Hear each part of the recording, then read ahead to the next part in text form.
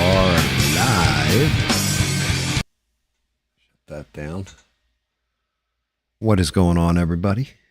Although I don't know that there's even anybody out there. Just not if you can hear me. I do see one issue. This is not Evil-Lyn Part 2. This is Evil-Lyn Part 3.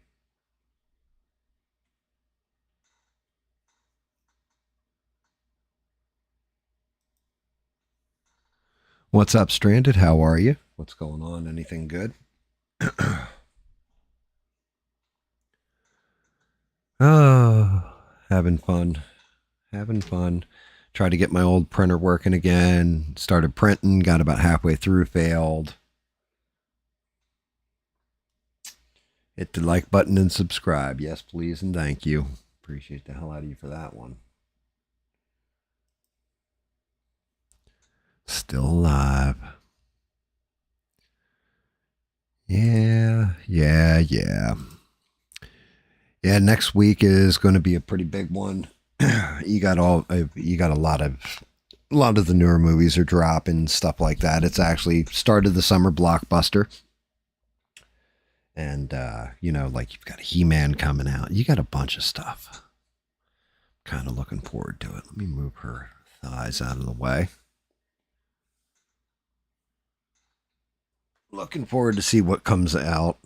I know there's like 3 or 4 different movies that are all dropping next week. And hopefully I can review all of them.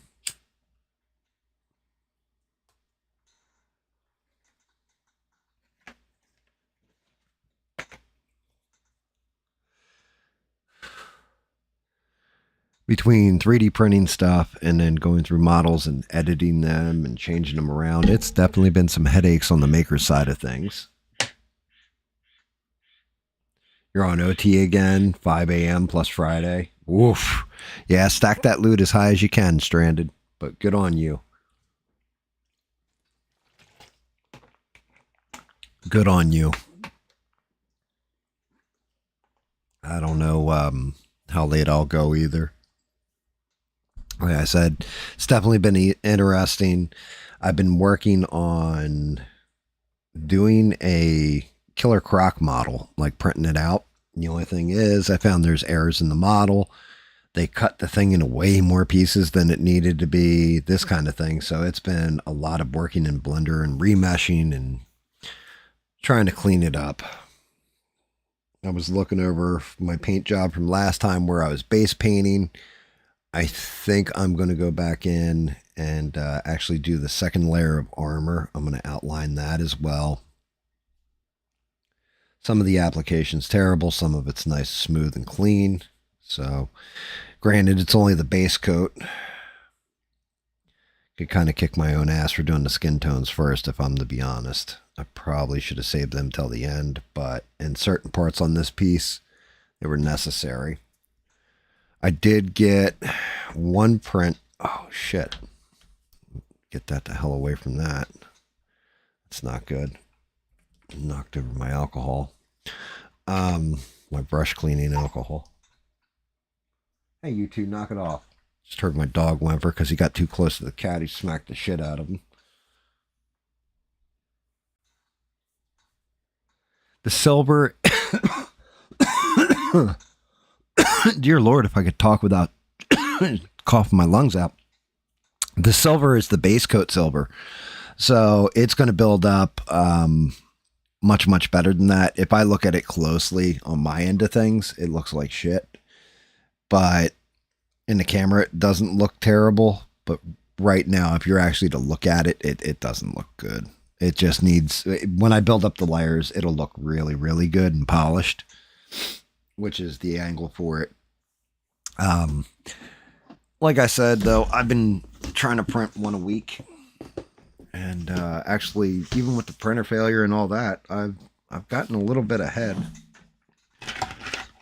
But this one has probably one of the best bases out of any of them that I've done so far. One of the most interesting bases, to say the least. So I don't know if you guys can tell who that is just by what's on his chest. Block out the sunlight. There we go. So hopefully you already know who it is.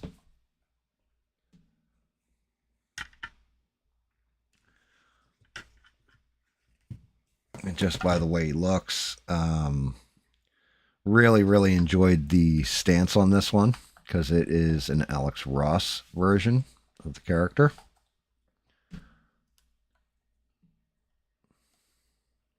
He's going to have his hands on his hips.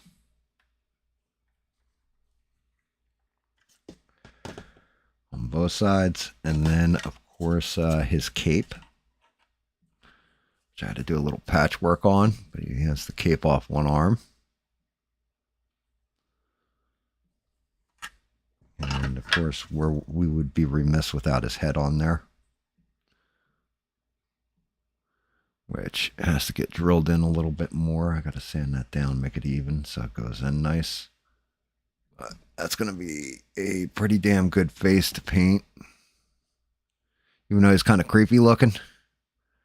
But it is exactly what Alex Ross drew him as.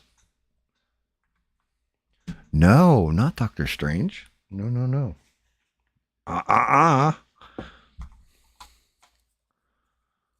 This... Let me put on the side cape.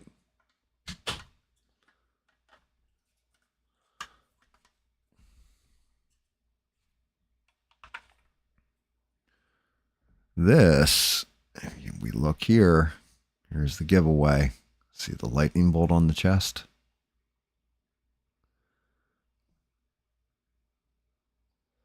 Oh, you said that before you saw the head? That is Shazam. But the most beautiful part of this entire sculpt has got to be a base that comes in two big ass pieces. Here's the first piece.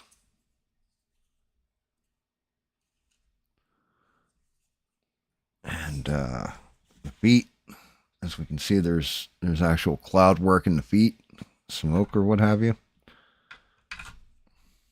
So when it goes together, feet are going to fit in there nice. Going to have a little gapping there that I'll have to glue in. Right. But this is the top half of the base. It's got some amazing detail in it. Great columns, all that. Here is the bottom half of this base.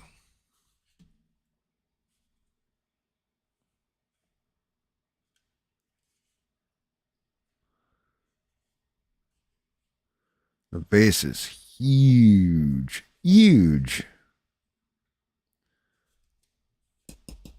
Very solid. And the base, I believe, fits on there like that. So our full base is going to look like this.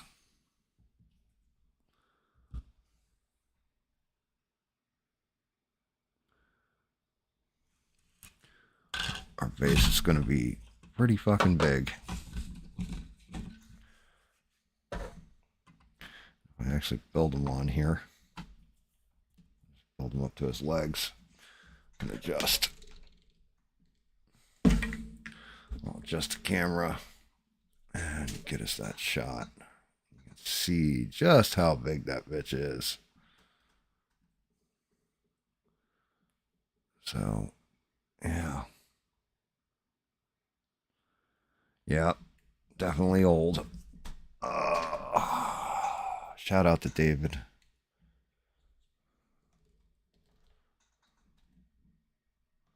Old and clever.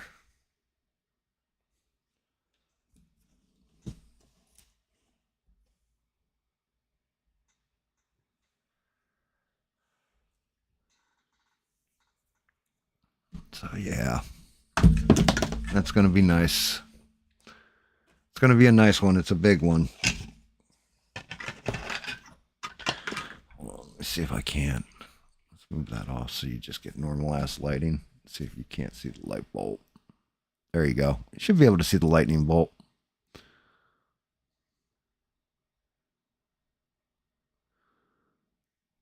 Got to remember, Shazam was an answer to Superman back in the day because he wasn't created by DC originally. He was acquired, but he wasn't originally a DC creation.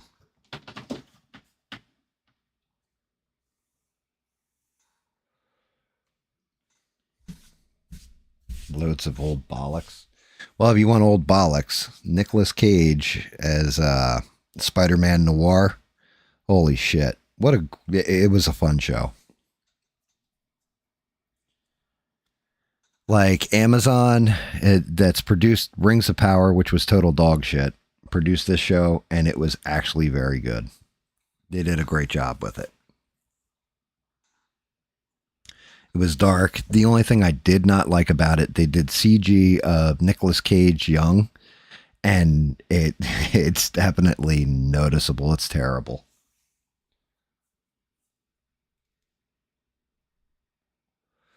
Why wouldn't he be back as Ghost Rider? Different universes.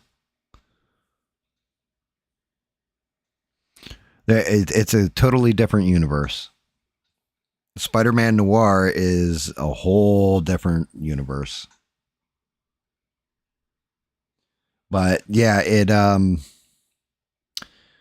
he's already been the hero. He's already lost the girl and has retired from being the hero and is just trying to be normal. And then you got powered beings that show up and he's got to fight them. So he ends up becoming the spider again.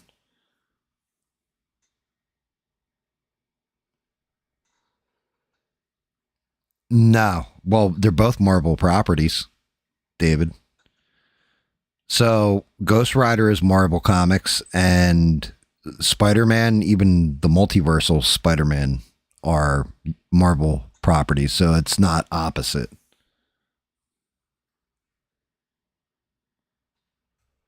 And yeah, they do put shit like that in the contracts, but you can't exactly limit somebody. Um, I'm guessing this is probably going to be one of them. Yeah, confused yourself there. It's fair. Happens. You're getting old. You're just getting old. That's all, David.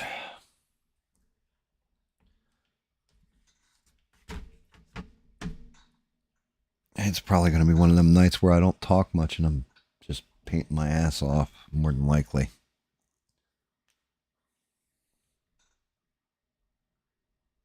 I did notice I'm getting out this Prussian blue for the base coat. Let's see what's the number on this. Dark Prussian blue. 78899. Oh, you lost your reaction time on a game? I mean, if you really want to see if you've lost your reaction time, um, then play Battlefield or, in your case, Fortnite. Fortnite's a good way to know if it's time to hang up the controller.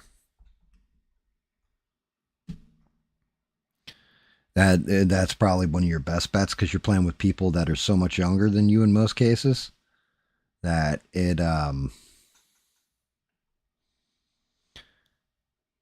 it's it's noticeable. Play Rivals.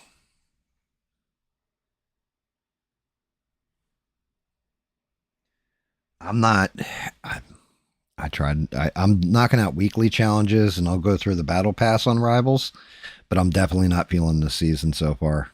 I don't care about Devil Dinosaur. Never been a huge fan of it or anything like that. They're going with the nice and friendly shit.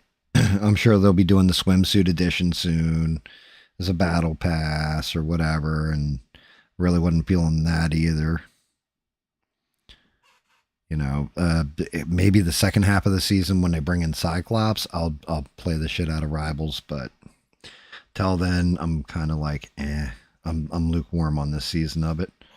Same thing for Fallout. I actually canceled. I had Fallout First running there for a couple months, and just canceled it because I looked at the battle pass that's coming up, and like the rewards are.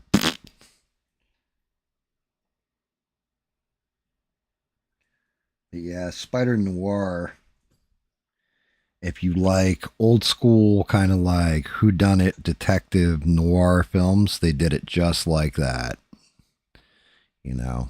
And but they just threw in a superhero element and it worked well.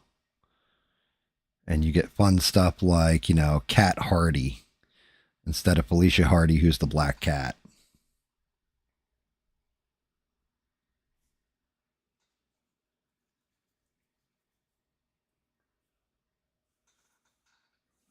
Um, yeah, I mean, well, if you're signed to a movie project, the you know, one of the most famous of all screw ups was, especially when it came to DC, was actually Henry Cavill. Henry Cavill, they did Justice League. Famously, Zack Snyder's daughter committed suicide, unfortunately, and he had to leave and go deal with family issues because of that. They brought in Joss Whedon, and they did a whole bunch of like they restructured the entirety of the movie and redid a whole bunch of stuff. They wanted to do a new opening scene to the movie, so they needed Henry Cavill to come back as Superman and film it. The problem was that Henry Cavill was famously working on Mission Impossible. I don't even know which one of them, but whatever one Henry Cavill was the villain in. And he had grown a mustache. And he couldn't shave the mustache because he's in production on the other film. And they needed him to do the reshoot, so they did CGI his mouth. Like they used digital to remove the mustache. And like, I'll tell you what, you take the shittiest AI now, it would have done a better job of removing it. You could take somebody who's 16 years old and just learning Photoshop, and fucking they could do a better job of removing that mustache. It was horrendous.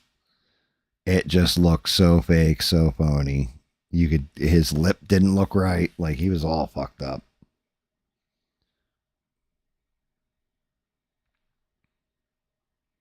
I'm just filling in right now these little misses up top in the ridge line on this helmet is what I'm doing, by the way, guys, because I noticed way too much white peeking out, and we're going to need a solid base for what I'm going to build on later. Another thing I want to try doing tonight, be my first time doing it. Staff's going to go black for the most part. I may do the metal rings on it into some kind of silver, maybe even a rusted metal. But this claw that's on the back holding this ball, I'm going to try and give it a glow off of it. So I've got to look at the way she's holding her arm, if it's held out like this or like this, and then I'm going to make the ball glow, or try to.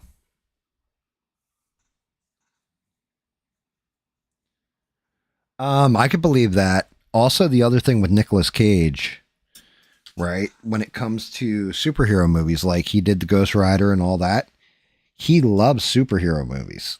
You got to remember, there was a point in time where they were supposed to do a Superman movie, of all things, and he was supposed to play Superman. Like, can't make that shit up. And the movie got shit canned or what have you. But yeah, he was supposed to play Superman. He loves superheroes to such a point that he owns, I want to say it's like a 9.6 grade, paid like $1.5 million for it, or $1 million for it at the time, copy of Action Comics #1. First appearance of Superman. Like, he is definitely a comic book nerd. Like, there's people in Hollywood that are severe comic book nerds. And it shows. You can tell the ones that are actually fans of comic books or really enjoy the character they're playing. John Barenthal, the guy who plays the Punisher currently and just did the Punisher One Last Kill movie, you know, short movie or whatever you want to call that thing, special event. He famously didn't know all that much about the Punisher when he got cast as the Punisher.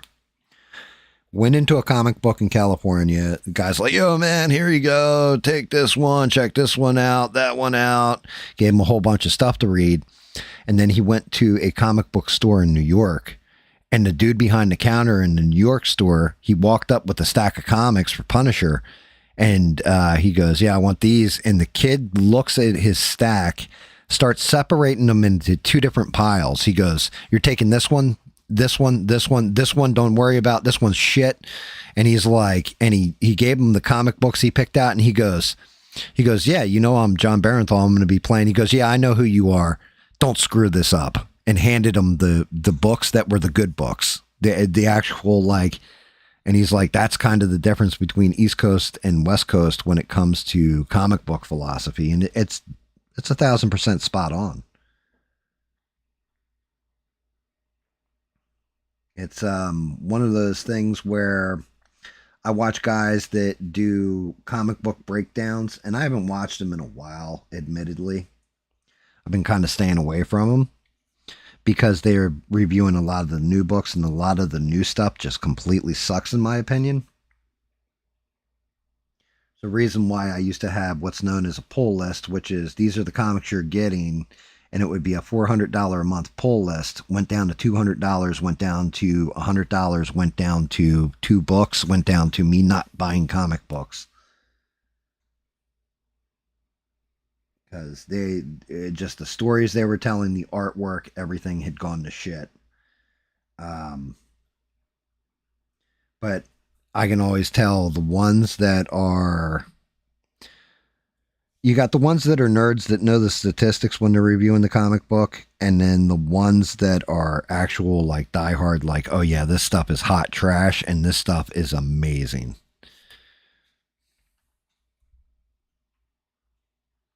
Shout out to Beans Throwing Hearts. Yeah, shout out.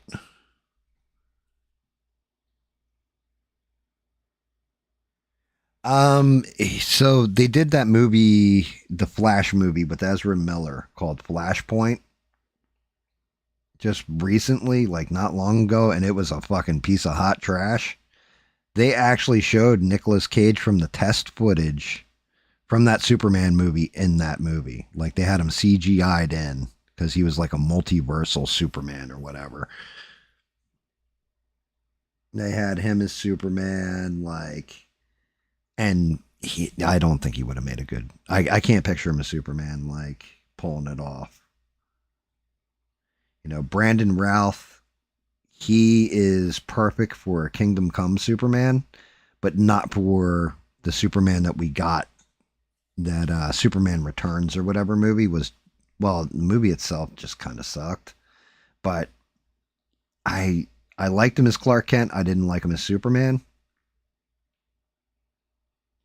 But Kingdom Come Superman, I can see him pulling that off, and like it's amazing. Like if you ever saw the Flash, well, I don't want to say it was the Flash. It might have been a different TV show, but they did like the Arrowverse crossover on CW, and he was Kingdom Come's version of Superman, and he was fantastic in the role. Like he looks like him with the gray in his hair and everything. It was great. But just as regular Superman, Henry Cavill pretty much owns the role at this point. The new guy, Corn Sweat, or I think that's his name is Corn Sweat, right? He's not bad. It's just, it's one of those problems. You know, it's the same thing with like The Witcher. Henry Cavill doing The Witcher was fantastic as The Witcher. Everybody accepted him as he's The Witcher. That's who The Witcher is Henry Cavill. And then you replace him with whichever Hemsworth brother it is, and like the guy's not terrible as the Witcher. If he had always been the Witcher, maybe that would have been one thing, but he can't replace Henry Cavill.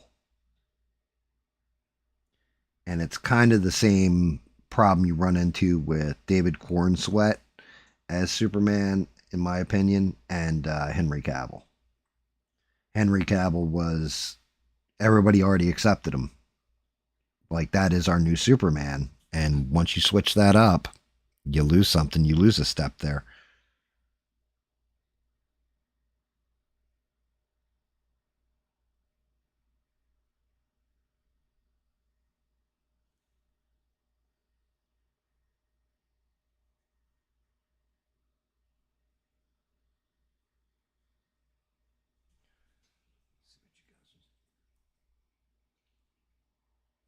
Yep. Essie's new video was cool.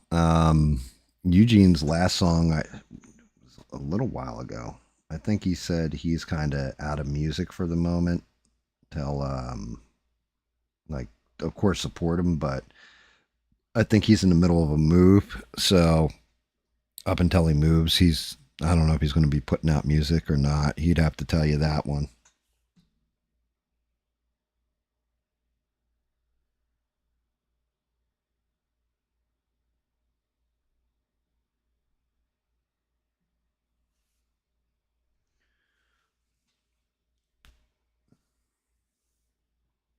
Yep. Is six.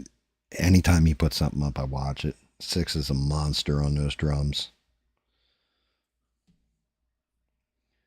Funny enough, he's also one of the only ones I actually get notifications from whenever he releases a video too, like instantaneously.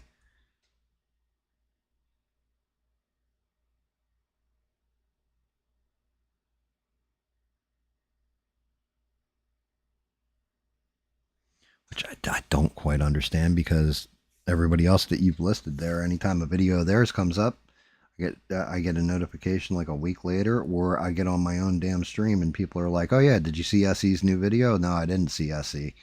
What's up? And then it's like, "Oh yeah, his new video dropped." What? Why didn't I get a notification? YouTube just kind of does its whatever the hell it wants, I think, sometimes.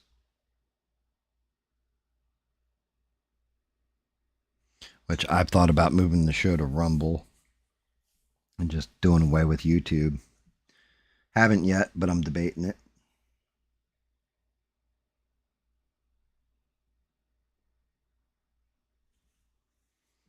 I'm definitely debating it.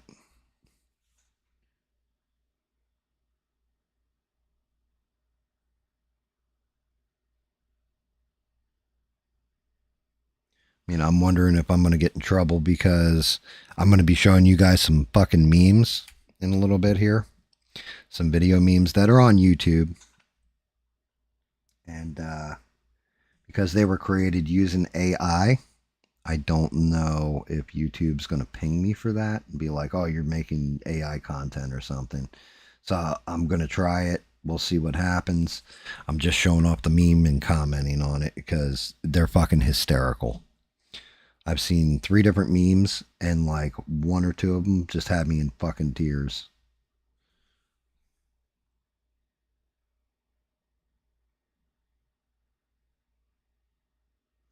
And spoiler alert, they all involve the Odyssey and Elliot Page.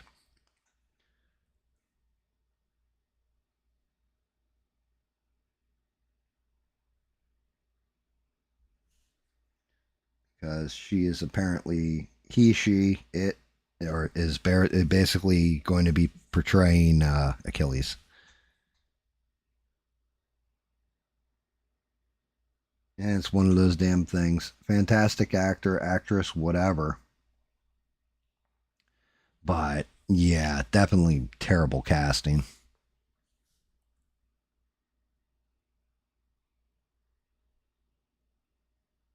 You know, there is actually in the One Piece Netflix series, there's a transgender actor in there. And it plays Kobe. Is that his name? Kobe or Toby? I think it's Kobe. But Nails is perfect. Perfect for that character. Kobe, it's like you couldn't have picked a better Kobe, and it is a transgender person. So you can have it where you cast somebody in a good role, but this is some awful dog shit casting.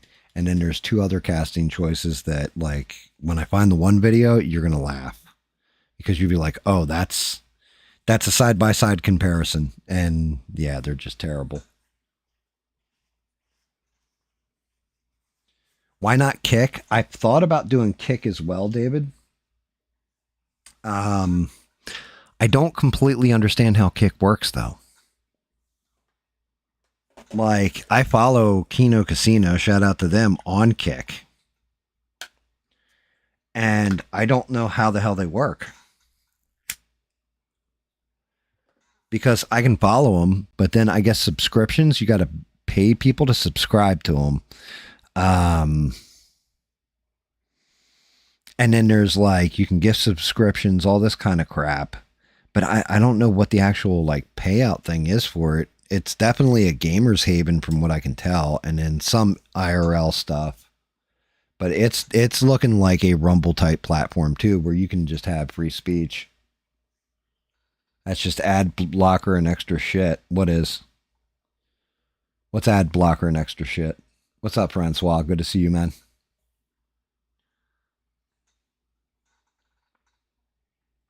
I think we should go into a little bit of fun here before I really get deep in the dick to painting. Let me see. Let me pull up some of these. Yeah. Yep.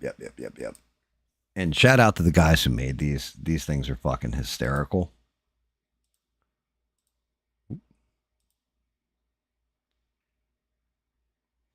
If it's Twitch-like and it's Twitch's biggest competitor and they pay good. Okay. Make stonings great again. Well, this one's kind of a stoning because the ass kicking that happens in here is unbelievably hysterical. So let's watch. Hopefully this is all set up for the first meme. And anybody who knows the movie 300 will know what this is. Let me get some headphones on. Shout out to this guy, Dr. Clown P whatever. But Wire Hive is the name of the channel I found these on. Here we go. This is Nolan's Odyssey, if it was 300 Spartans. And it features a couple people that you normally wouldn't see. King Xerxes offers his respect, ma'am. All he asks is that Sparta kneels a simple bow and your people will be spared. Don't call me ma'am. My apologies, miss. Xerxes is generous. He only wants your loyalty. Surely even a delicate thing like yourself can understand that. This is fucking hysterical, guys. I'm sorry. It's just hysterical to me.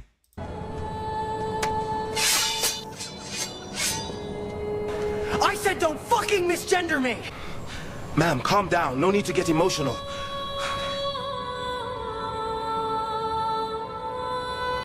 You gotta love it. You gotta love it. The Queen.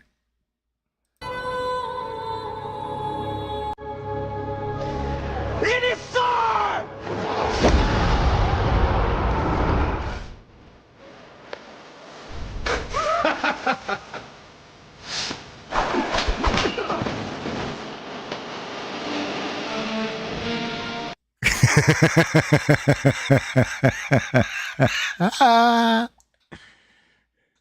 Oh my God. Oh, it's so good. So good. Oh, dear Lord. Oh my God. Oh, that's just too funny. Let me find the other one. There is a second one here. Well, actually, there's two more. Maybe even three more. Yep, here it is. Here's the second one. I got to get through all the ads and everything else. And hopefully YouTube does not hit me thinking I'm just doing an AI show. But yeah, like I said, Elliot Page is playing Achilles Ghost. So what better one for them to do than Troy?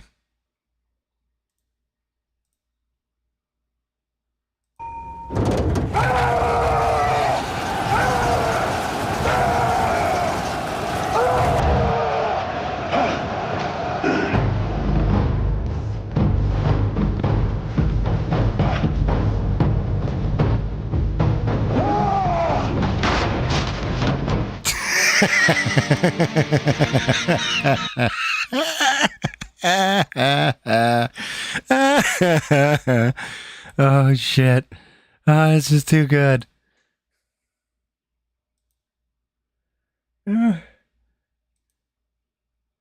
It just like, oh my God. Holy shit. Just hysterical.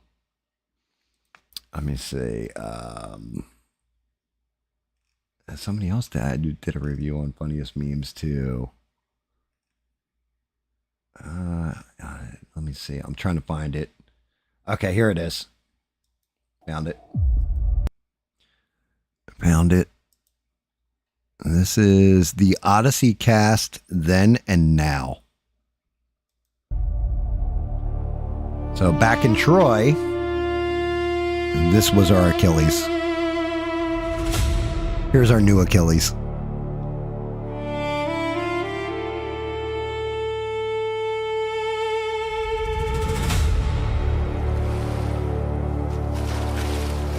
Michael Bean, or Sean Bean rather, Matt Damon. That's actually not bad casting, right? Like that looks pretty decent. That's decent casting. Okay, here's the big one. This is Helen of Troy. Back in the Troy movie.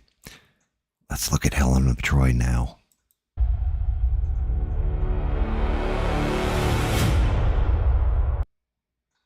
Yeah, I don't see her being the face that launched 1,000 ships. Do you guys? I just don't.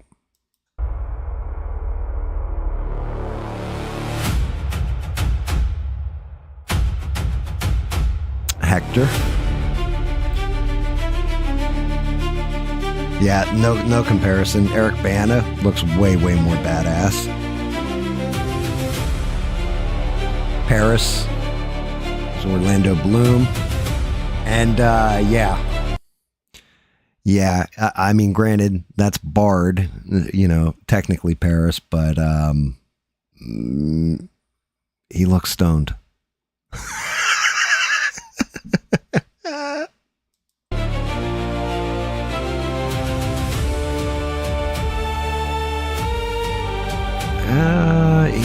They did an alright casting on him. John Barenthal, you're never going to hear me say something bad about. He's usually fantastic in everything he does.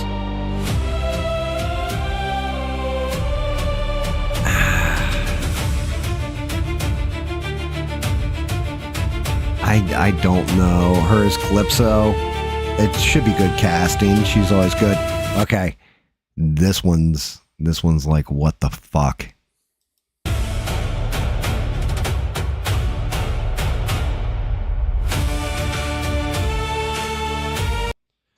I'd say there's a bit of a size difference, guys. Just saying, there's a bit of a size difference here.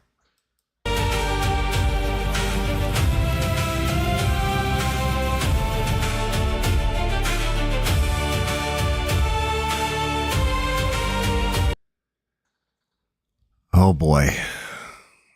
Yeah, I'm gonna say I don't find Zendaya attractive at all. I don't. I didn't even know this actress's name, but she definitely would make a better Athena.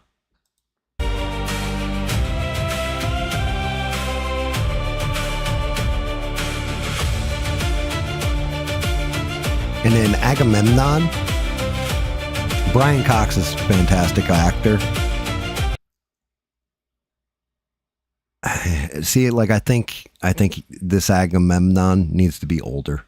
I think he does need to be like an aged actor like Brian Cox. But yeah, that is the cast then and now. So I thought it was hysterical when I saw this.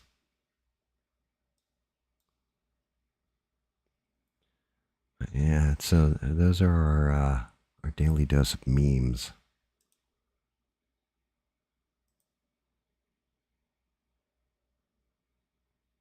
Yeah, I don't know who that actor is. Muslim. I don't know if it's actually a Muslim or not. I mean, I don't know if that makes a difference, but it's just, so one of the big problems I'm seeing with Nolan's casting, right? I wonder if he chose everybody, like, again, I think those actors are fantastic. Do I think they're the actors I would have picked for the role? Not even fucking close. Except for Travis Scott. I never would have picked him for anything. Like, not even as a good modern day rap star.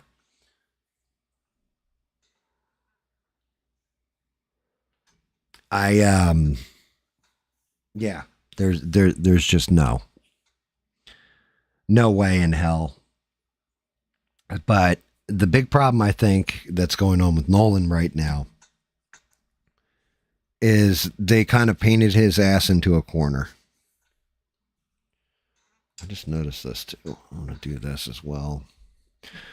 They kind of painted him into a corner, in my opinion, because he wants that Oscar. So he wants the Oscar, and you now have to have it where there is casting diversity, basically, on whatever movie is going to be the runaway hit movie. You know, whatever movie is going to go up for nomination for Best Picture, all that has to contain somebody that represents LGBTQ / transgender. You have to have a certain amount of African American actors in it. You have to have it where it's basically the Rainbow Coalition across the board to win an Oscar. So I think Nolan, who makes fantastic movies most times. There are a couple I don't personally care for, but he usually makes a really, really good movie. And I think he's going for an Oscar. Oh, it's definitely weak, to say the least.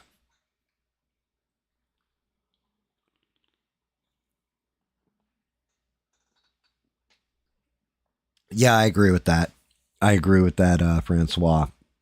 He does. He doesn't. You, like I said, when it comes to Agamemnon, you want somebody with that aged wisdom to them. That's also kind of a scumbag, right? Like, or a hard nose.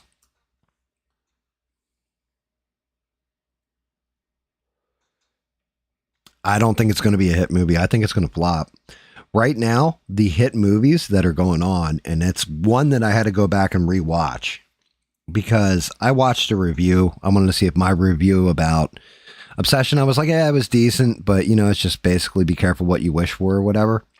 I'm watching this dude's review of it, and he mentioned something that happened, and I was like, I didn't see that happen in the movie.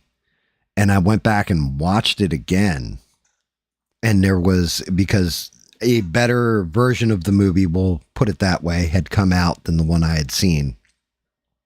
Apparently the version I saw, there was stuff cut out.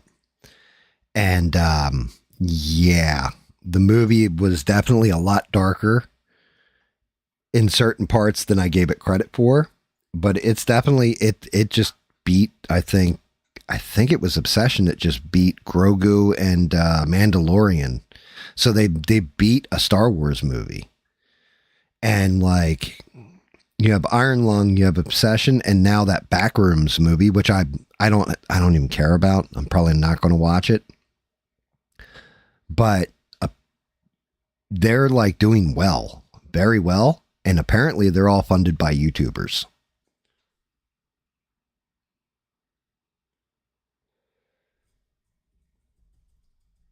Well, that's just it. The Nicolas Cage Spider-Noir. Can't say it wasn't good. It was good.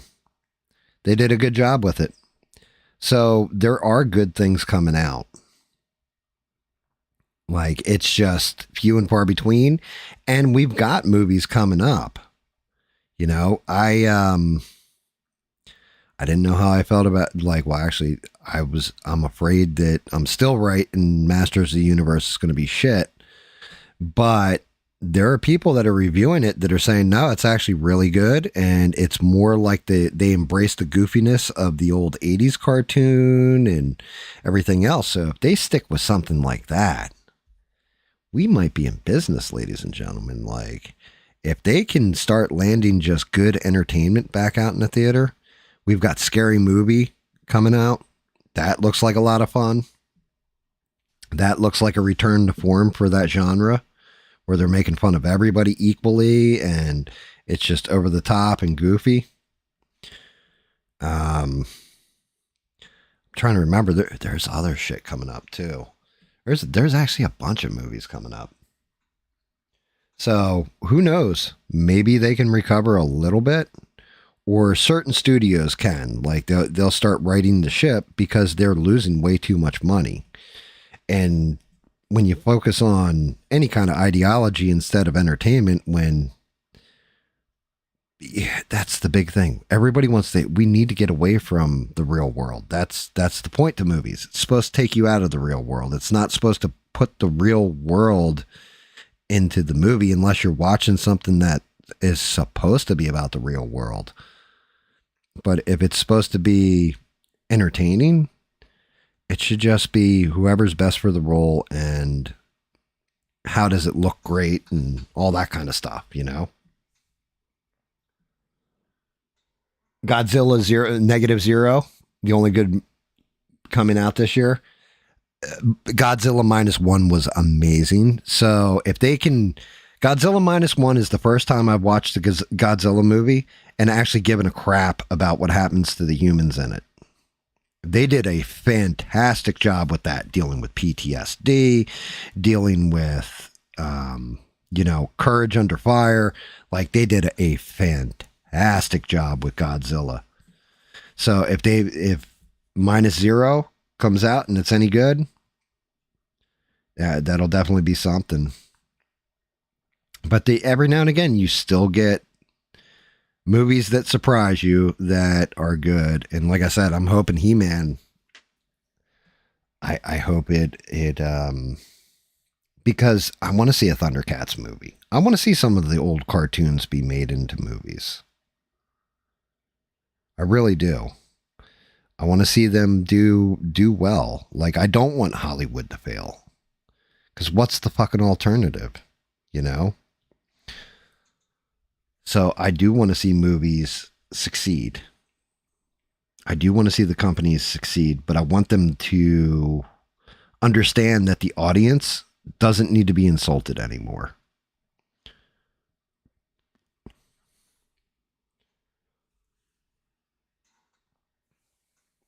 I mean, the woke's the woke.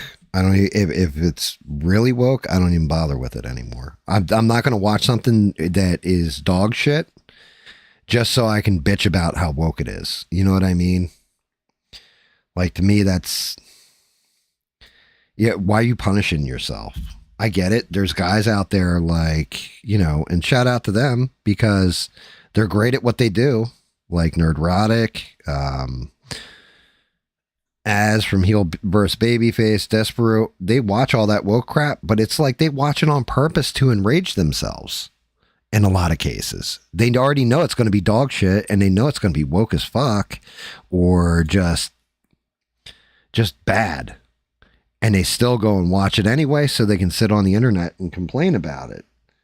And I'm not all about that. Like, I just want to see good movies. I want to see them do good with good movies. I want to see them, right the ship. I don't want to see Hollywood crash and burn.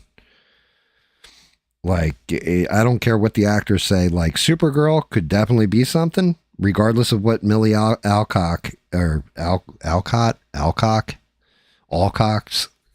Suckscock, I don't know what her name is. But Millie Alcock, the girl who's playing Supergirl, I'm going to watch that movie just simply for Lobo. I don't care about Supergirl anymore because she kind of ruined it.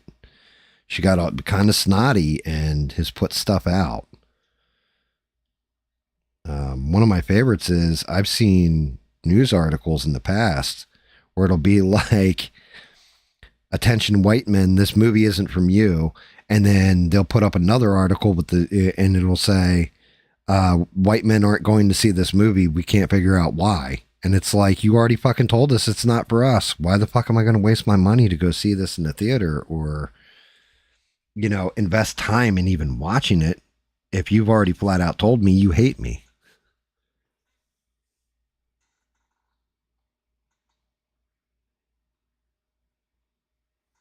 I mean, hey, that's good if you figured a way around. But yeah, it's, for me, I watch everything. I give everything a fair shake as long as it doesn't insult me right off the rip. If it's going to insult me, then why the hell would I even watch it? Because the whole thing is, people always talk about woke, go woke, go broke, go woke, go broke.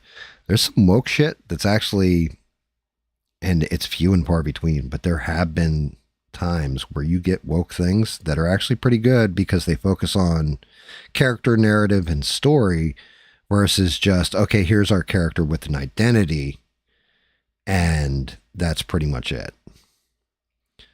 You know, the story doesn't matter. It's all about, well, I'm the bestest ever, or what have you.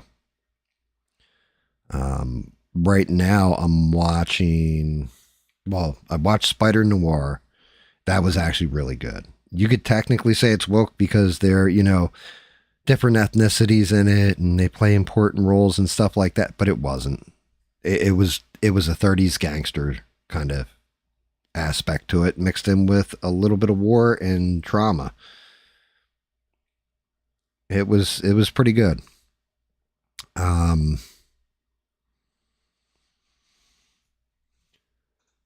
watching, and I'm trying to remember the name of the damn show, but to me, it's kind of like it's entertaining to an extent, but I prefer Vikings. It's called The Last Kingdom. And everybody was urging me. My buddy Smurf was urging me to watch it. Bubba told me I needed to watch it. Everything else, it's okay. It feels like a weak sauce version of Vikings. And I think the reason why is because Vikings, they twisted in their fiction with real myth and history. And like this, you do have people that are historical figures in it, but kind of in name only. You know, like the one dude's wife, she's a queen. What's her name? Her name's Gisela, right? And it's like, oh, just like in Vikings, you're talking about the Frankian queen that ends up marrying Rollo that happened in, like, well, reality. But instead, they make this chick like completely different, and not that they don't base any of the history in there. I heard from Smurf maybe 4 streams ago. He's doing good. Matter of fact, I think he was on air. Can't remember if he came on or not. You know, the big, he came on with, we were gaming and Rogue was in there, David was in there, I was in there, and Smurf hopped in. We were playing Subnautica 2. That's what it was, because Smurf already played through it or what have you. So did I. I mean, the game is, well, they said it's early access. They weren't fucking around. It really is some early ass access, because if that's the end of the map, and it's not. There's a whole lot of map left to explore on that thing. There's a whole lot of lore, everything else. It felt like the game was just getting started when it ends. So we'll see what they do going forward, but it'll be interesting. They have a ton of blueprints in there, everything else. But yeah, Smurf dropped in. He said hi, was chilling and all that. Actually, he was asking about Bob too. He's like, have you heard from Bob? I haven't heard him on the show lately. But Smurf's just working his ass off. You know, and good on him. He needs to right now for everything he's building out in his life. You know, shout out to Bob. It was great hearing from Bob. And knowing he's, for the most part, he's safe. He's definitely had a rough go of it. Yeah, it was a Friday. It was a Friday stream. I think it was when you were at the movies. For some reason, I think you went and saw Mercy and damn, what the hell was the other movie you watched?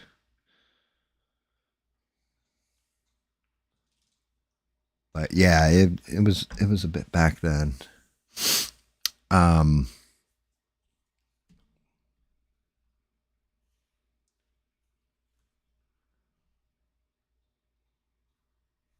Yeah, I mean, the problem is you get some gems, like watching just the top, like, oh, this is the best of the best and everything else. Everything's propaganda in one way or another, I guess. But you end up missing out on some gems if you skip everything. Like, if you're only looking for one particular thing, then you're going to get stuck in an echo chamber of sameness. And that's kind of fucking boring. You know, just my opinion on it. It's kind of boring. You got indie movies that historically had come out that nobody would watch and are still some fantastic movies. One of those, like, you know, I go back to, because my whole thing is when I ran a Blockbuster for a bunch of years there, 3 or 4 years, I would take home everything that came out, every indie film. And granted, we're going back to early 2000s, so it's not like now. There probably would have been a lot more that I skipped out on than watched. But the some of those indie films, like, I mean, you ever hear of one called Donnie Darko? Because no one else ever did until you watched it, you know, there. How about Boondock Saints? We watched Boondock Saints, and yeah, it's still a classic and a banger. But that was like kind of an indie film. Well, not even kind of, it was an indie film. As a matter of fact, it didn't even come out with a theatrical release at first. It came out specifically exclusive to Blockbuster on VHS. And then in Canada, which I had to go to Canada to get a DVD copy of it. Well, order it from Canada, rather. But yeah. Yeah, so you've had some indie films. Frailty is another one with Bill Paxton that was a small-time movie, never got promoted, and then when it came out, it was just like, damn, I can't believe I didn't see this in the theater.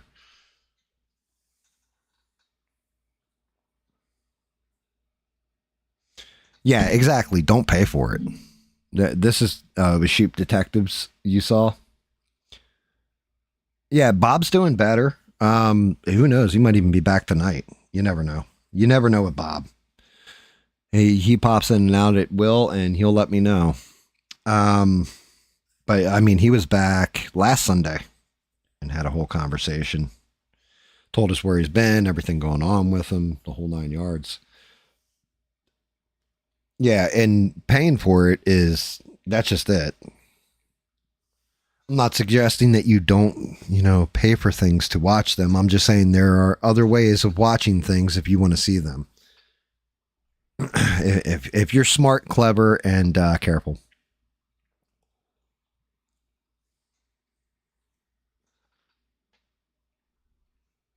Probably the follow-up to Donnie Darko, what was it? Donnie S. Darko was terrible. But the Donnie Darko it was an entertaining, just out of nowhere movie. Donnie Darko is completely coherent. It's simple. Actually, to tell you the truth, it's scientifically relevant too. Like, it makes sense. City of Lost Children was a good movie.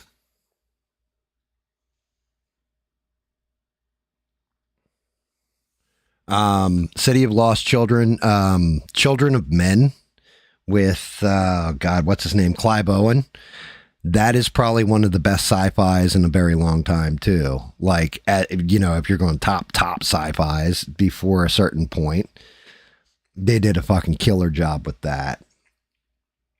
They did a really, really good job with it. Donnie Darko made complete sense though. It's all about a time loop.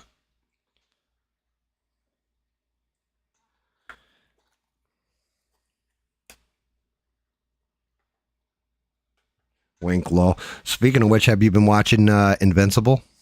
That follows the comics. Well, not completely follows them, but pretty fucking close to the comic. So I don't know if you watched that or not, Beans. Shout out to you. But yeah, like, Invincible is like one of my favorite of the comic book to TV shows that they've done in a long time.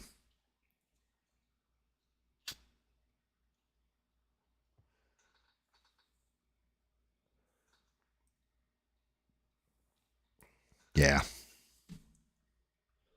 You had to work all day. Okay. Well, but you bookmarked it, right? You got the link bookmarked and everything now? That's the important part. All right. Make sure I'm good on this fucking base code. The only thing I didn't base code out yet is this staff. But that's because I'm fucking with it still in my head on exactly how I want. You know what? I'm going to base code it in black. Good stuff. Latest Alien movie? What was the latest Alien movie?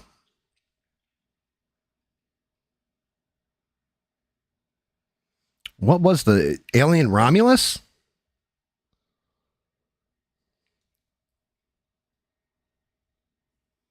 Alien Romulus breaks the entirety of Aliens. Yeah, they broke the entirety of Aliens in that movie. Because the whole thing is, I had this argument with my son not long ago too, because he loved that movie too. And I'm like, yeah, but it breaks the entirety of the movie.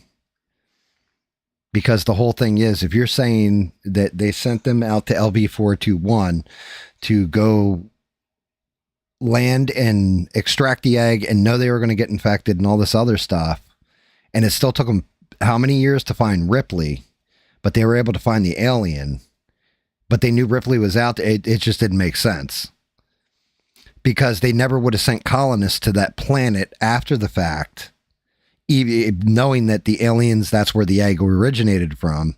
So it just didn't make sense, because then you're sending the whole colony there instead of just sending a capture unit right to that direct planet to go get one of the rest of the eggs and the facehuggers. Like, you fucked up your entire history by doing a retcon.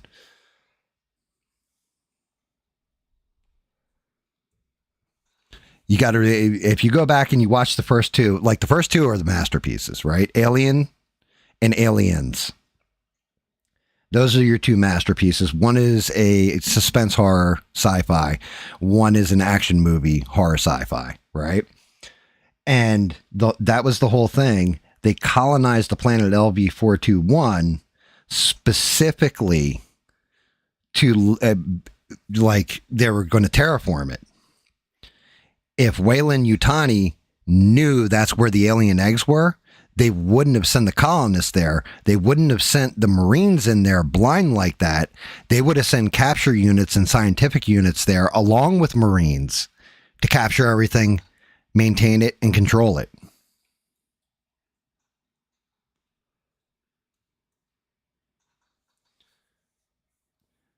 Right. They went to the, exactly. So there you go. You've nailed it. They went to the planet, right? But the whole thing is, so you have to go back to the first Alien movie. Weyland-Yutani, right?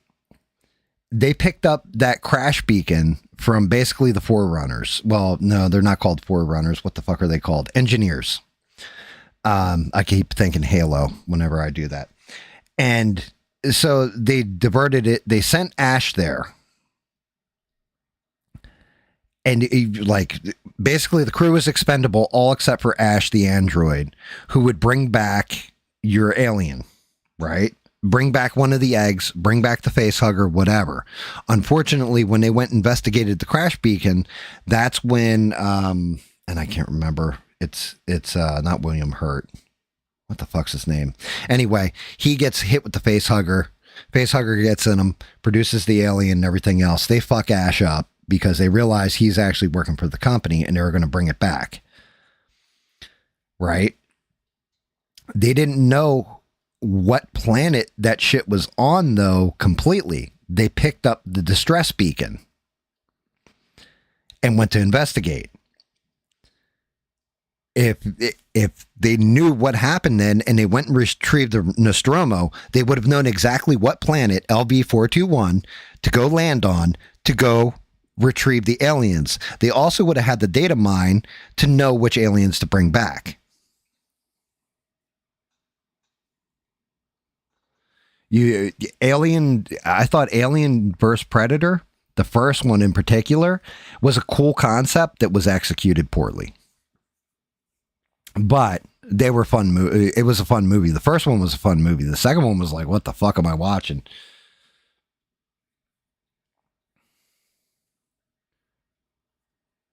I will tell Bob that you said hello, Stranded. You know, thank you so much for everything, Stranded. You're amazing. Yeah. Now, Predator, like, that's a whole different ball game. And they've actually, if you want to say that, give me a movie that's woke and does it right, I'll say the movie Prey. Prey is a movie that's woke and does that shit right. Does it correctly. With the Aliens director's cut is the best. Yes. With especially when they're all locked down and like the sentry guns that they set up or whatever are running out of bullets and everything else. They cut all that out. I didn't see the original Alien in the movies. I did see Aliens in the movies though. But yeah, it's just Predator. There's aspects of some of the movies I like for it. The first Predator is the best. Like hands down, nothing has even come close to the first Predator movie. That one movie that Robert Rodriguez directed called Predators, where they drop a bunch of mercenaries and everything else onto the alien world and the predators are hunting them. It was okay. They kind of screwed it up when they tried to do, I don't even know what the hell the latest one was called. Predator Badlands wasn't bad. That was okay. The one before it,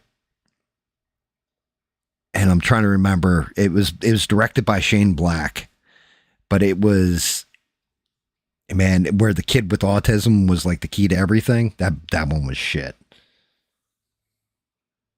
Yeah, Predator with Arnold is the best. And good on Arnold, because actually Arnold's done this twice in his career that I know of. He did it once in Eraser, the movie Eraser, and he did it with Predator. They wanted him to have basically, you know how they rescue, I don't know if she's supposed to be Nicaraguan, I don't know, the South American gal in there, right? The one that's like wipes the blood on her leg and all that. It comes into night. He takes the skin of man, that chick that they find along the way. They wanted him to have basically like a romance with her in that movie at first. And Arnold said, no, that's not going to happen. And then in Eraser, and I can't remember who played opposite him, the girl or whatever that he was protecting in that movie, they wanted Arnold to have a romance with her. And he said, no, it doesn't work in the framing of the movie. So he vetoed it. He used his star power to veto it. So good on him. Adrian Brody? He was Adrian Brody probably was the best part, but man, he's not a fucking action hero. He just isn't. Like, you put him next to Arnold, it's not even close. I don't even know who I would have put in that role instead of Adrian Brody, but he was just not believable. I mean, Adrian Brody's a good actor too. He's just not an action hero. The worst part of that movie, in my opinion, was Topher Grace. Topher Grace in that one was abysmal, because it was like, okay, he's going to end up being like a serial killer or a psychopath or something. Like, it was so see-through. And then when it happens at the end, you're like, really, dude? Like, that's what it is. He's kind of like, they're going to make him a Jack the Ripper type. Like, fuck, man. Like, you see it coming a mile out too, because he has no discernible skill to fight or anything else. Adrian, the pianist, is amazing. Yes, that's what I'm saying. Adrian Brody is a solid actor. He's not an action hero. He's a little, I don't know. You can have action heroes that I guess are like skinnier and build and stuff. It's kind of like, you look at it for martial arts movies and stuff like this. Another one that's like that with me is Jet Li. watching old Jet Li movies, he's amazing. His martial arts are amazing. Like how his choreography is amazing. It's like Jackie Chan. His choreography is amazing. His martial arts are amazing, right? Jet Li, I can't believe as an action hero, no matter what fucking movie it was in, wherever he was like the star of it, whether it be The One, what was the other one with the 3-ball he kicks in the dude's face? I can't remember what the hell that one was called. I think it was Kiss of the Dragon for some reason. Jet Li did Lethal Weapon 4, I think it was, and he fights Danny Glover, and Danny Glover starts punching him, and it looks like Bigfoot beating up a stuffed animal. Like, it's fucking terrible.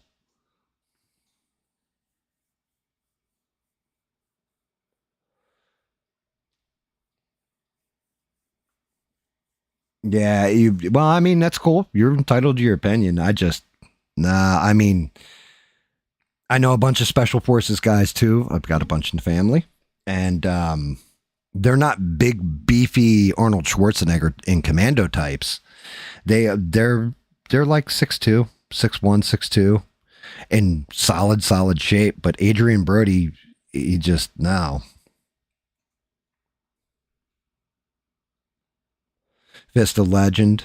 Yeah, Kiss of the Dragon. That is the name of that movie with the 3-ball, where he like kicks it in the dude's face when he's in the bar fight. I always like The One, probably because of Let the Bodies Hit the Floor playing by Drowning Pool. I think it's Drowning Pool does Let the Bodies Hit the Floor, or Bodies. And like he just, when he comes into the scene or whatever, but watching him fight Danny Glover, no.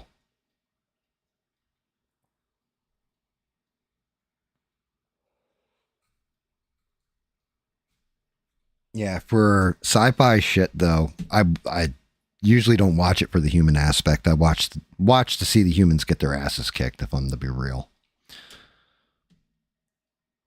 But yeah, like I said, Adrian Brody isn't even the worst part of the movie to me. Fucking Topher Grace was the worst part of that movie. Like, it was, what are we doing here? Kind of part of the movie. Like, oh, I get it. You're subverting my expectations. Right.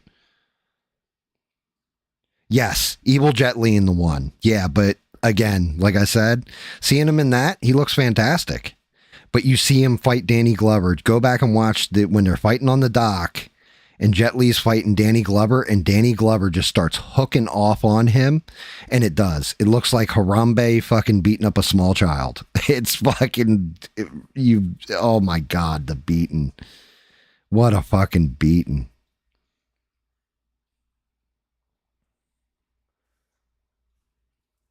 Yeah, I mean, that's just it. I don't want to see. So Bruce Lee is another one, right? Bruce Lee, you watch him on screen and everything else. I learned Jeet Kune Do. I did when I was a kid. And I understand what he was doing. And there's certain things, like if you watch Enter the Dragon, you have to slow it down. I could actually show you the one scene when he does quick hands with the one guy and explain to you how he's throwing in a block, a displace, and a counter punch. Boom, boom, boom. So fast that you can barely see it. Right? How he's snap kicking his leg and all this. And like Bruce Lee was amazing, but Bruce Lee was tiny. So fighting somebody big, which is why he trained Kareem Abdul-Jabbar actually in JKD, was because he saw him as such a challenge. Because how do you get in on somebody with a reach that's pretty much almost double your body? Like, I swear it feels like it's like double your body trying to get in and close that distance. Fucking brutal. Romeo Must Die with DMX. Yeah, you know something? Hearing DMX, like his rap music and everything else, you would think DMX is like 6'3" and just jacked. And then seeing him in person, he's like, what the fuck? It's like expecting to see it's like expecting to see a Rottweiler and a Chihuahua walks out. Like, it always just cracked me up with DMX.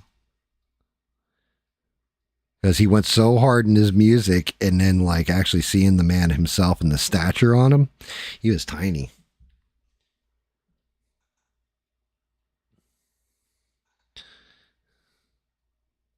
Like I think I described that right. Did I paint a good visual for everybody? Because yeah, if you look up DMX, he was kind of small.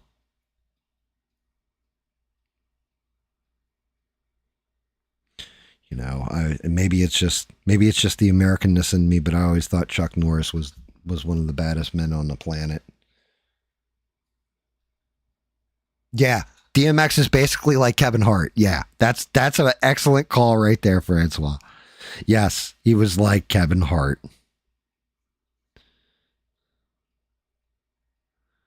You know, singing songs like he's rapping lyrics about, you know, who's going to find you, who, some old man fishing, which is still one of my favorite lyrics, right out of a rap song.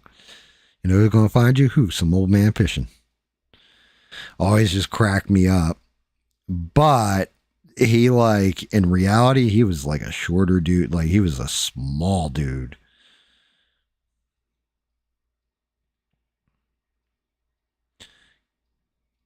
Poor Kevin Hart.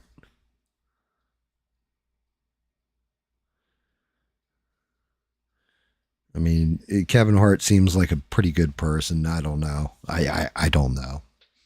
I don't know how to judge Kevin Hart, really. He's just Kevin Hart.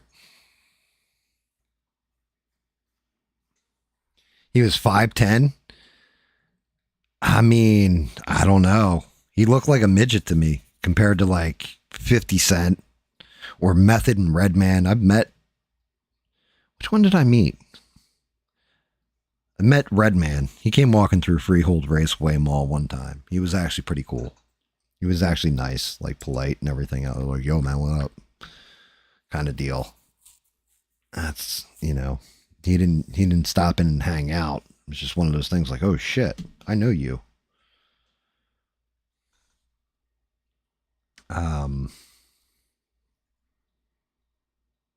One of the weirder guys I met when I was working in Freehold was definitely Brian O'Halloran. He was a nice guy and all that, but he definitely wanted to be left alone. If you don't know who that is, it's Dante from Clerks. The other one that came, Kevin Smith came walking through one time when he was still fat and still making good movies. And everybody went fucking nuts and like bum rushed him. I never saw him in there again. Kevin Hart is 5'4". Man, I'll tell you what. Maybe it's because, well, no. I guess if he is actually 5'4", it would be. I would think they were the same size though, by seeing them. Yeah. Well, I mean, they have to kind of make him look huge. He's playing opposite The Rock usually. I swear, most Kevin Hart movies that I can think of, it's always something with him with The Rock, which I'm sick of The Rock too.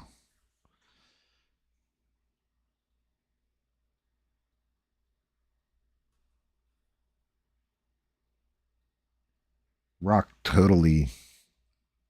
He wasn't a bad Black Adam. The movie Black Adam sucked, but The Rock's had some good roles, and the big problem with The Rock is he always plays, well, The Rock.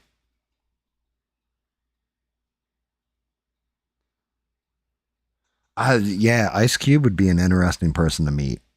He seems like he would be, he just seems like he'd be a real person to talk to, right? There's certain ones that you feel like if you met them, they would just be real people.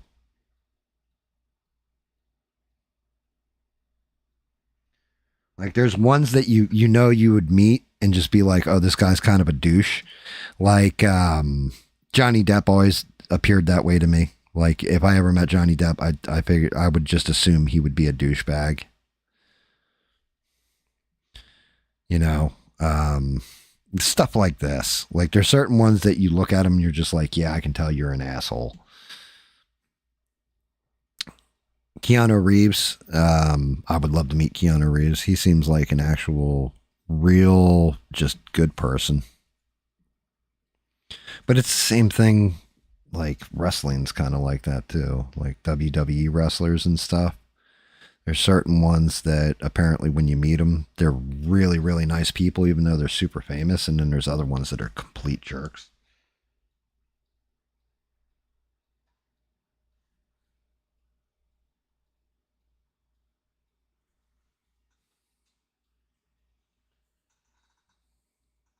Yeah, I mean, well, Ice Cube's also kind of grateful because he went from the hood to, like he got himself out of the hood. So I don't know if you've ever been in Compton. Compton is not nice. Although I will say it is much nicer than Camden, New Jersey was. Definitely like a little bit cleaner, actually.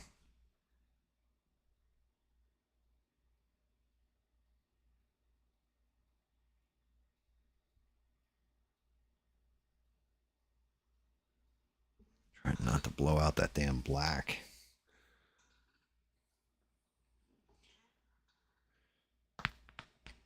Yeah, I mean, I'm trying to think. I met Tom Berenger down here.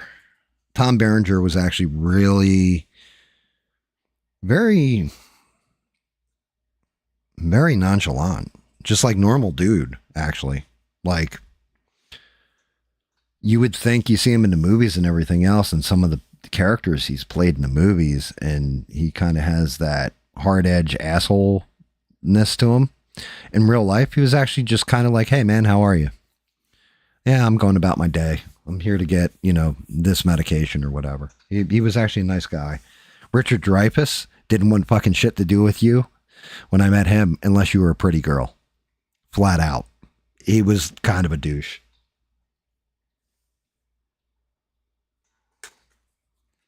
Yeah.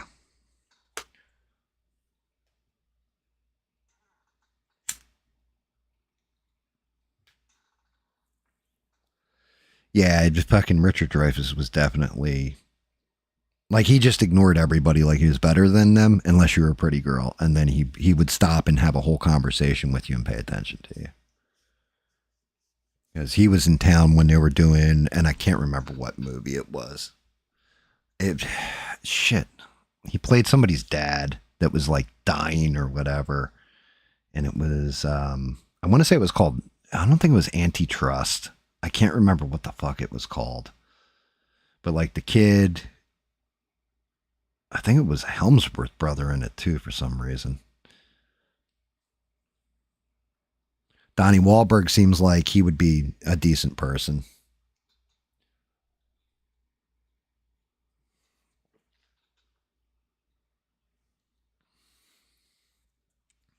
I think one of the biggest assholes, my buddy Guido, saw King Kong Bundy when he was in Atlantic City.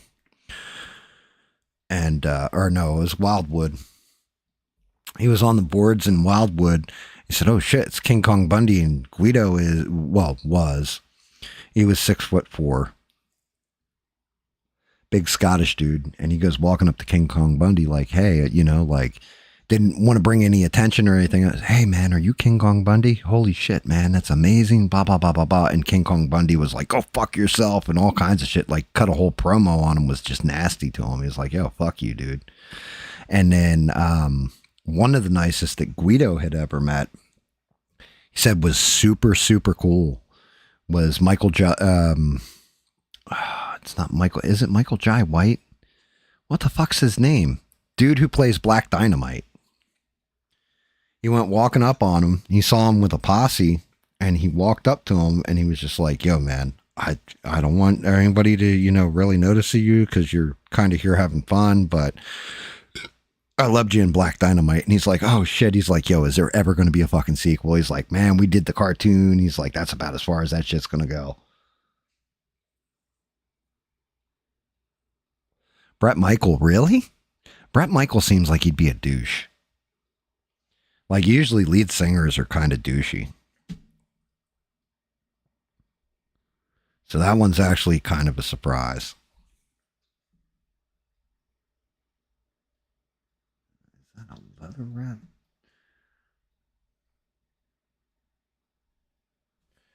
I want to look at something with Evil-Lyn here. Let's take a look at this. Yeah, Brett Michael, I would think he would be a douche for some reason. He just strikes me as somebody who would be an ass.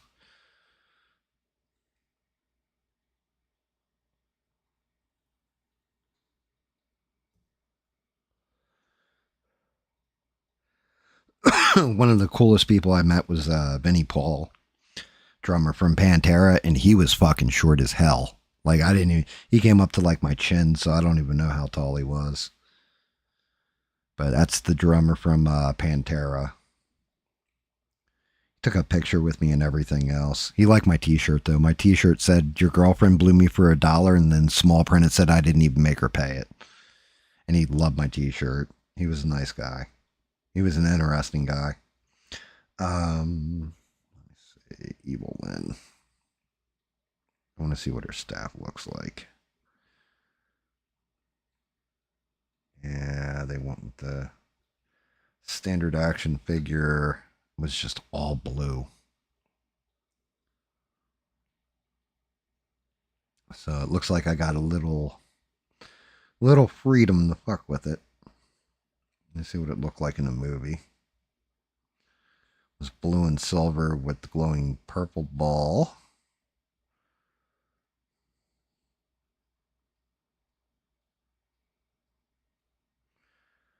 Action figure versions. All black. Silver up in here. The hand is always silver, it looks like. Well, for the most part.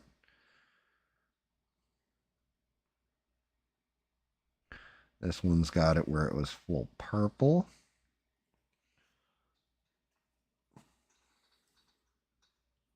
What do I want to do with this? Let me look at my metallics. Because doing the main staff black is fine. You met Robert De Niro as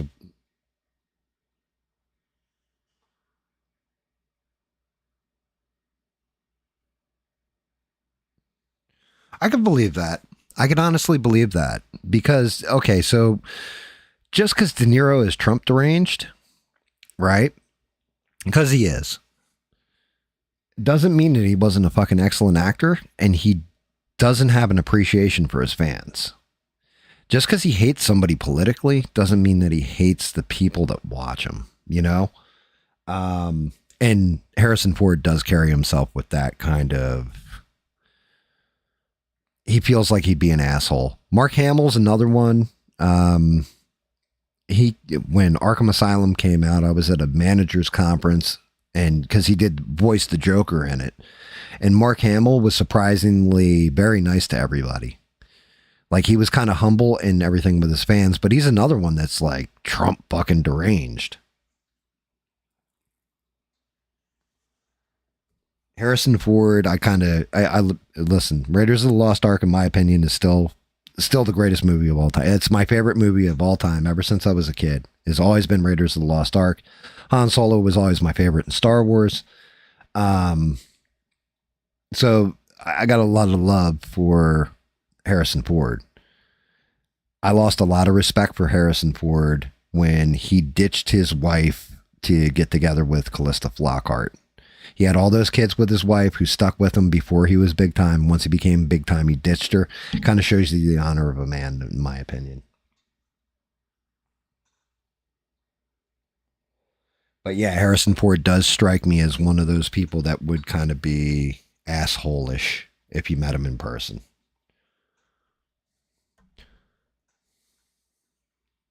He does kind of feel like he would be...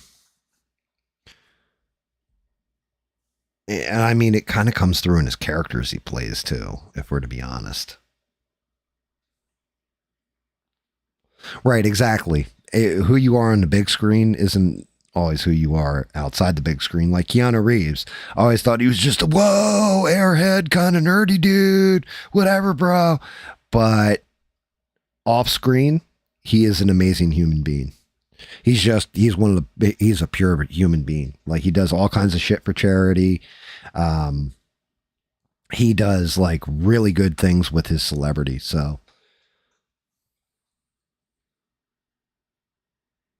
I don't know who fucking Mint Condition is, but that's funny. The guy's a midget, huh? Well, that's like Rob Zombie's kind of a midget, I think. I gotta look that up now. I think Rob Zombie's kind of a midget. I had a bunch of buddies that used to like almost like Grateful Dead follow them, tour with them whenever they go on tour from city to city when he was still with White Zombie. Let me see, how tall is Rob Zombie? They sat down with him one time and talked to the whole band and everything else. Rob Zombie's actually 5'10". How tall is, this is one. You know, I don't know how good of a dude or bad of a dude he is, but Tom Cruise is another one. How tall is Tom Cruise? I know he's short. He's 5'7".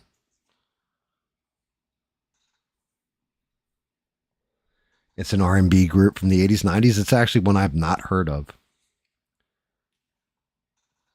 which is actually kind of a little surprising. I'm usually pretty good with that stuff, but yeah, I've not heard of them.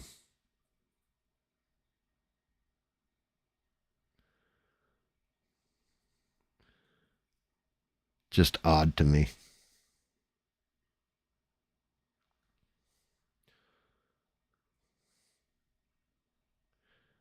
Like I've heard of most musical bands, even if they're one-hit wonders out of the 80s, 90s. I never heard of them.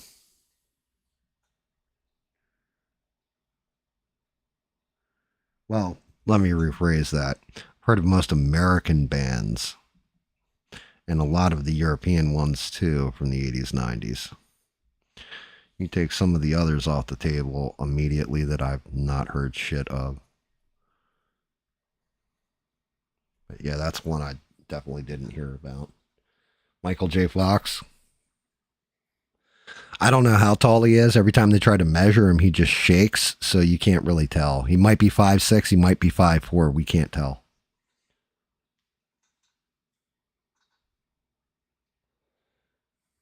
So, you know, anybody gets close to him with tape measure, it just rattles out of their hand, so.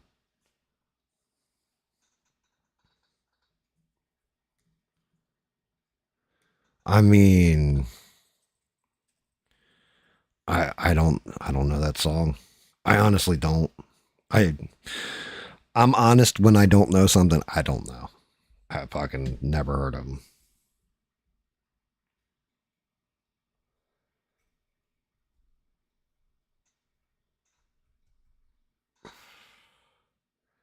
Dear Lord.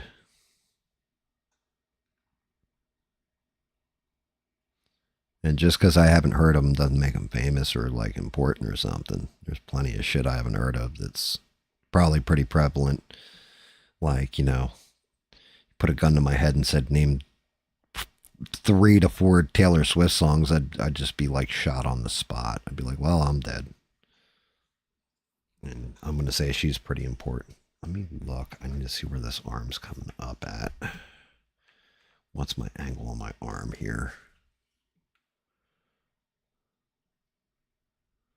Is it away from her body? Is it towards her body?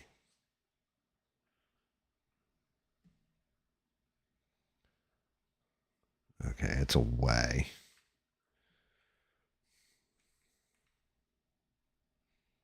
As soon as I get the actual fucking hand in there.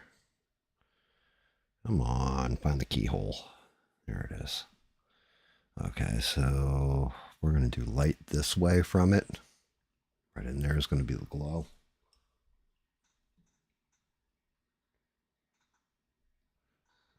Off the Hook by Hard Archive. Never heard of them either, man. Yeah, Danny DeVito, maybe 410, but man, that guy is fucking amazing. I love Danny DeVito. I bet you he's fucking like awesome as shit to talk to in person. If he's not in character. I'm sure he definitely would probably be a hard one if he's in character, but he seems like an actual genuine dude.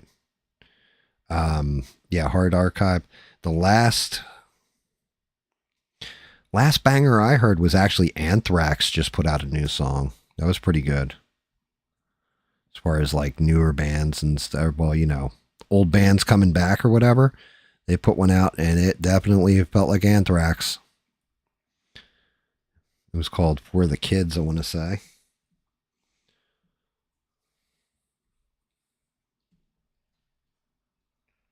Hard Archive. Yeah, not heard them. I'll check them out though. I'll check out the other band too. Can't do it on stream because music. My God, you want to talk about brutal strikes? I get hit all the time for showing off like movie trailers, stuff like this. Those song strikes are no joke. Like they just automatically nail you. Like I can have something in the back of a video game that's playing that's old school big band song. And it happened when I was doing that Mouse PI game, right? And they nailed me 3 times. Same video. I had to go and cut out all the fucking music. I was like, what is this bullshit?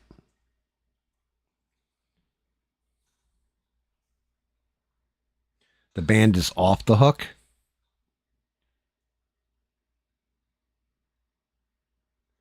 I can't let it. So AI music, it's bad enough that I just showed something that was like AI generated to begin with.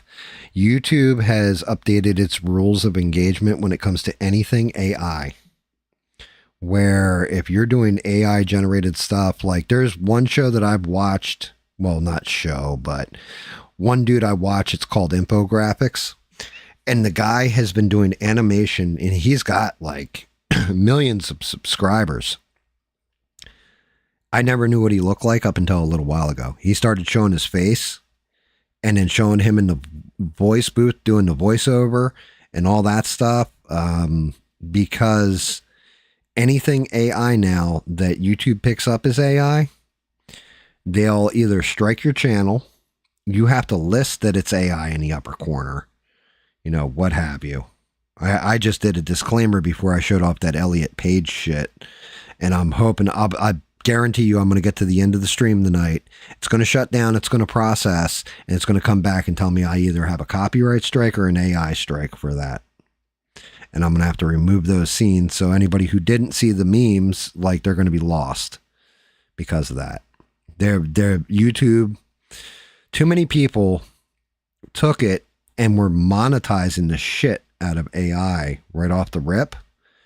And YouTube was like, yeah, we don't want to pay all this out. I think is what happened. In my humble opinion, is the way I have to say things like that. Because it's fucking brutal.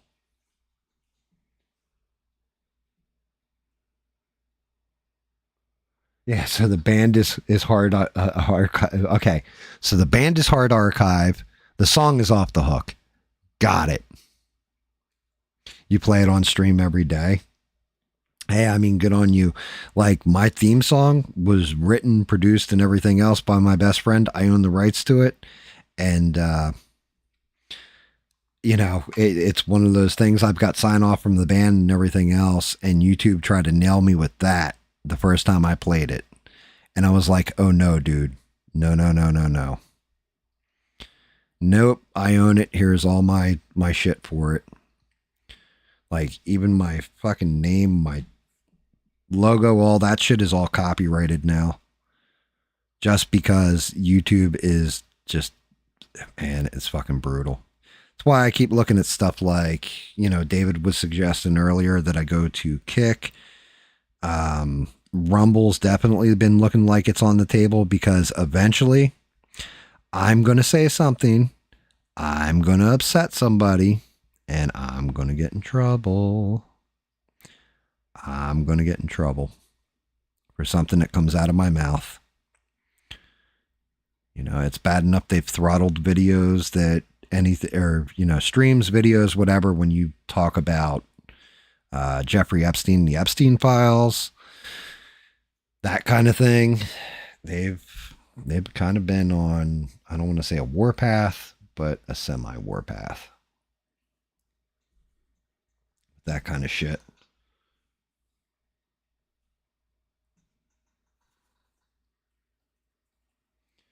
I don't know.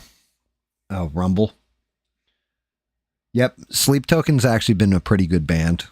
That's come out recently. Well, that I've heard recently.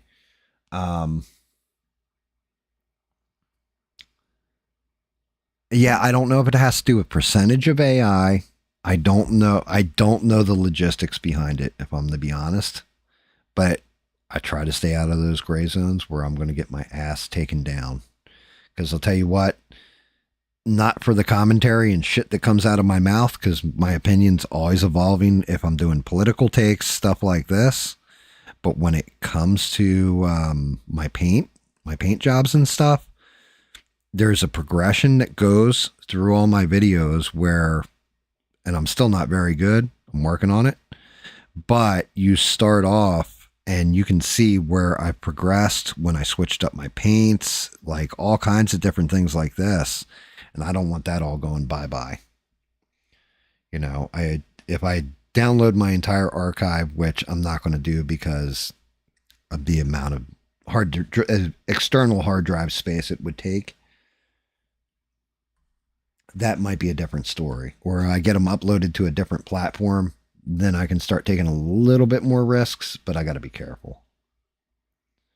You have to be careful because you never know when the wind blows and YouTube decides to change terms of service, go back and like strike the shit out of you for stuff you did in the past. Yes, dual streaming is definitely on the table. I've looked at it. Just as everybody knows, laziness is my superpower. So because laziness is my superpower, I actually set up a Rumble account, everything else. I just haven't started dual streaming. I haven't, and I don't want to migrate everybody that's on YouTube over to Rumble or something like that. You know what I mean? I want to keep both platforms rocking and rolling. And that's kind of part of it. Part of the reason you go to Rumble is so that you can say shit that you can't say on YouTube. But YouTube hasn't given me too much grief for the shit I do say yet, including Bob the one time dropping that F slur. So, I don't know. Speaking of which, the wife actually got me this as one of my Father's Day presents. She actually got me a whole comic book, and it was done by AI, and she got it as a paid influencer or whatever. But it came with a bookmark, and the bookmark came out fantastic.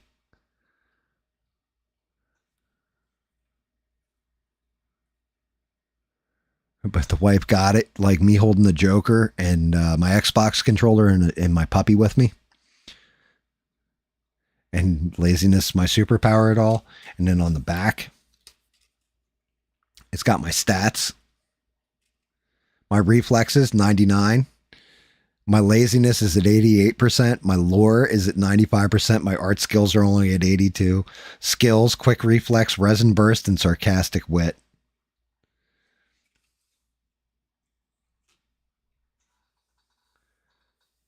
Yeah, well, that's because the picture is from, dear Lord, bro. You're not wrong either, David. The picture that she used, because if you look at it, you can see I'm wearing my N7 hat from Mass Effect. My Mass Effect hat on the picture. And I hadn't grown in my beard fully yet. So that would have been, let's see if I got the house 11 years ago. It would have been 13 years ago, David. So yeah, you're right. It is a younger picture. Dude, if you want to test my reflexes any day of the week, David, you and I, we can play quick hands sometime. I'll smack the fuck out of you. I'm just going to let you know that ahead of time. The one thing that still has not gone out on me, no matter how old I get, is my reflex, to my detriment.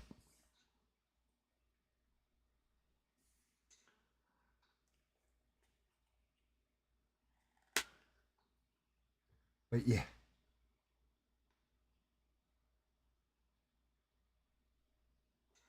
Yeah, I mean, you got to be careful dropping. So those slurs or whatever, I think you can get away with them here and there, but you can't get away with them all the time. I don't know, but I'm also not going to risk it. Telling you, David, like one of these days, you're going to be over in America or I'm going to come over to Britain and you and I will slap box. And I'm going to just smack the ever-loving shit out of you. You're going to be a British red man is what you're going to be.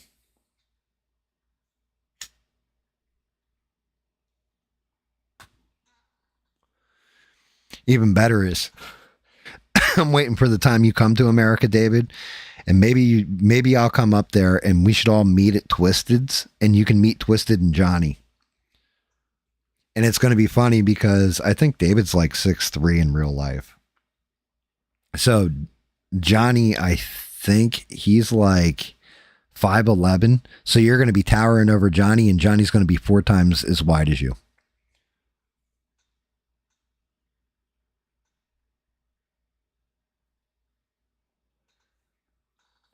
Telling you, David, you may be younger and all that. You're not faster.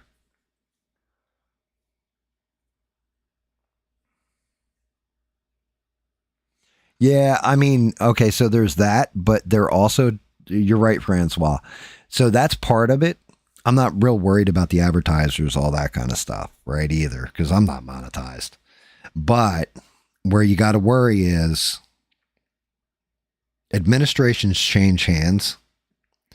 And when they do, if you go back to something like 2020, when the administration changed hands, go back and look at how many people got thrown off of YouTube and then were forgiven and came back when the next administration came in. But it didn't, it was still wiped their channel. It basically cleaned out the channel.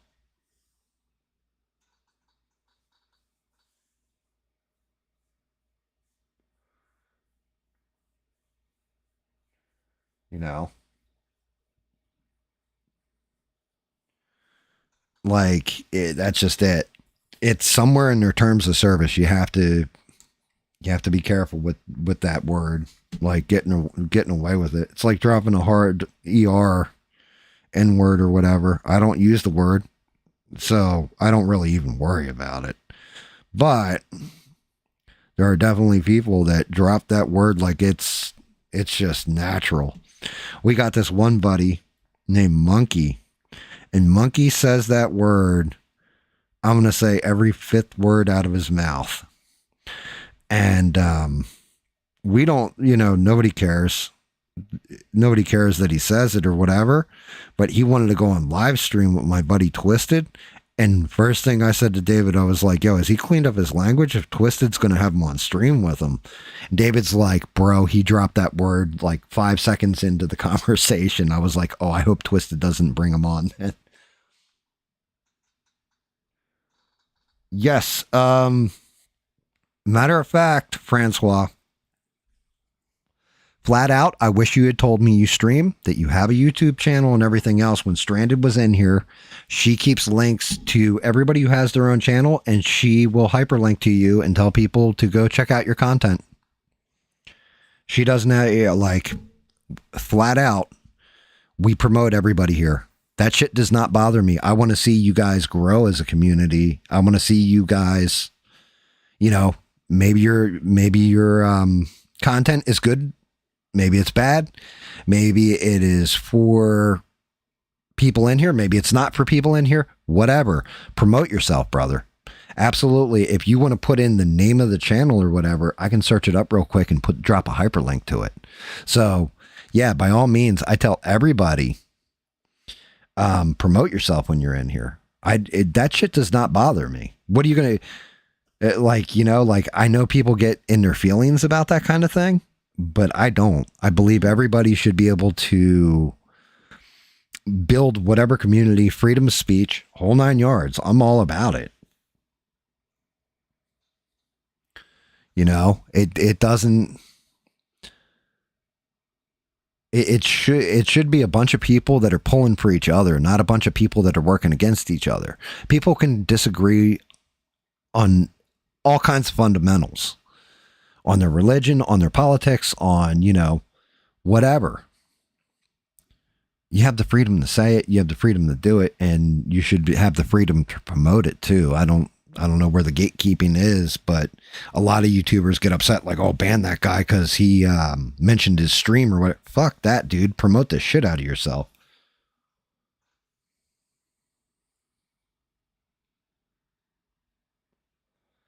Is that it? That's it? Foxhole Games? Give me a minute, bud. I got you. I'm not here to I don't, son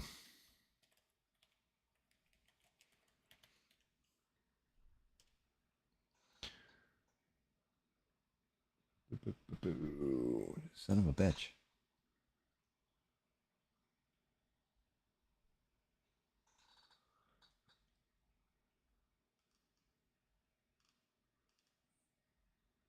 Is it? No, that's actually the.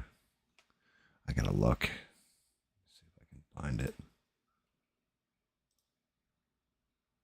Dude, and that's just it. Yeah, like people are gonna watch what they want to watch, man. Like some people are gonna find my stuff shit. So, and I can't blame them. But you know, some people are gonna like my stuff. But there's, man, everybody has their own foxhole games. It's got to be one word. I just looked it up. It came up with an actual game called Foxhole or Foxhole Games. Let me try that again. All one word.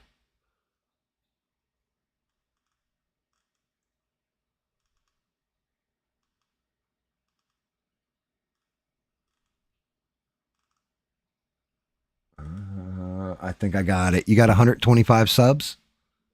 Modeling miniatures and war games, right?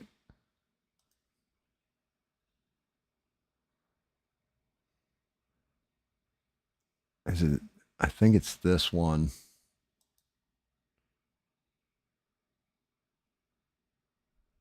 You like take your shit offline, like after you do it, like delist it or whatever.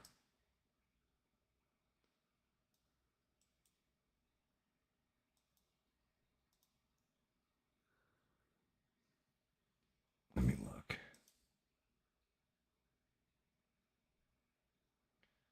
Okay, so that makes sense. That's why you're looking for it. Dude, I searched all over for that fucking Warhammer model. And yeah, good luck. Think it's this, right? Is this you?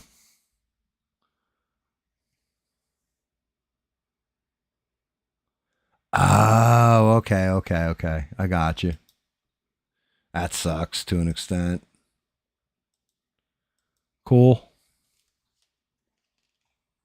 But yeah, that's his channel, guys. If you guys want to check him out, absolutely. Like he said, you know, he said it like people act like there's not enough watch time hours.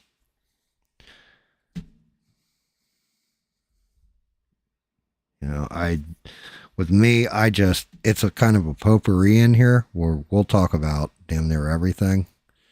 But yeah, promote the hell out of yourself anytime you're in here, man. And I'll get that link next time Stranded's on. I'll make sure she gets the link and she'll share it every time for the most part.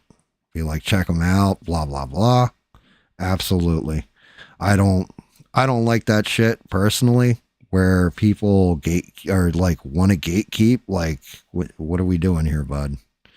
You know, I always say the end of the show is always the very end of the show is always don't take shit from anybody, right? But before that, it's always be creative, because people should do art and, you know, or like create something. It shouldn't always be destruction.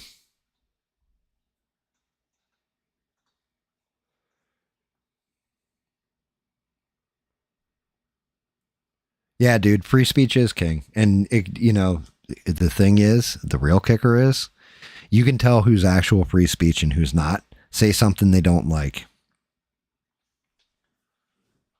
If you say something that somebody doesn't like or doesn't agree with, and they unsubscribe from you and they block you and all this other shit, it's like, okay, why didn't you just give me a fucking counter argument? That's the way that shit should work. Give me a good counter argument. You know? Or say humbly in my opinion, or not even humbly in my opinion. In my opinion, I see it different and we're going to disagree. And that's all that, it's as simple as that.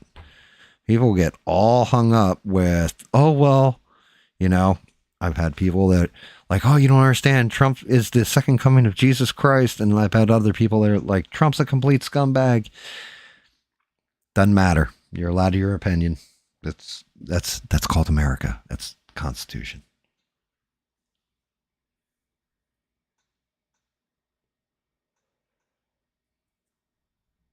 You know, same thing like movies. Like I said, I was like, yeah, you know, I don't see Adrian Brody as a action hero. And you're like, dude, I really liked him in that role. Different flavors on different things.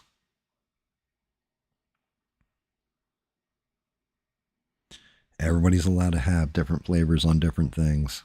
That's the beauty of what makes this little experiment work.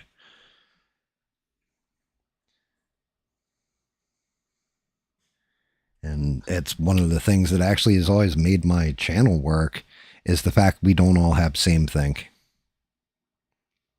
That people can see things in different ways or what have you.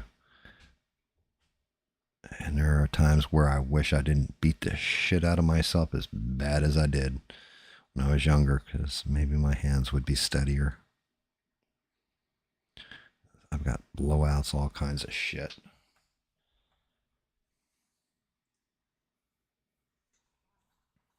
2 a.m. PST, so that would be 11 a.m. Eastern Standard.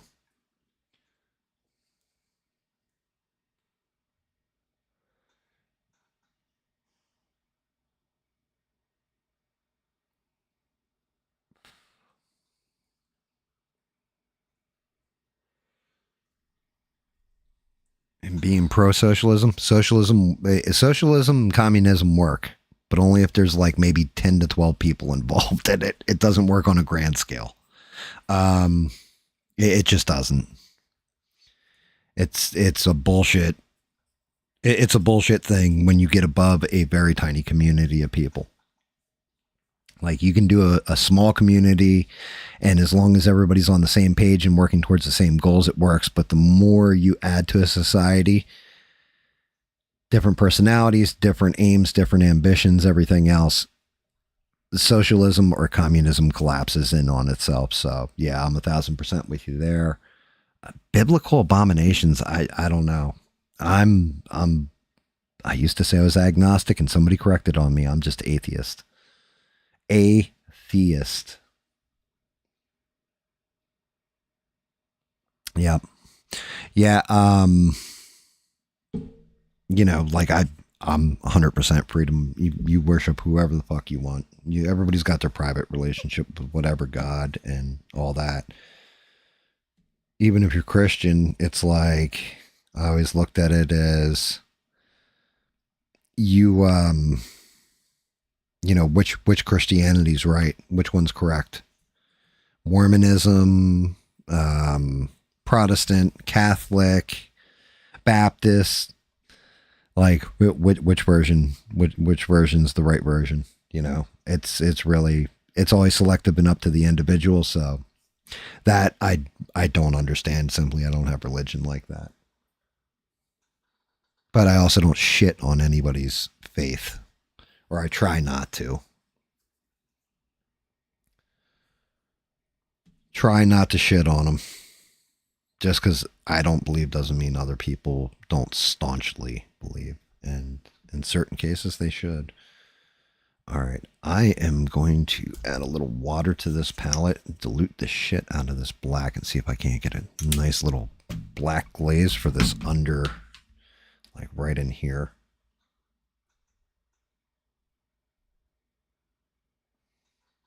I'm a sinner.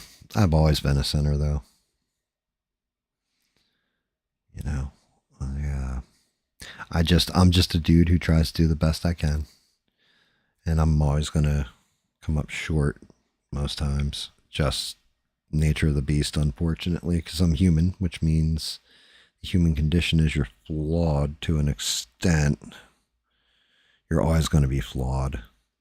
And if something truly is a god, it should be flawless for the, you know, flawless for the most part. Should be above us. Just my opinion. And I don't think any of us can be godlike. We're always going to, we can rein in those,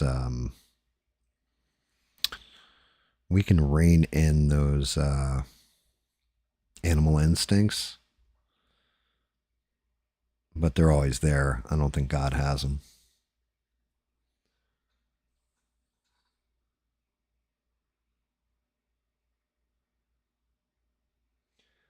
I agree with that. Thou shalt not kill is not the same thing. Well, it's the same. You're also talking about misnomers like turn the other cheek. Doesn't mean turn the other cheek and let somebody beat the ever loving shit out of you. it means, you know, have a little grace, basically. Doesn't mean stand there and just take a fucking beating, though.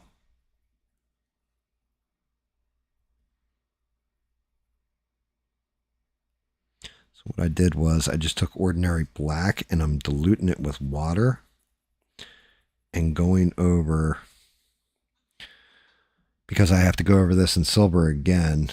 So I'm just doing kind of a wash with it, really heavily diluted with water so I can seep it into those cracks and crevices in the back of the armor to show the plating a little better on this skull in particular, on her knee. And then once I hit it with the top coat silver or build up, it should look really fucking sweet. Like I'm almost going to use it like a dry brush. But I definitely want to tone in that, tone it in there. Tone in the little bumps and crevices on this armor.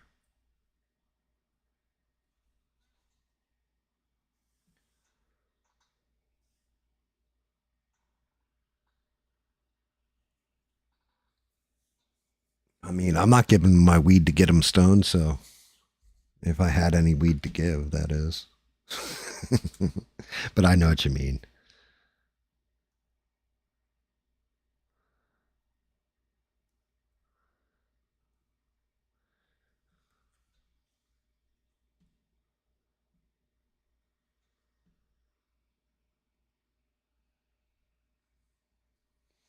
Yeah, like if you really want to hear, if you want to hear some darkness, the darkest shit you'll hear is if Danny Boss ever gets his ass on here, along with David Mon, the two Brits, talking about what's going on in their country. That's some dark shit. You got some craziness going on overseas that right now it can't happen in America. It doesn't mean it could never happen in America, but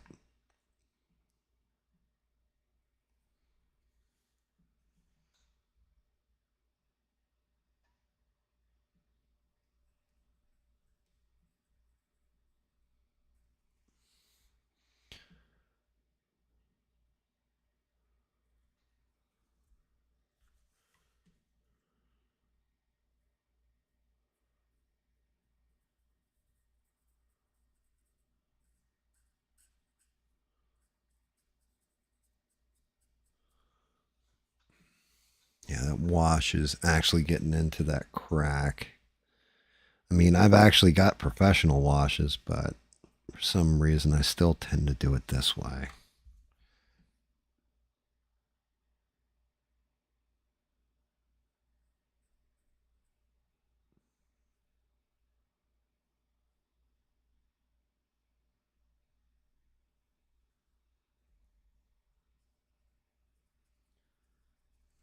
Which a lot of the times, the stuff I'm talking about with painting, noticed it's people on the replay that usually will talk to me about the painting into things like, yo, you didn't show this kind of paint, or tell me what you were doing here. Finish framing this while I'm at it.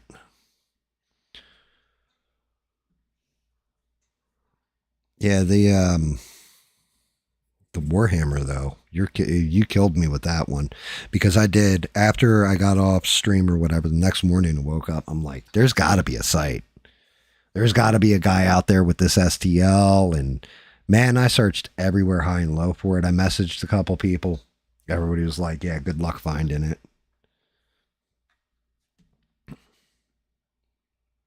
Somebody has a copy of it, it's, unless you're in that community, you might actually have an opportunity to get it if you're in that community.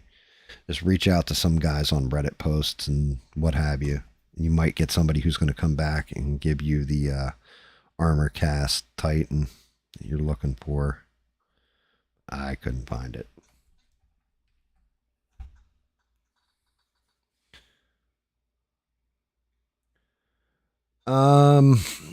Yeah, I mean, there's that, but that only affects, at this point, it only affects certain states because of voter ID laws. It depends on the state's voter ID law. That'll work. The big threat when it comes to importing a bunch of people like that and then give them the power to vote is they'll have to offer them amnesty. And so therefore they'll be bought into a system that they didn't buy into to begin with.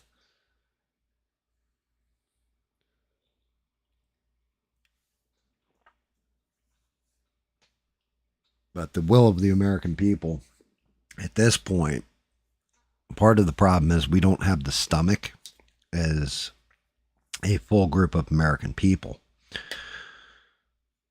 to do what needs to be done, which is a mass deportation, not like 2 million or 3 million or whatever the fuck they're bragging about right now. But I'm talking, we need to deport like 10 to 12 million people. Just, you're gone. See ya.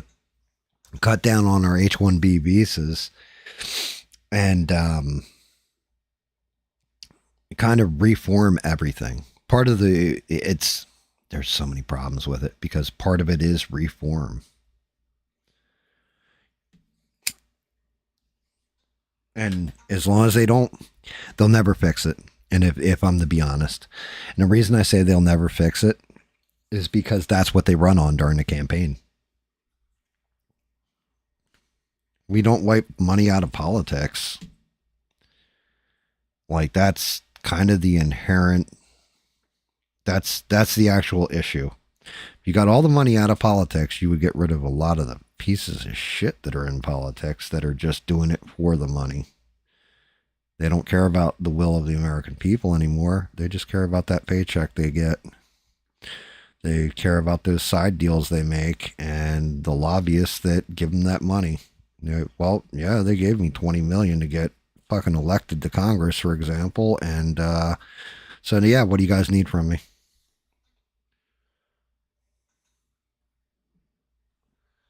It's a rigged game is the problem.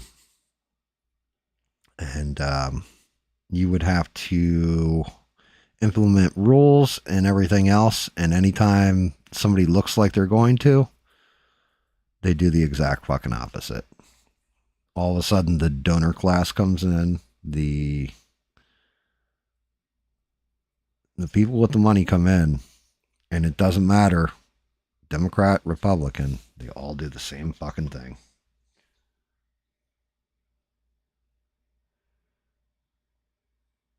I agree. Yeah, I mean, look, I give credit where it's due. Okay. Closing the border is probably one of the best things that has happened. At least we don't have them flowing in like we did. But my problem is this, and it's been my problem, and everybody who's watched me for long enough knows this is part of my problem. You can do all you want by executive order. You can shut all kinds of shit down through executive order.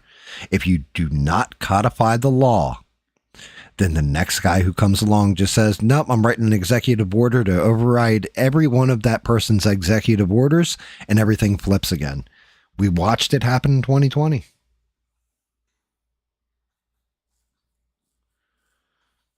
I mean, Francois, I've often said that too.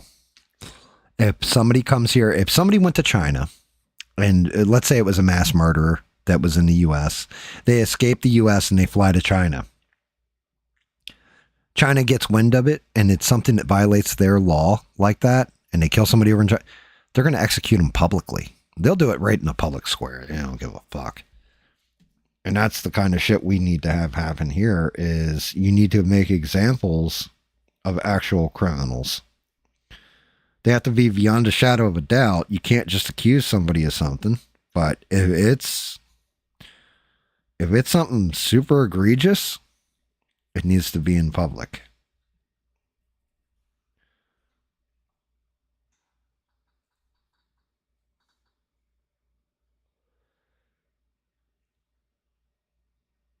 Super Aegis 2.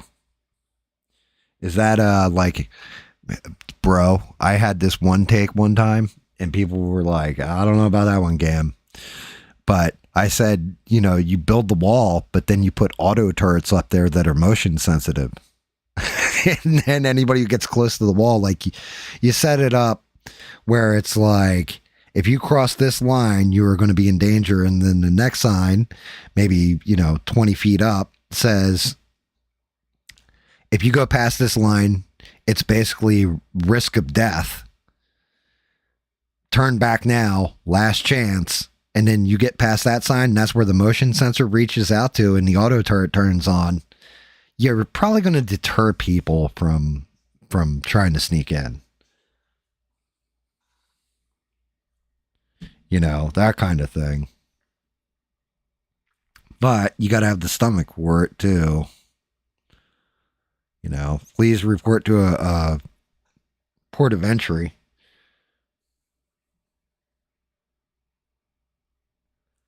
Yep, there you go. Okay, so yeah, it's pretty much, I said that a long, long time ago. I mean, it was a hot take I had once. I was like, but, the first two that are like, oh no, they won't shoot me, and the thing goes off and just clips them out. One, because it's automated, you've taken the human element out of it. So you didn't have to have a soldier posted up there that's got to live with those bodies on his conscience. But two, the first asshole that tries to get through it and gets clipped out,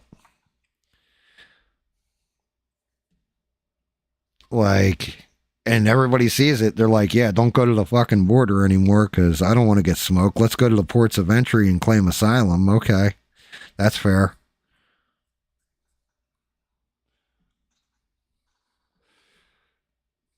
Yeah.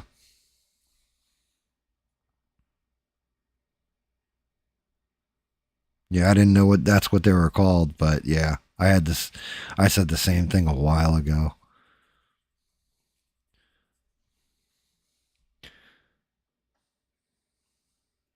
Well, it's the same way that anybody who gets caught smuggling fentanyl in for whatever reason, it's one thing but I've watched, all you got to do is look up video of Kensington in Philly in Pennsylvania. Look up Kensington and look what it did to the population, fentanyl. What the fuck, man?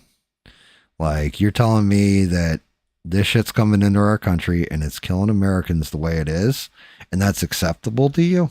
It's turning people into fucking zombies? Okay, people have the freedom to put whatever they want in their bodies, but if you can't get that chemical, then it's not really for me to tell you not to put it in your body. But when it's something that you're automatically addicted to immediately, and it's probably going to kill you and create like a bunch of evil that you're going to do to get it. Yeah, it's anybody who's coming in needs to be full on prosecuted, not even just to the fullest extent of law, looking at like life sentences in jail, but possibly losing their life by lethal injection.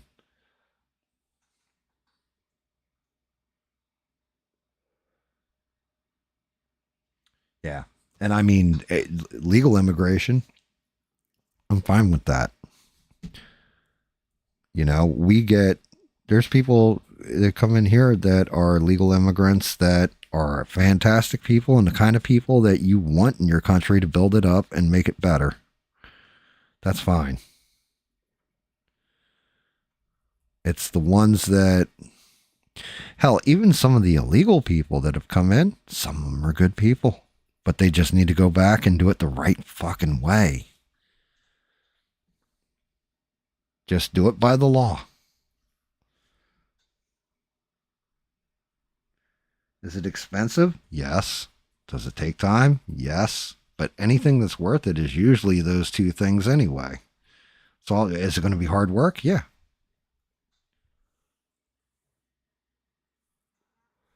Yeah, it's always going to be hard work. But it's It's a brutal conversation. The only problem is you have to have people that have the stomach to follow it through, even though the consequences are going to be terrible. And that's the hard part, is getting the people that are willing to do the unsavory thing to make it happen.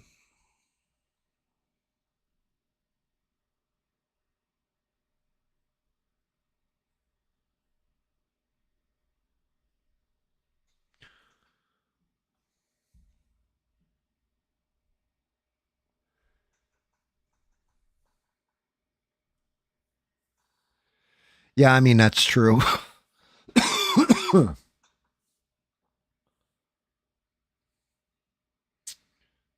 um, yeah, I mean, holding the ones that invaded them accountable.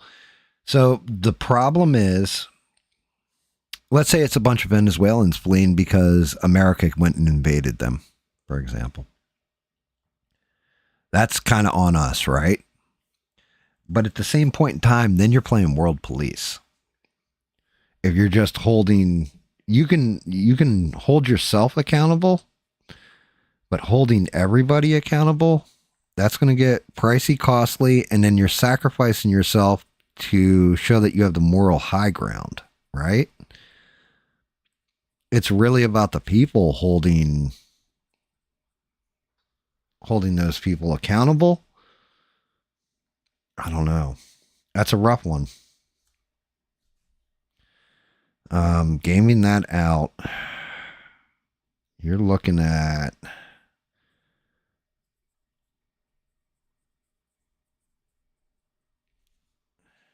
it's probably got to be the people fighting for what they believe in and what's theirs. And if that means revolution in the country, it means revolution in the country. Figure America, I mean, we didn't like the tax on tea, and look at all the fucking tax we pay now, but we launched a revolution over a small tax on tea because we didn't want it going back to another country, even though that country technically owned us. And so there was a revolution, we overthrew it, and we took this place over.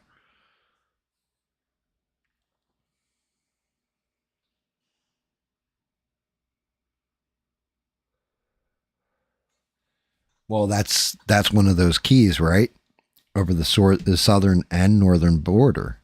You're right on that, right? Because at first it was just like, oh, we got a problem at our southern border. Well, here people are going all the way north to come south again. So yeah, you can definitely say that too. You do need a wall basically all around, or you need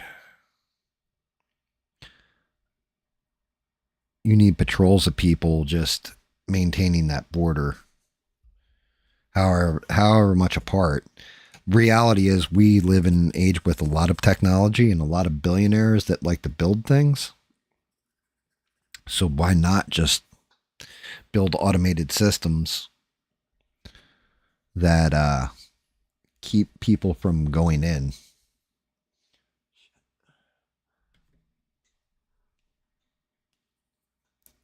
You know, it's a sticky wicket.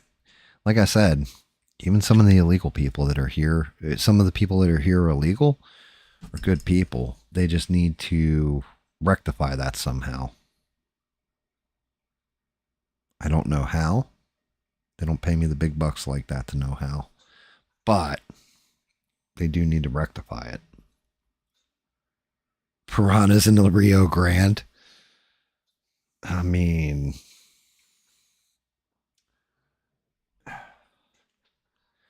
actually, the Rio Grande, all you would need to do is some Constantine wire just under the wave height, right?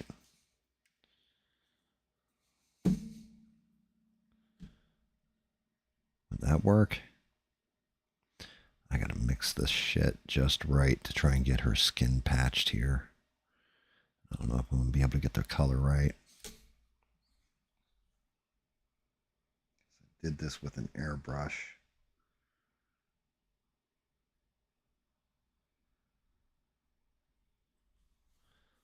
Can't work this in. A little bit more yellow.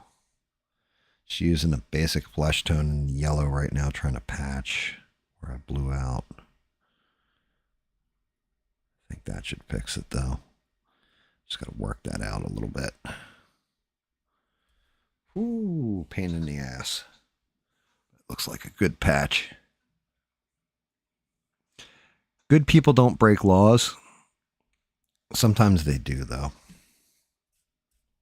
It kind of goes to doing the bad thing for the right reasons. But Francois actually has a point. If you're Venezuelan and you made it as far as Mexico, then declare asylum in Mexico, not America. At that point, you're going for more the economics than the safety.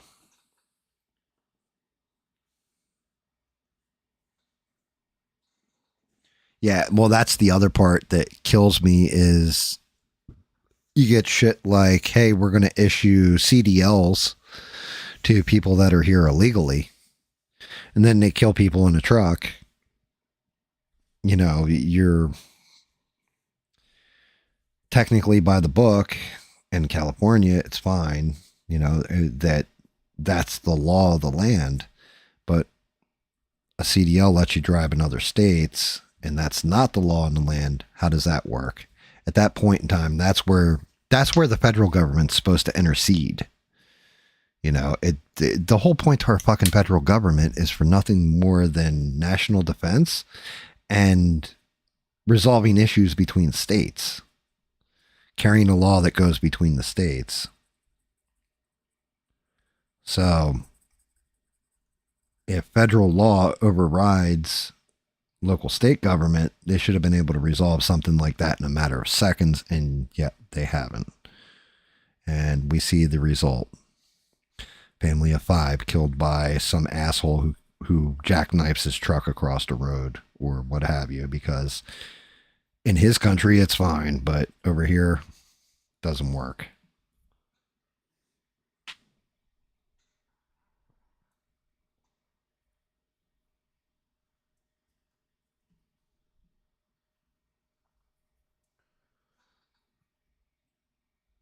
Yeah, and that's true. There are laws that are unjust, but that is the duty of the people to override and change those laws too. So you kind of hit that sticky wicket. Like you hit that, you're kind of stuck between two fence posts.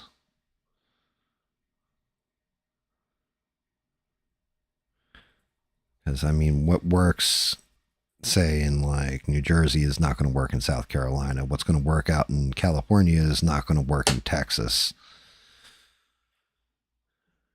or Colorado is not going to work in Oklahoma.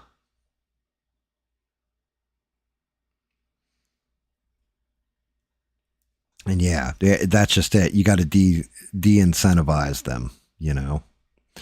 When you got migrant facilities that have PlayStation 5s and poor David's been saving for a computer for like 12 years now. It still doesn't have one.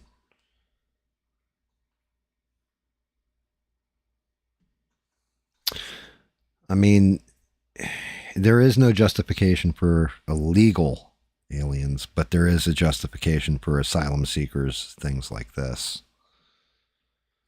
So, technically following the laws is what it is. One of the reasons there's certain candidates that I like that are no longer in Congress, no longer in politics. They get wiped out because they were always overridden or their votes weren't popular, whatever. Their voice wasn't heard. And it's sad too because it kind of subverts the will of the people to an extent. To a brutal extent.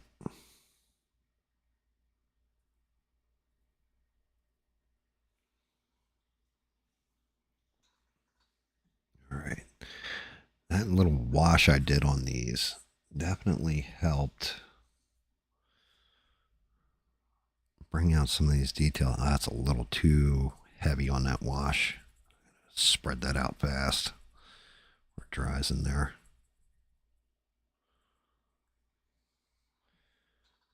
That black wash definitely helped. Also see little blowouts.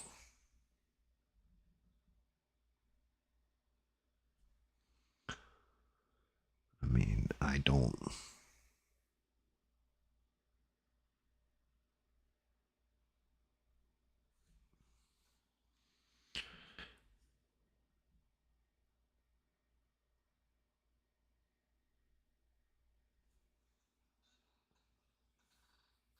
Trey Gowdy, yeah, Trey Gowdy's here. He was pretty good. Looks like Lord Voldemort, but he's a good dude. He was smart. He was actually a very smart man. Actually, still is a smart man, but yeah. Lindsey Graham, not a good dude.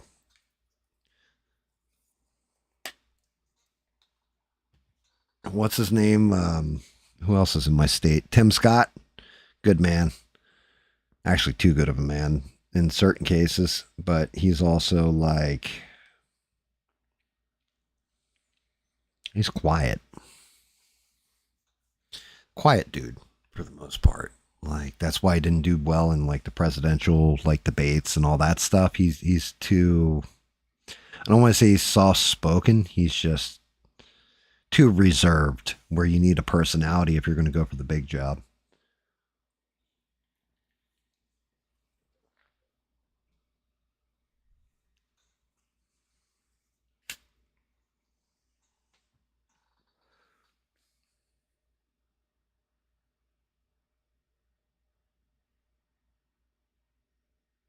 Yeah, you go heavier on the wash and or dry brush. I agree. I'm using the wash lightly though, basically because I also know I'm probably going to go to 2, 3 more coats on this, and it's going to change. Like what I've decided to, whichever direction I've gone into, is going to change over time as I'm painting it. If it doesn't look quite right to me, I'm going to change it again. It's going to keep changing. I do it every time. Like I'll go back and actually hit heavy black into like the into the recesses in there, and then I'm gonna come back through again and go over it in silver like 3 times, and then I'll go back and hit it again with a black, and then maybe a black wash. Like I'm fucking awful with it, but it's a good call on that. And I'll dry brush on a little bit here and there, but you're gonna see me do a lot of wet blending. You're gonna see I'll do all kinds of different fucking weird shit. Thank you, Ian.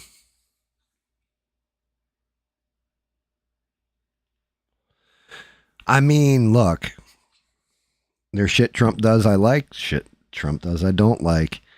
But there has never been a point in time where I said, the better choice was Kamala Harris. So there is that now, isn't there?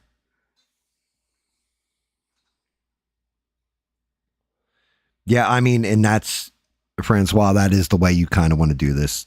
You're 1,000% right on it too. My sister always tells me she's like, lay in the black, lay in the black, lay it in deep, go heavy, heavy contrast.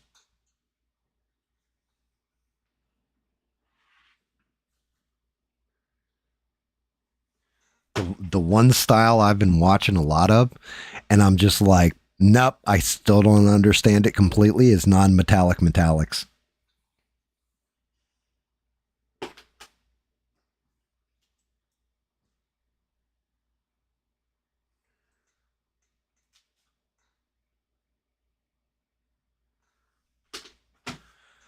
The reason why is because I'm going to use this Obsidian Black, and I'm going to go into it again now that that wash is kind of on there.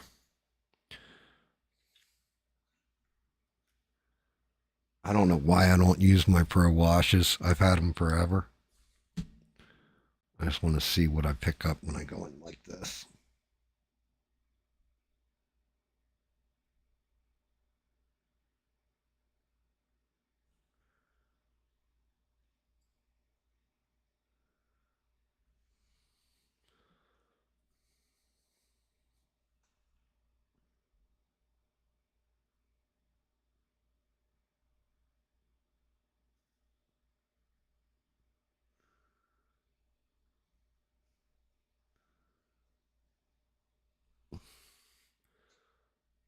me see. I want to see how that picked up. It didn't pick up bad. A little bit of that obsidian black in there. Use it around the edge too.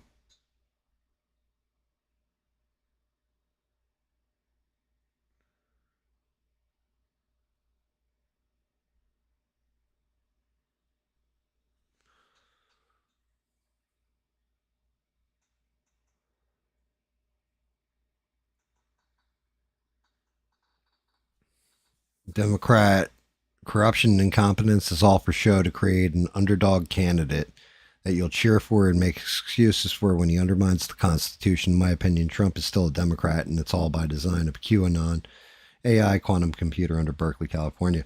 So, you said a lot there.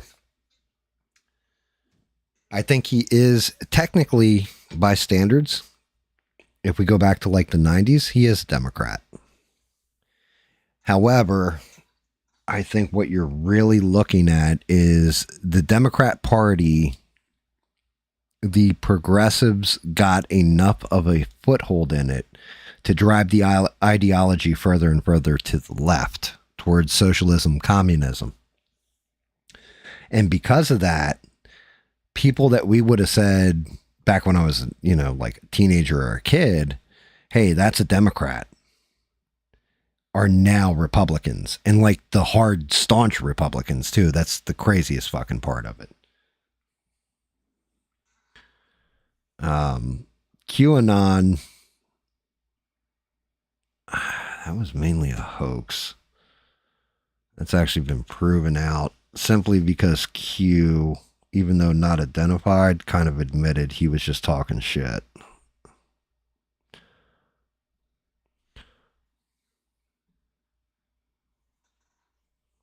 Yeah, he is what was a Democrat that is no longer today. That's a good way of summarizing it, Ian.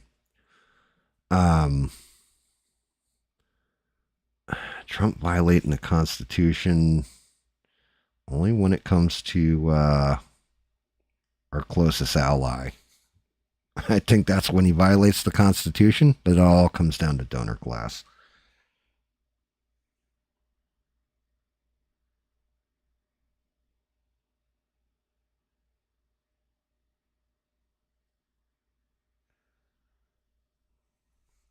I mean, he does comply with shit like court orders that come down and stuff. One of the things that Trump did recently that I am not a huge fan of, even though the person is a total piece of shit and doesn't deserve a dime, you're giving him a platform to run on in 2028 with the whole E. Jean Carroll being investigated by the FBI. You should have left that to the next administration to go and flip over, especially if it's going to be a Republican-run one, simply because it can be looked upon as you're using the federal government to personally benefit yourself.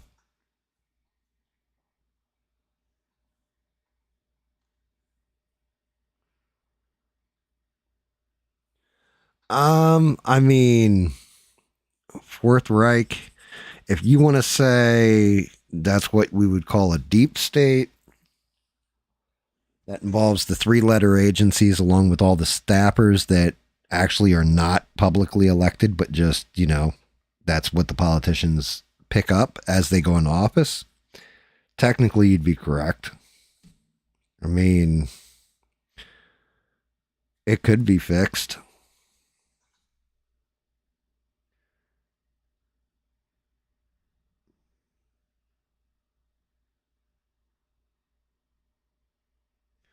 The only thing is, if it is all selected, hand selected and everything else, then you wouldn't throw off as much opposition as you do. Or as they do. You may throw off a shit ton of opposition to Trump in particular.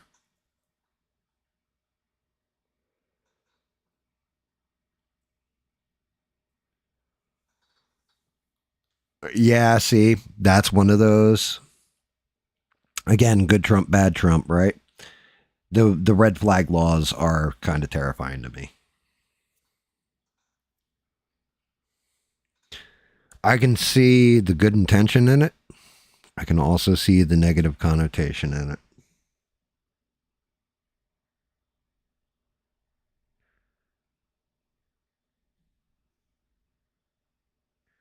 A lot of times they'll pass a law thinking it's for the betterment of the people, and somebody figures out the loophole and abuses it.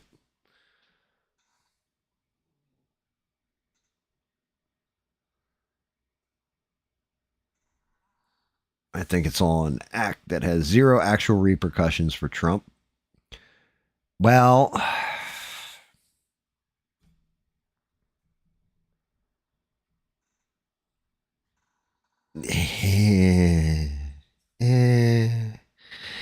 if we look at, if we just take something like the Iran war, right? Notice how there's always going to be a peace deal as we go into a weekend, and then when we come back, it's not, and we watch the market go up and down and back around, and gas prices go up, go back down, and then you watch. My big problem is this. We should be able to see every politician and everybody that is directly affected by the decision they make in there, right? So if you know that the war is coming to a close next week, for example, 100% the deal's going to be inked on Monday, or the deal's going to be inked on Friday or some shit, right? And seeing how many people sell off their stock in oil at like an extremely high price. Like it looks like we're going to go to a nuclear war, and then all of a sudden it teeters out. There has been so many millions of dollars that have gone upwardly mobile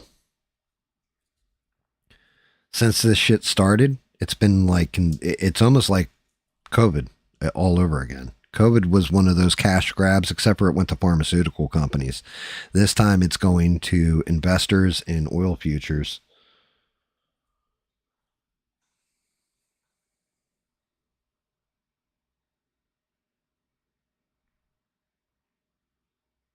The easiest way to disarm Americans, there's a much easier way.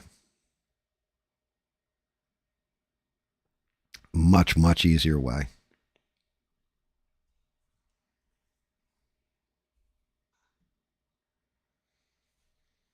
You need an event, a staged event, and you could disarm everybody with that event. And it's got to be a massacre, though. We're talking tens of thousands of people all at once getting massacred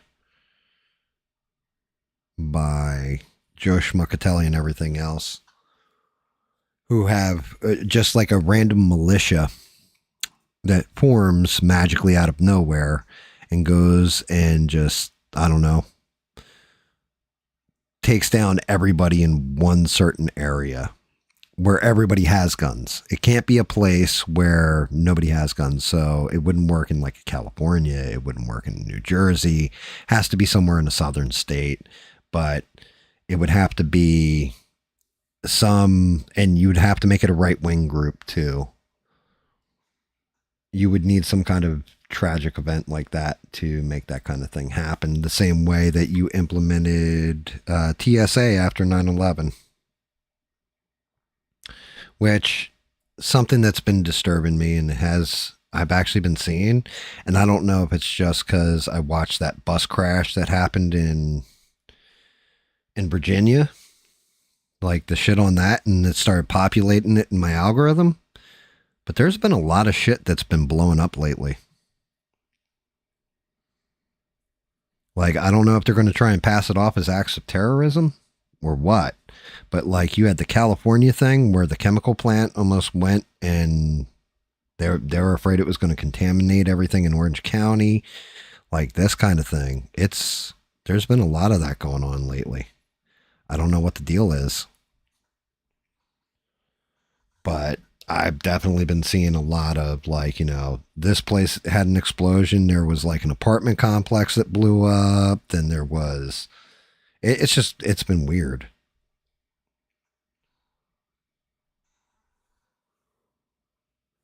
Yeah, look at the Vegas concert attack.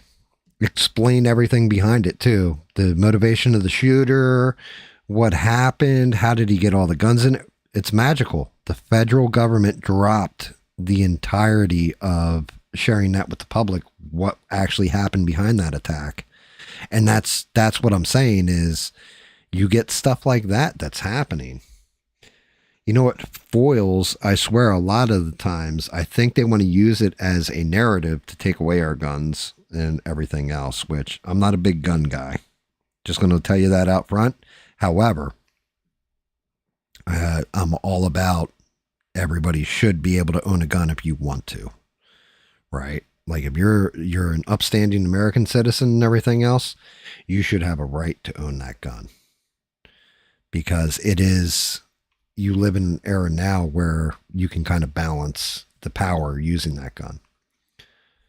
Plus, if you go by constitutional means, it's the only way that the people could ever overthrow their government if it ever became so corrupt to a point where it was doing unconstitutional things to its citizenry. You would just need the right people with those weapons.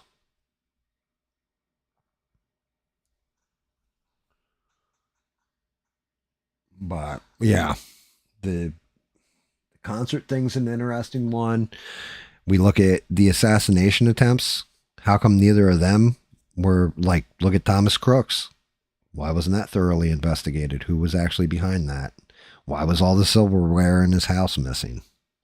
Little questions like this that should just be stupid, simple answers. Hell, look at Charlie Kirk getting killed.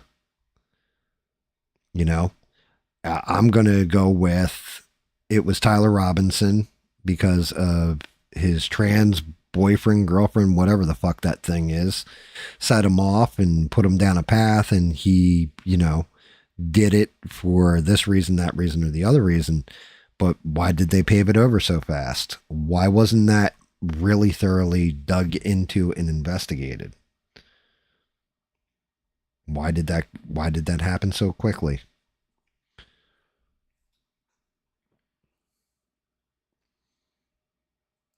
I disagree with that. See, the whole thing is, you look at it as if we lose guns, we lose everything.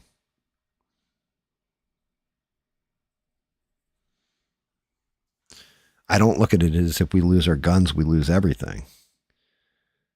I can 3D print guns if I needed to. I never would, but I could if I wanted to.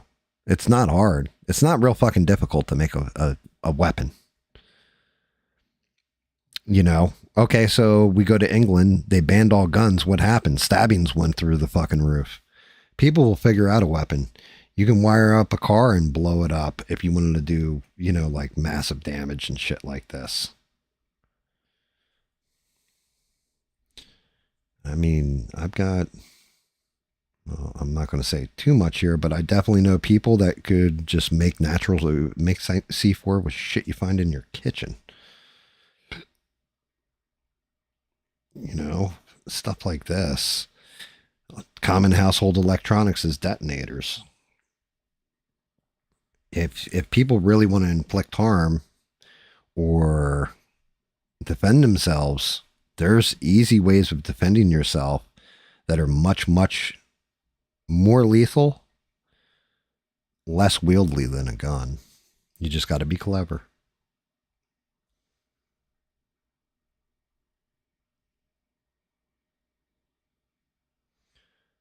I mean, I don't want it to come to that. I think it's just easier to have it not all come down to that kind of bullshit. But it is what it is. Right. It doesn't scale well in opposition to a government. I agree with that.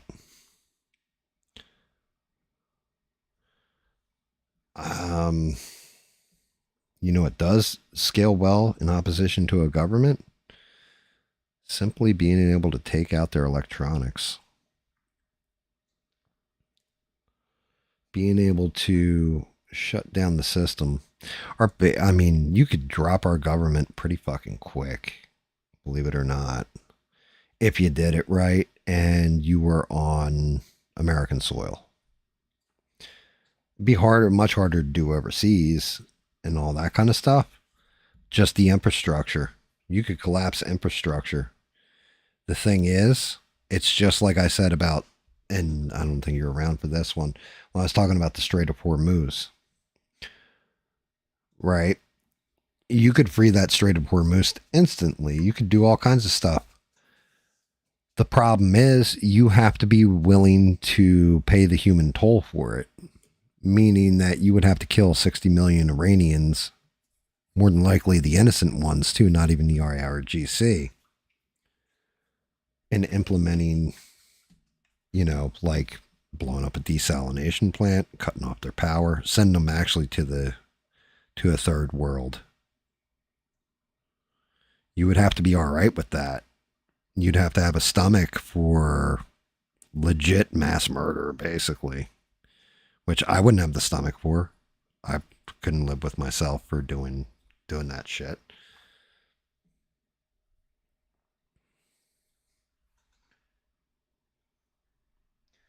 Mainly because you would be taking the innocent out with the guilty, and that's not exactly justice.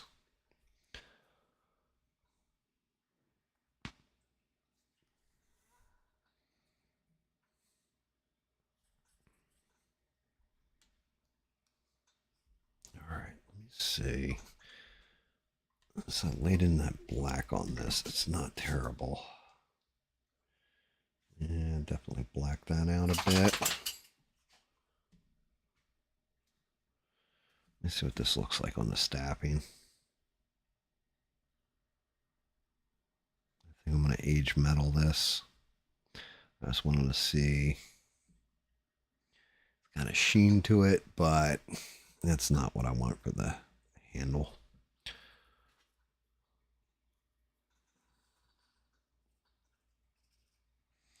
I mean, if you're all right with it, you're all right with it. It's fine. Just built different because I can't justify.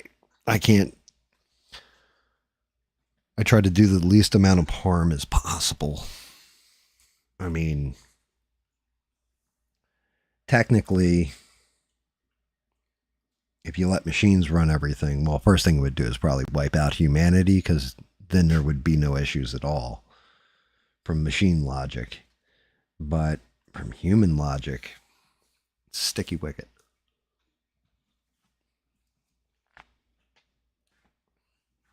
Because I never say all. That's one of my things is it's not all, it's never all, because there are variants to people. And they may not be good in their ideology. They may be good with part of it and not follow all of it. So you never know. It comes down to individuals. Overall groups is one thing.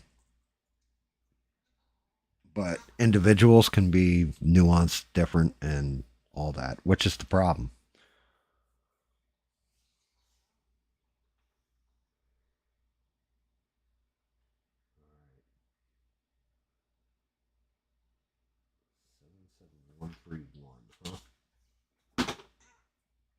All right, so we are going to lay this shit in.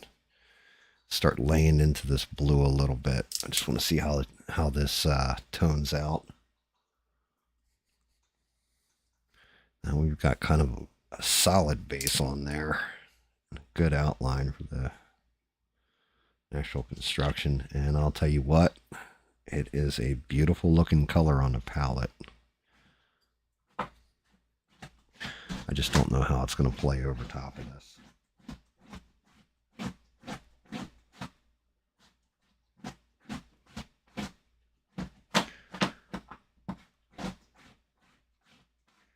I may even come in with a dry brush with this stuff. Because this is, that's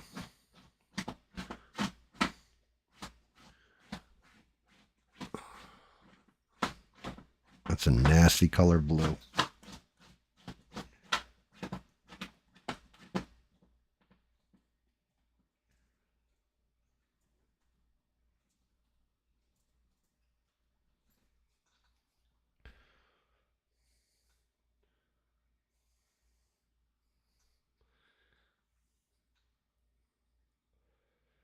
Yeah, but the evil people with sense about them flee too. So you just basically spread your corruption. And then on top of it, because you killed some good people, you might actually corrupt other good people into following down a darker hole than you would have. That's that's part of your problem. Is unless you're willing to, I'm not saying willing to wipe everybody, but you never know. Which is why I would say if we left it to machine logic would just tell you, hey, wipe everybody. Because then you have no chance of evil people.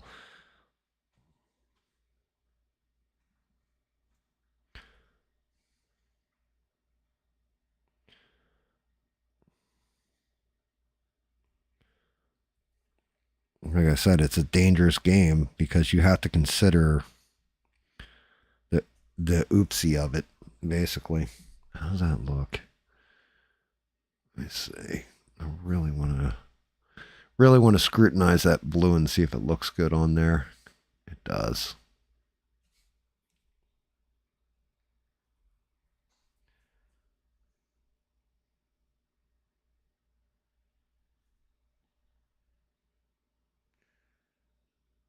The Vallejo metallics are just fucking true metallics are no joke.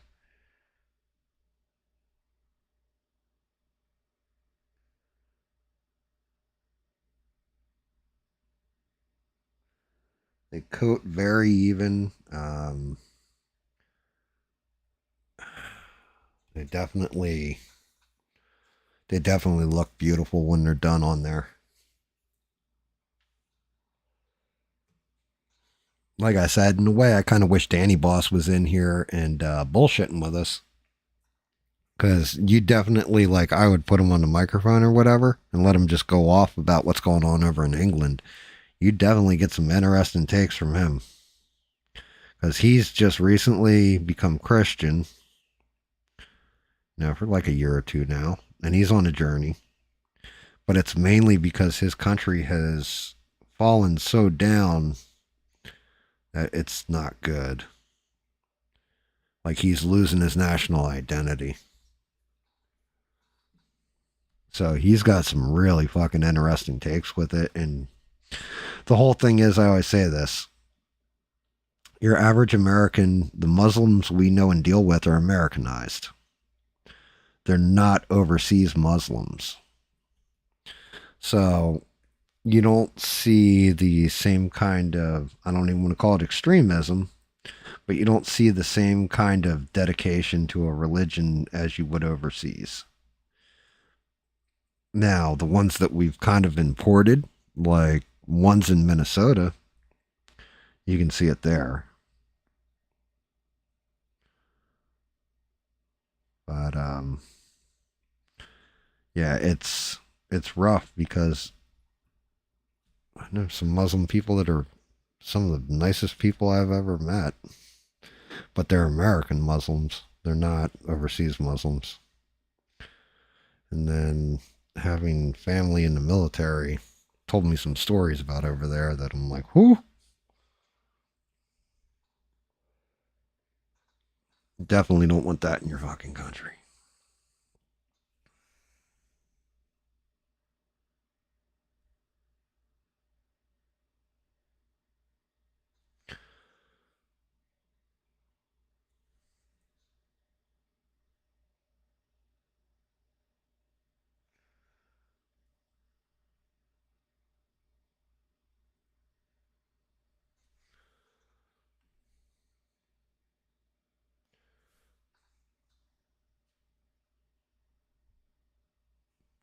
Pulling that natural fucking paint break is rough.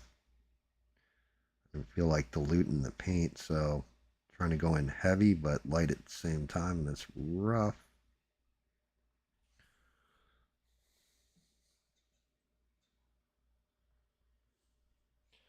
And where this thing should pop is when I get to the helmet. It should look really good in the helmet.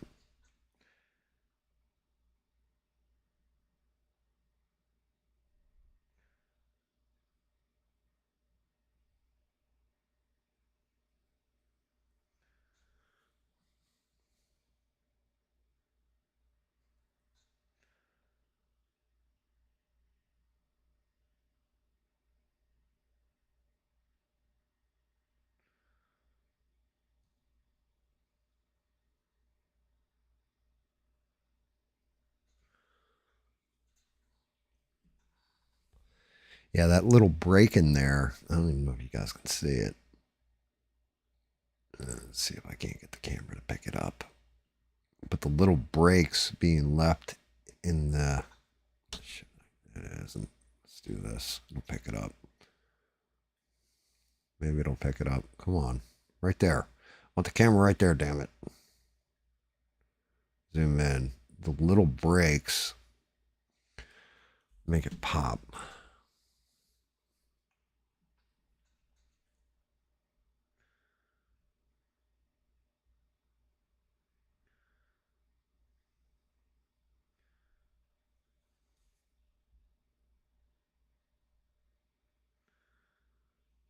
Yeah, unfortunately, when it comes to religion, all religions can be used for evil or good.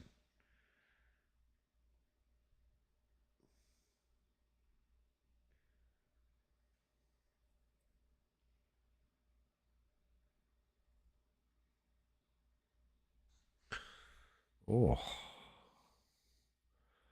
all right. That's not bad. Just do a little bit more here. I'm gonna wrinkle that out a bit.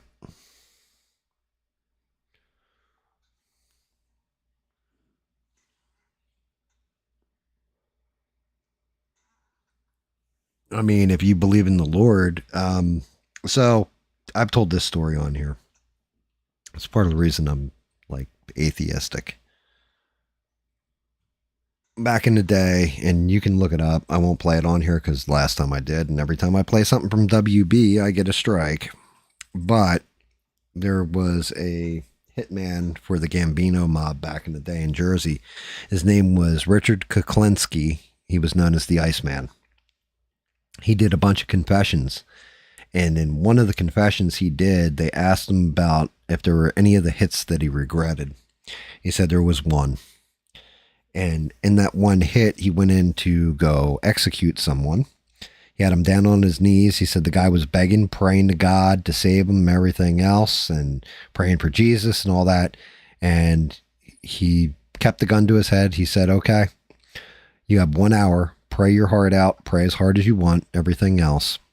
If God comes down within that hour and he changes something, stops me from shooting you or any of that, then I will, I'll accept it. You get to live. He said that guy prayed his ass off for an hour and then he shot him.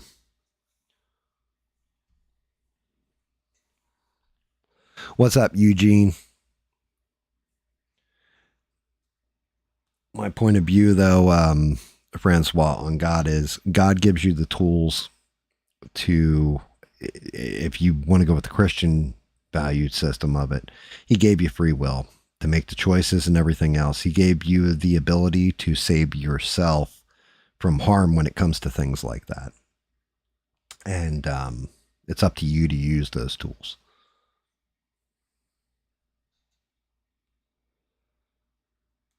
Some people don't. Some people do. Some people don't. But again, that's just nuanced.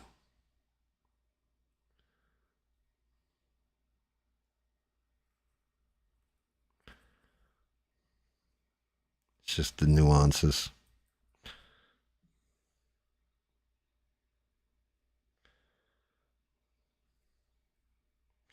I mean, you have one of my favorite quotes, which is the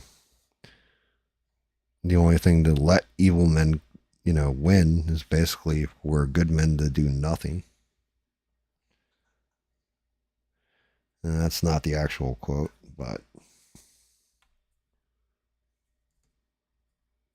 I don't know what Matthew 7:21-23 is.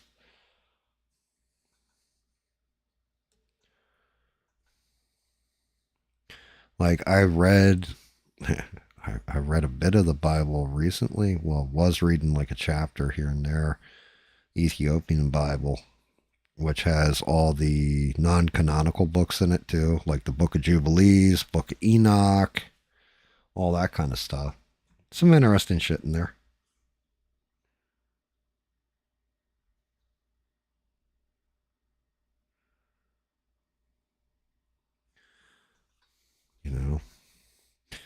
Like I said, if I had a god that I prayed to on a regular basis, my god would be Crom. My god would be Crom from Conan. He doesn't answer your prayers. He doesn't listen. He lets you figure it out. He lets you fight.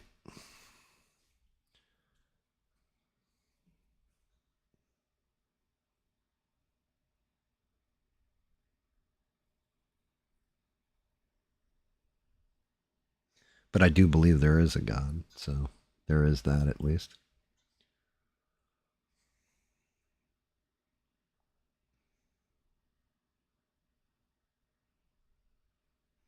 Oh, Stranded promoted your music to you, Eugene. You weren't here yet, but she definitely popped you up in the link earlier, bud.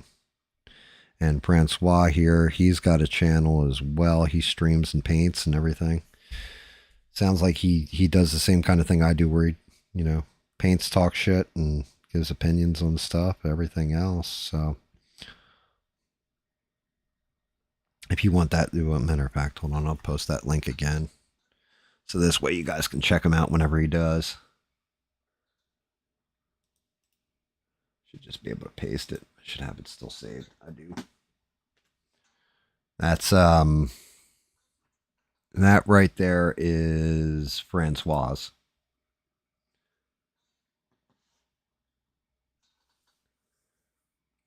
Yeah, I mean, the burning in the lake of fire will help in the afterlife, you know.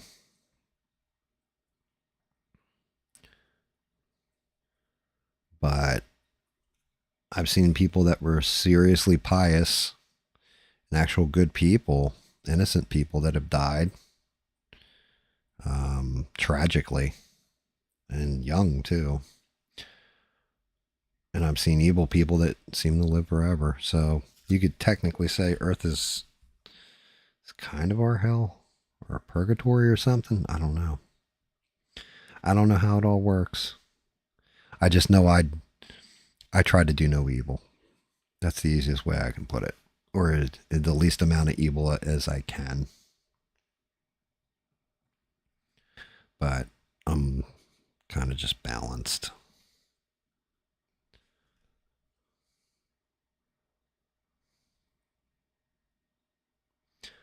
Definitely flawed. I'm all right with it.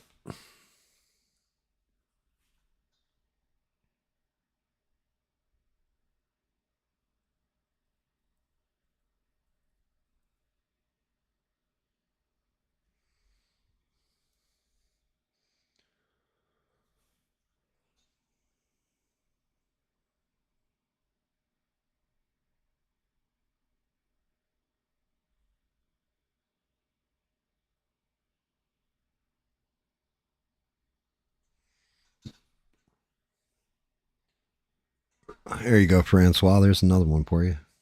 Check out Eugene's music too. He does his own music. It's all, what do you call it? Electronic EDM, I think it's called. But yeah, Eugene. Let's see. I can grab Eugene's channel real quick.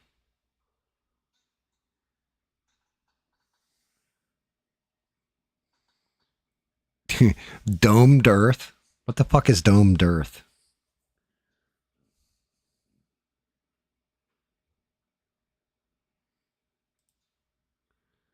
What is Domed Earth, Eugene? What is this Domed Earth thing you're talking about?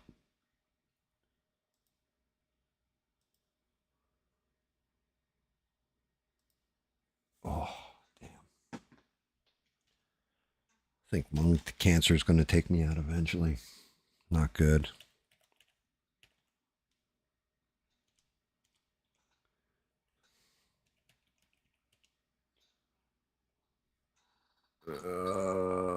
Nope.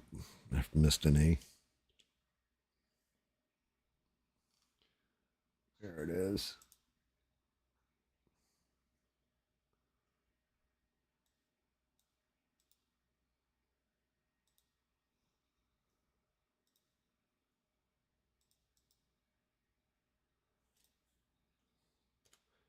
There you go. There's Eugene's music. Oh. Domed Earth is a variant flat Earth theory based in the biblical description of the firmament. I mean, that's interesting. Yeah, the flat Earth. No, don't buy that.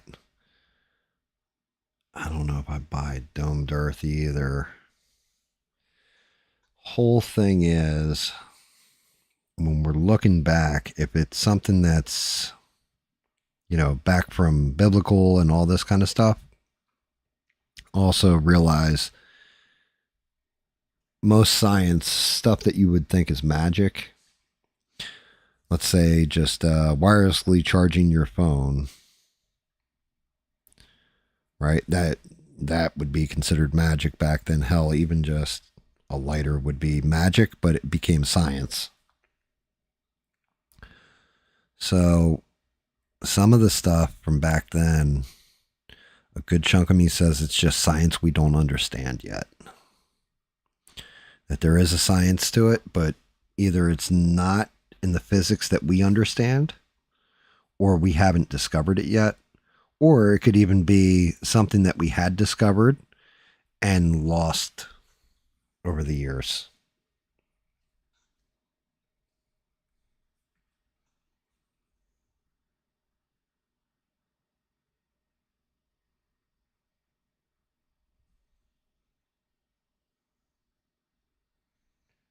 Damn. That fucking, yeah, those metallics are no fucking joke. But domed Earth, like, I mean, that could be cool. My bigger thing has always been the moon.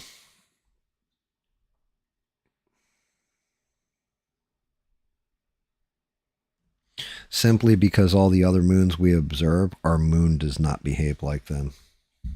It does not behave like any other moon that we can witness, see, or anything else. Our planet does. Our moon doesn't. It's almost like it was added.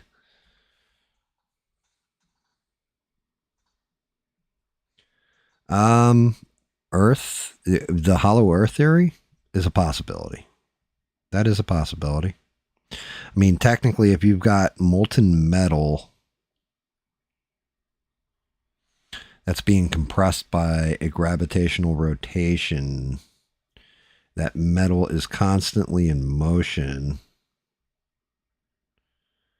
it means that there's got to be a space that it can move in motion. So therefore, by logic, it would have to have hollow points.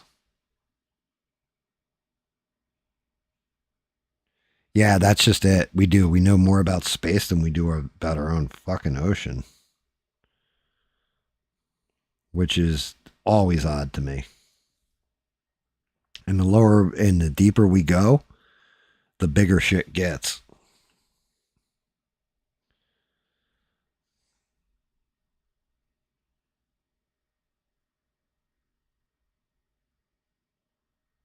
Which seems like it should be the opposite way. That the lower we go, the smaller things get, but it gets bigger and bigger.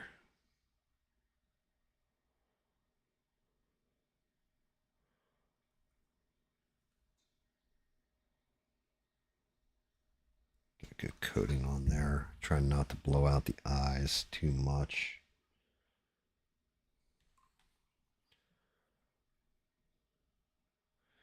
The purple is going to look crazy on here.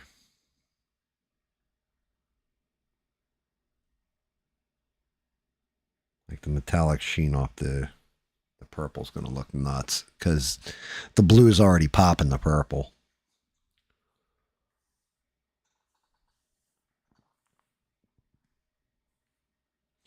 So Gravity Crush Earth, though, if it was hollow,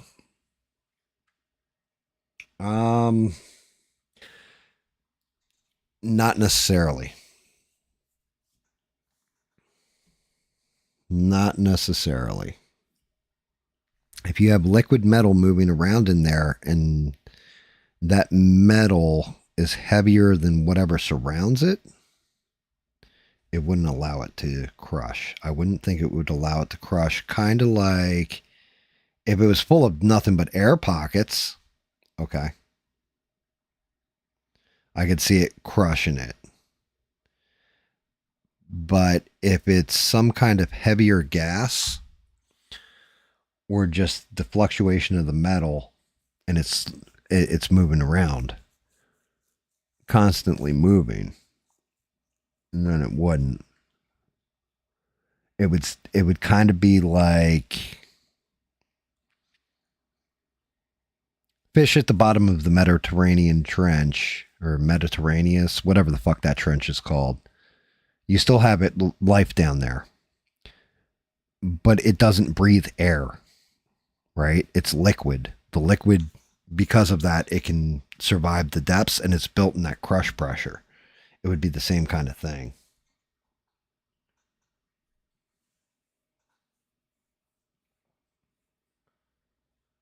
Yeah, or exactly, Francois. The other thing is you got to figure that the core is supposedly magnetic, so you would also have a repulsion factor. And because of the size of it, I mean, granted, it's not like, our sun, where our sun is, I think you can fit like 1,000,000 Earths in the sun or whatever. But when it comes to Earth itself, it's still gigantic.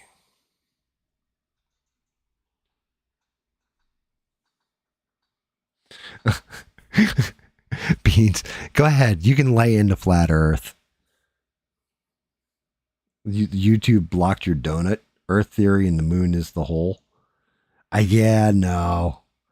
There was a part of me that I figured when Earth was formed that the moon, like there was an asteroidal impact, something like this, and it blew out part of our core / mantle. And then that got caught in the gravitational pull of Earth, and that would explain, it spun over billions of years and blah, blah, blah. The problem is, it seems like the moon is not made of the same shit as you'd find on Earth. And on top of it, there's been stories of, they crashed a rocket into the moon and it rang like a bell. And the moon is a weird fucking thing. And then watching how they behave. You out, Beans?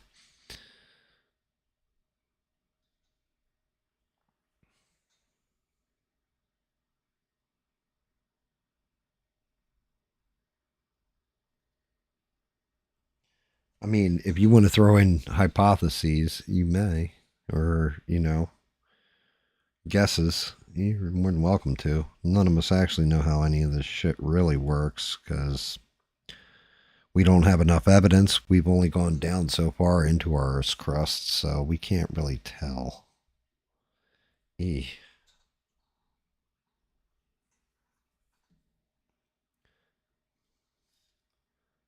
this up. Definitely don't want them skin breaks in here. But yeah, just like moon theory has always been very interesting to me because we also have depictions where they show the night sky and they didn't have the moon in there. They got all the stars and stuff, but no moon, which is weird. Like it didn't always exist. File this all under woo-woo theory.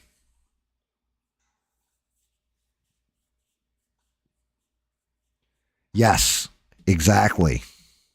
Exactly, Francois. There's theories that, where the moon wasn't there and it appeared, and I want to say that's like tribal though, for some reason. I don't know about biblical, but tribal definitely.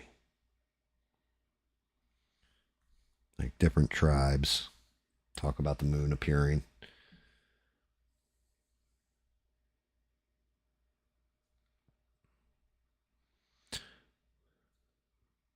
I mean, that's that one's weird too.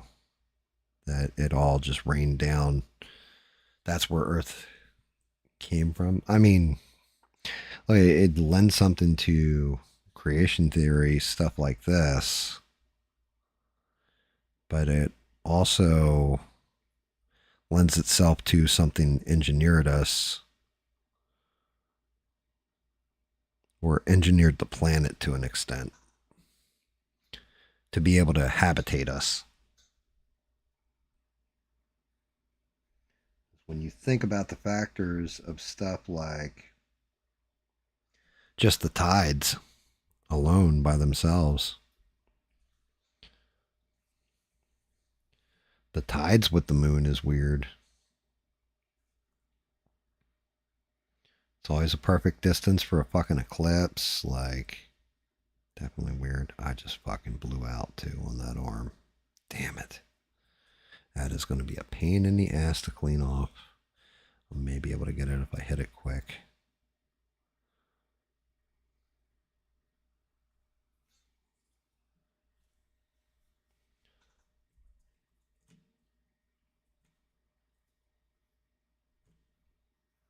So the dinosaurs, right? The interesting part about dinosaurs, I was just watching a thing the other day where everybody just assumes that they look like lizards, but they weren't lizards. Or, well, they were lizards, but they had spikes to them like porcupines and all kinds of crazy shit.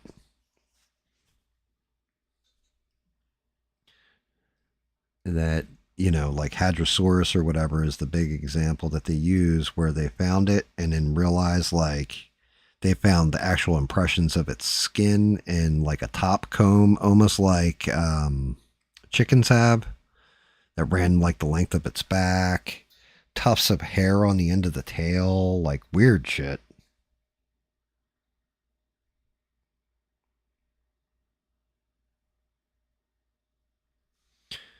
Definitely some odd stuff.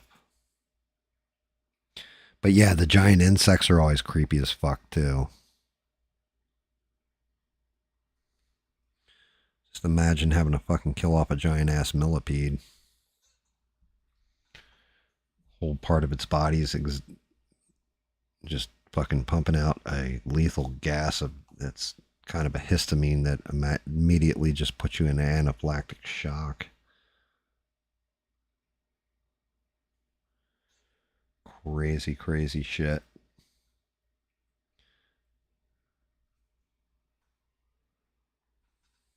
You think you watched the same vid? Yeah, I mean it was a cool video. I don't know. It just popped up in my feed. It was a smaller creator. It was smaller, I mean like a couple tens of thousands of people or whatever sub to him. But yeah, it was an interesting video and he really went in on it. Same thing with I tried watching this TV series. It was called La Brea because it's on Netflix or whatever. I'm bored, so I put it on in the background. And man, was it fucking, I was like, what the fuck is this shit? I was like, it was like people with very little understanding of what it takes to actually survive wrote this show. Like, it was bad. I was like, I'm not enjoying this at all. I turned it off.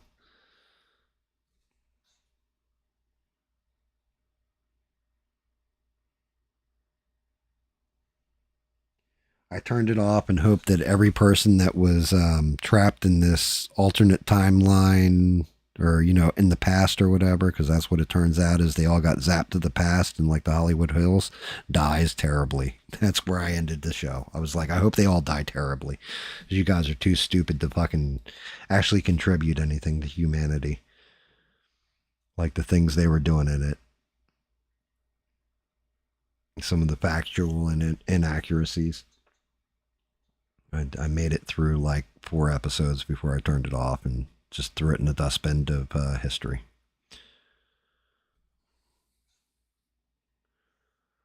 It's a shame. Hysterical, but a shame. Like I try to watch. Like I said, I'm watching. What is it? The Last Kingdom now. Because of Smurf and Bubba suggesting it. And It is just a not good version of Vikings. Like, it's entertaining and something to watch, but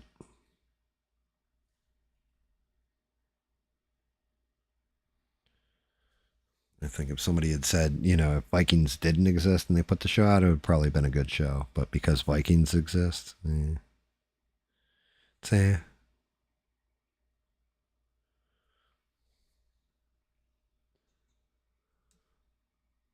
yeah, I get notified for all kinds of woo-woo videos and all that kind of stuff. I like my woo-woo sometimes. Makes you think outside the box and then try to apply,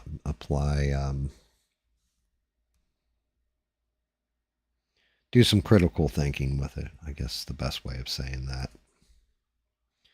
Apply some critical thinking.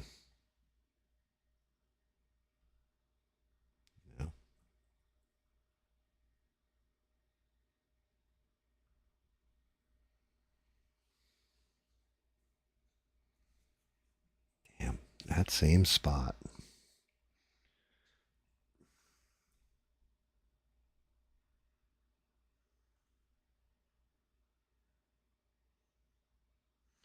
Just one spot under this arm, the way it's posed, that is a pain in the ass.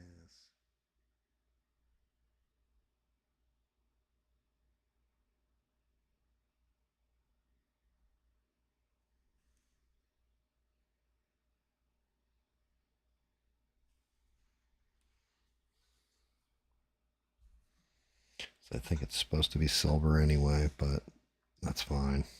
It is. It's supposed to be silver in that one part. So cryptids, depends on the cryptid. Some of them are true. That's, I mean, like, okay, chupacabra is probably a coyote with mange or whatever, right? But you have shit like the giant panda, which is probably one of the most notable actual, holy shit, this thing actually is real cryptid, where there was a researcher who he had his wife with him at all times. And he was like, yeah, there's giant pandas out in these jungles and everything else. And people all thought he was a laughing stock. He passed away. His wife actually led an expedition, went out and came back with one. So cryptids sometimes are real. It's just some of them are just total bullshit and made up woo-woo. But yeah, it is fun to watch stuff about boogeymen, though. Like, you go back, it's the same thing with like the Bible, right? Like, if you want to talk about a biblical one, which is what I was saying to you earlier, well, what I was saying to everybody earlier about when I started reading the Bible, I got the Ethiopian Bible simply because I wanted to read like Book of Enoch, stuff like this, and the way they go into the Nephilim,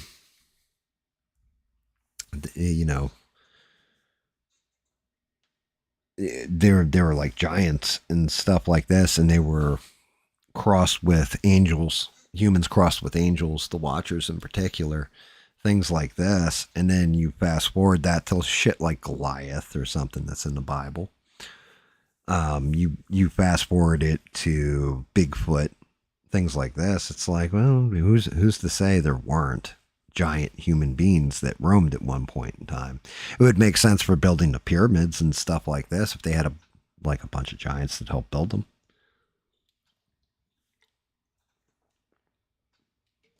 It would definitely be outside the box and something to think about. How true or honest it all is, who knows? You never know. Some stuff you would look at and just be like, that's absolute just bunk, and then turns out to be real.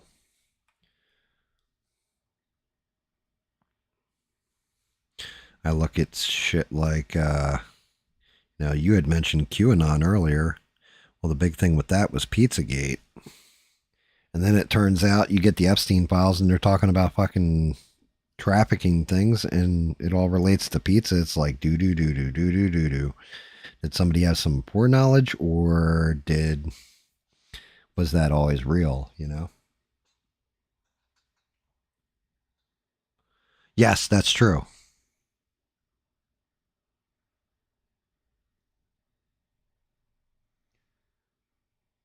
The thing with humans is it would be an offshoot of humanity if we're looking at it genetically. But then again, it goes back to the immortality gene. They found it. It only allows you to go to 120 years before your genetics fail. And that particular gene that only lets you go to 120 years looks like if we took the gene and edited it through CRISPR. So what's the deal with it? Like, what's up with that one part of our genetic code that looks like it's been physically altered? It's kind of odd.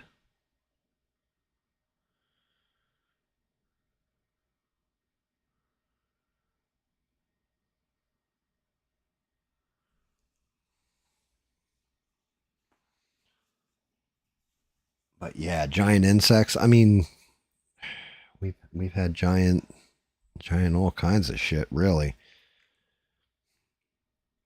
The inverse has to be true too. You have to have tiny things as well.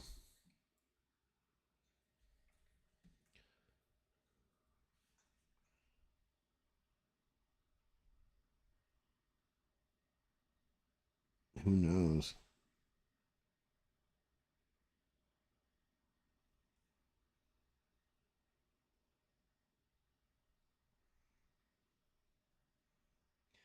I mean, we used to, well, and I haven't done this in a while either, but whenever I run out of shit to talk about or anything else, or just wasn't covering topics, I usually put on Art Bell and we listen to that while I'm painting. It's just something I always love listening to Art Bell. Some of those calls are entertaining, others are what the fuck.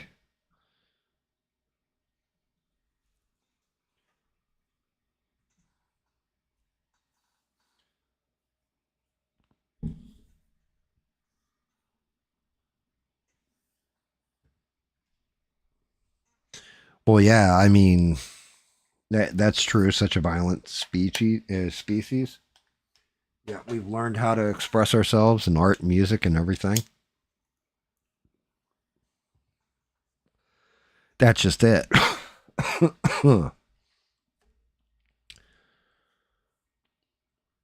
Man has propensity for great good and great evil. We are a duality and a balance when at the heart of ourselves.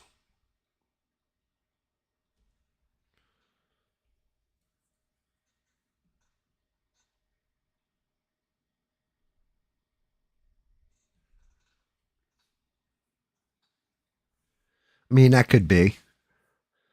I don't know about the megafauna, but the megaflora, definitely. Because the more CO2 that you would have in the air,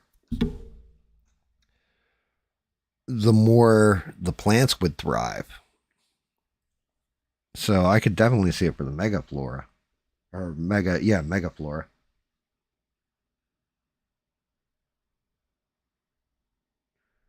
And if you had megaflora, then it stands to reason because while it's the exact opposite, something that breathes oxygen, it's producing more oxygen, then yeah, I guess that would account for megafauna being able to exist too.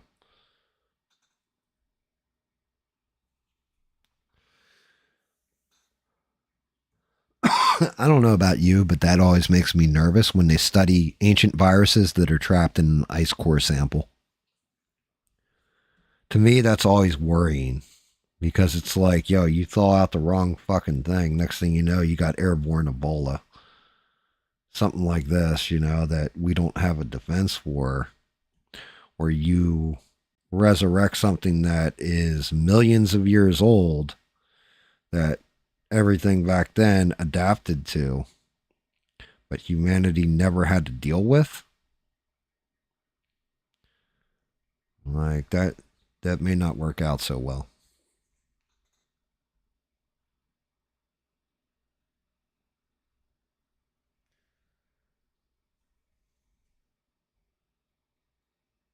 Whenever they're messing with stuff like that, I'm like, I hope you guys keep it in a room where you're wearing hazmat suits and you can just press a button and the whole room will turn into an inferno that'll burn it.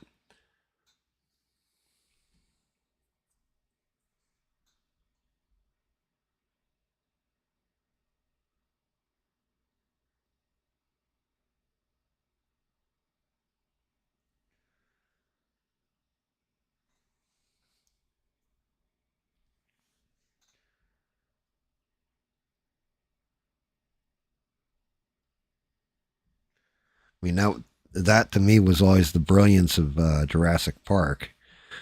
Wasn't just like, was actually the Jeff Goldblum character of, you know, why did we bring this shit back? We didn't stop to ask ourselves, should we? Like, it was naturally selected to be wiped out for a reason.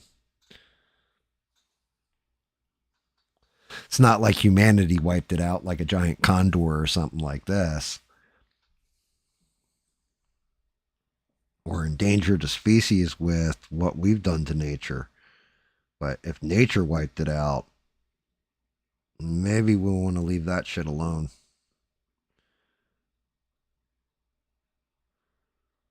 And I mean, granted, the book by Michael Crichton, the what's his name, John Hammond, was definitely, he was a scumbag in that book because he just wanted it all for profit. He didn't give a fuck.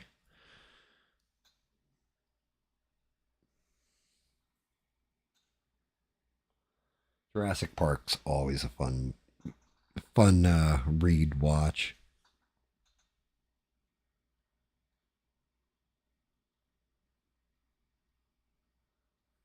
I'll never forget when it came out. I almost didn't go see it. And I was like, I don't give a shit. It's a giant dinosaur movie or whatever. And my buddy was like, no, I've seen it. You have to see this movie.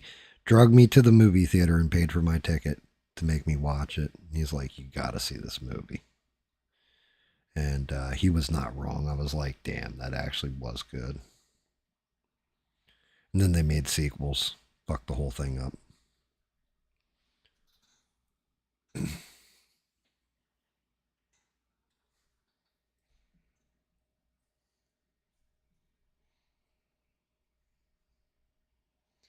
Yeah, it definitely pops.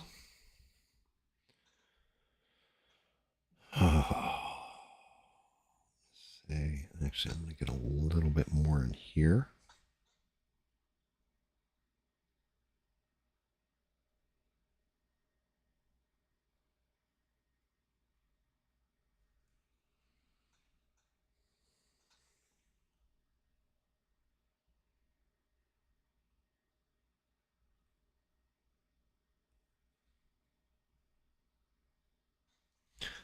Careful getting in right on these boobies.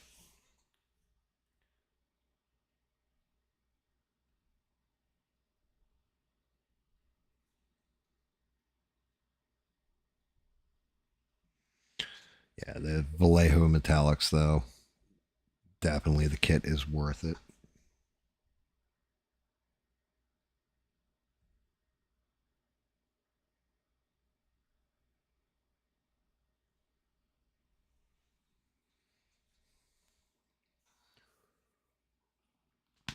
Oh, snap, crackle, and pop my back. Nice.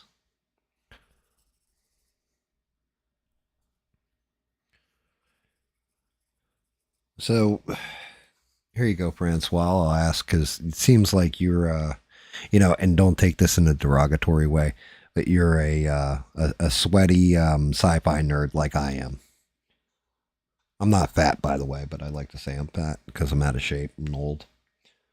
But you sound like a kind of a sci-fi nerd like I am. What would you say is the best sci-fi like TV series in the past? I don't know. We'll go back to 2000. Nothing pre 2000. We'll say the 2000 to 2026. What do you think the best series is?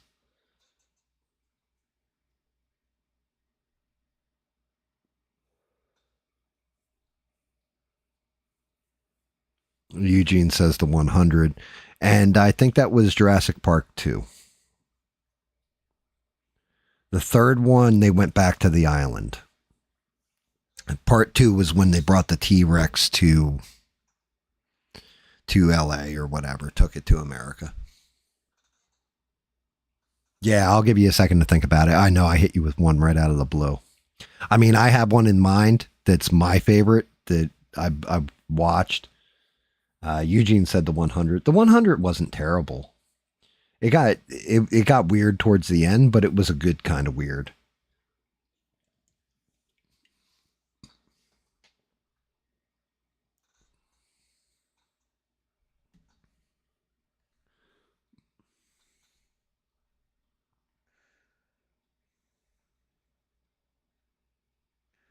Yeah, one of the things I like to do is give people TV series and stuff that I severely enjoyed, and pass it on to them so they can watch and see what they think of it, or maybe they have or haven't seen it.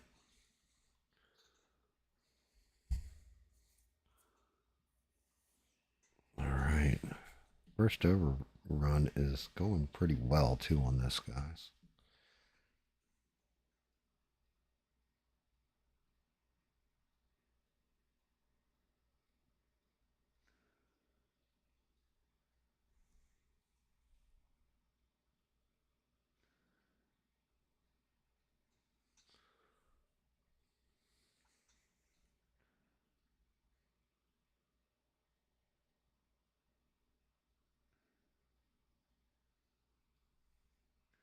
Anybody else can chime in too if you guys want to. There's like a sci-fi series you've seen that I should check out.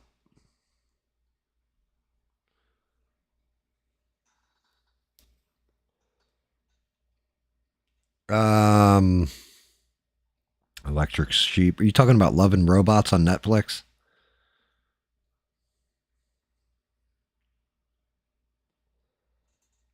And Lost in Space. The remake of Lost in Space was serviceable. It wasn't bad.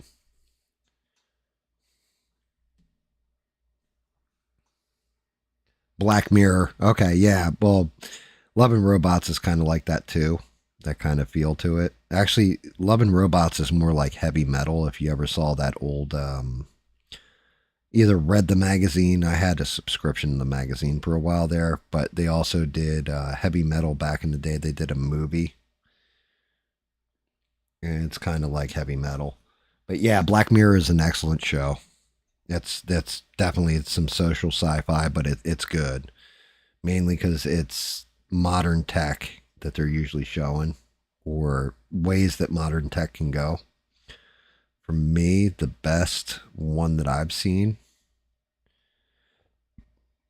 in the 2000s has been The Expanse. I don't know if you ever saw The Expanse, but The Expanse.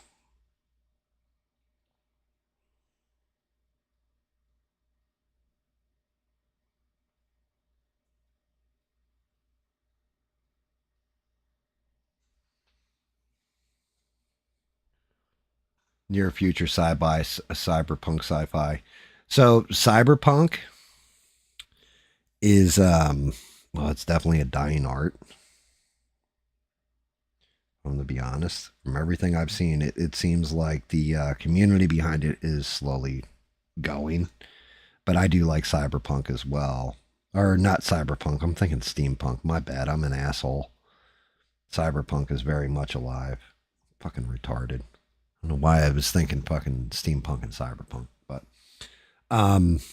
yeah, with the Expanse, I love the Expanse. Thought that was really great. The first season is weird because it's kind of a who done it kind of mystery, but then it gets good. It gets real good as the seasons roll on. I think that was probably like my favorite were, in my opinion, the best sci-fi out there. Black Mirror is definitely an amazing one too. The more modern seasons weren't that great, but the original couple seasons were fantastic.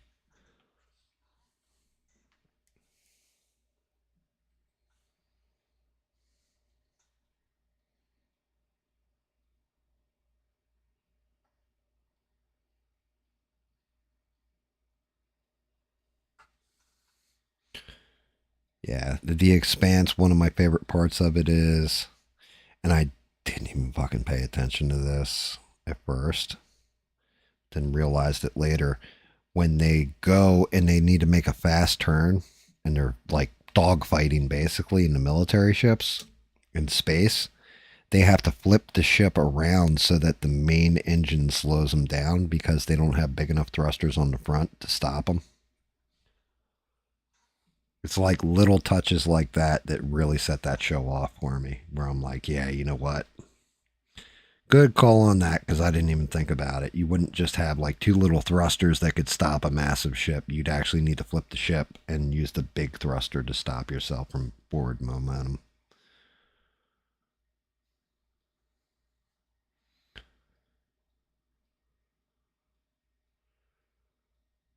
And then I think Battlestar Galactica, the remake, was really good, but I can't remember if that's in the 2000s or that started in the 90s. The follow up, Caprica, was kind of shit, but. And the ending definitely left a bit to be desired. But compared to some of the modern shows with the way they end, it was a fucking pretty good ending in hindsight.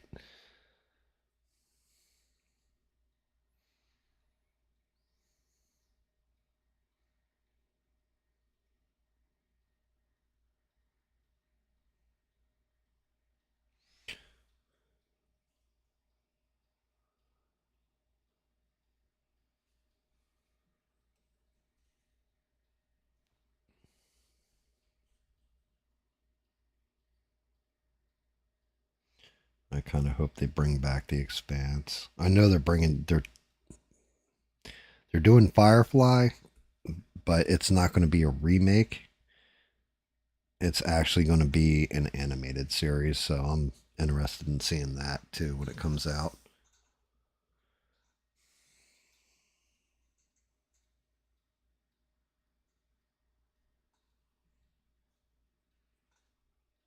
And a ring done.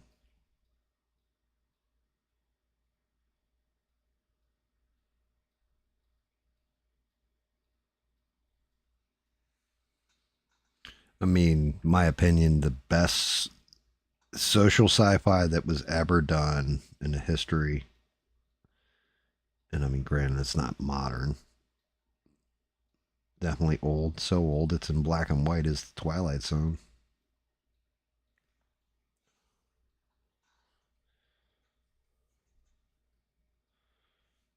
Still think that might be probably one of my favorite, if not my favorite shows of all time.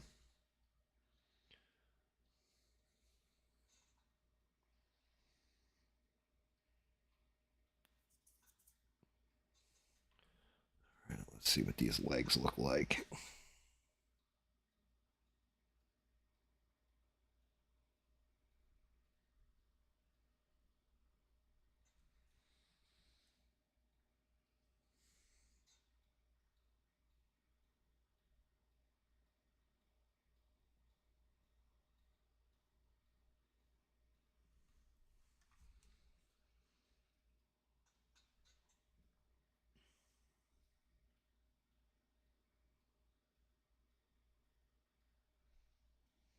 You know what? Now I'm thinking about it. Eugene, you said the 100, right? Was the 100 the one with all the kids on the planet? Because that's the show I'm thinking of, where they're like on a spaceship, they end up on the planet and all that kind of stuff.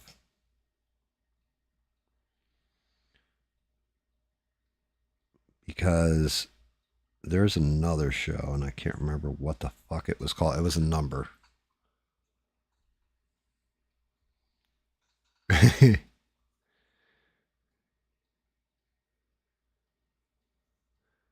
not really your neighbors. You think 1954 Invasion of the Body Snatchers? Um, it was good. It's a classic. So was the remake with Donald Sutherland was a classic too.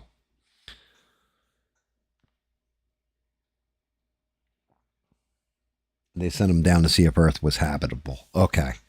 Yeah, okay. There's another one, and I want to say it's called like the 1400, where a bunch of people disappear and then reappear and they all have superpowers. I think that was called the 1400. But yeah, the 100, it was the show I was thinking of, where they send the kids down to the planet and then they end up barring the future and what have you, if I remember correct. But yeah, Invasion of the Body Snatchers is interesting. But yeah, Twilight Zone, there was just too much with the everything was you did have Creatures of the Week and all that stuff, but you had things and they even did an updated version of it. There's an episode of the Twilight Zone that is very prescient. That well, actually a lot of them are prescient, but the one that I'm thinking of, it was called The Monsters Are Due on Maple Street. And the aliens in the original, it was aliens. And they came down and they like, everybody's like, oh, I saw a UFO land and all this kind of shit. And they think that each other is the alien. And what it turns out is the aliens are controlling all the electronics and turning on like the car, making the car go off when this person's near it. So everybody starts they all kill each other because they think everybody else is an alien. And then the aliens are like, yep, we want to conquer humanity. This is the easiest way to do it. They're so distrustful of each other and all that kind of stuff. This will be super easy.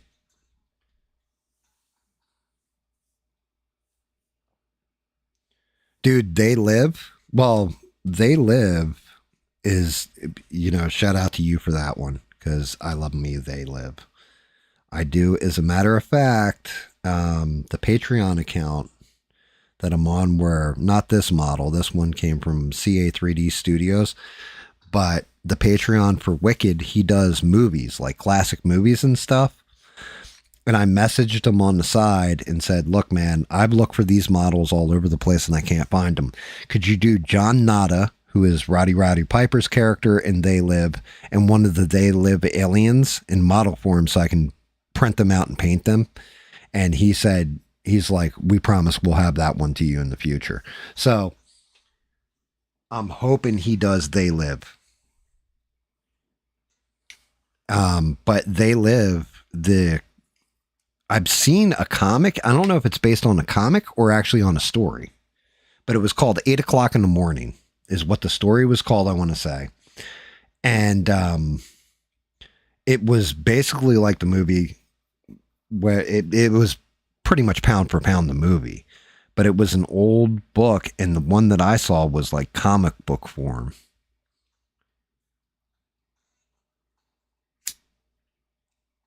But I actually showed my daughter had come to visit. She had never seen They Live. We were talking about old wrestling and Roddy Piper, and because he's my favorite wrestler of all time. I said, yeah, he was in that movie They Live. You've probably seen him before. She goes, what's They Live? I'm like, you're fucking kidding me. So I put They Live on, and she was just like, holy shit. She's like, wow, this feels like it was made yesterday. I'm like, yeah, it does, doesn't it? It's fucking twisted. So yes, that is definitely a fantastic movie.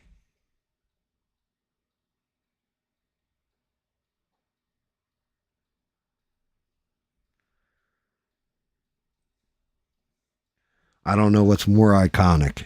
The I came here to chew bubblegum and kick ass, and I'm all out of bubblegum scene, or the fight between Roddy Piper and Keith David.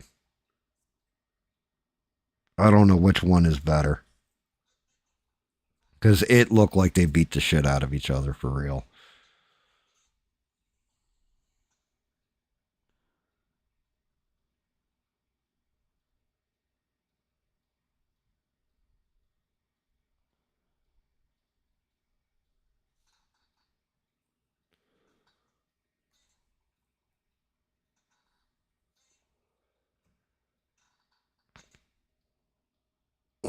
I always liked The Thing too. John Carpenter's remake was great. What was it? The Thing from Another World. Is that what it was called? Another Planet, Another World. The original black and white was pretty good. The remake was amazing. I could believe that. Yeah, yeah, and Roddy Piper and Keith David actually choreographed the whole thing together. They actually hit each other in parts too by accident, like actually punched each other and shit.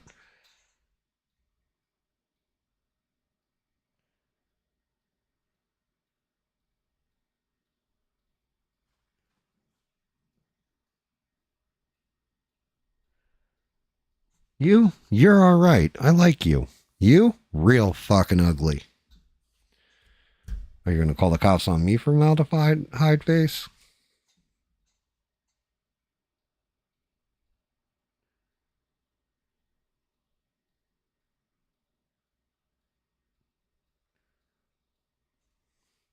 Just all around great movie.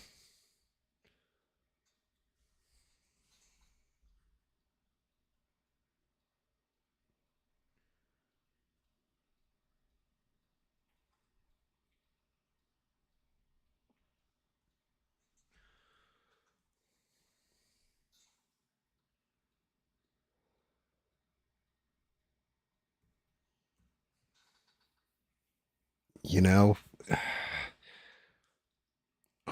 yeah, Blood of the Dragon. I don't. Yeah, I've never seen Blood of the Dragon.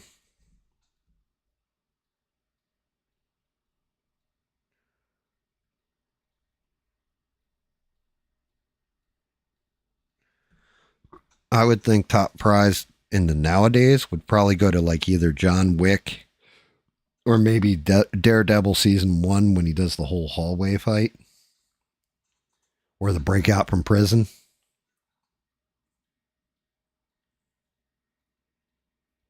It's the best fight scene on film. I'll have to watch it. That sounds interesting.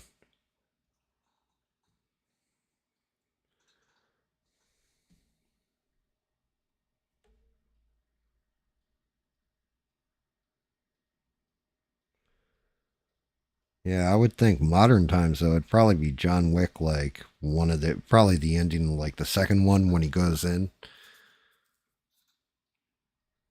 Or we just talking like fist fighting, like kicking the shit out of each other fights. Do they include like gunfight scenes?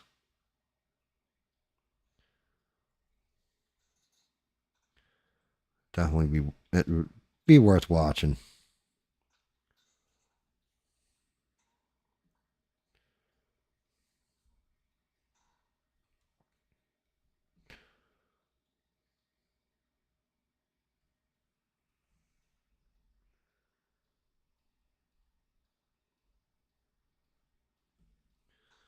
I'm gonna need more paint.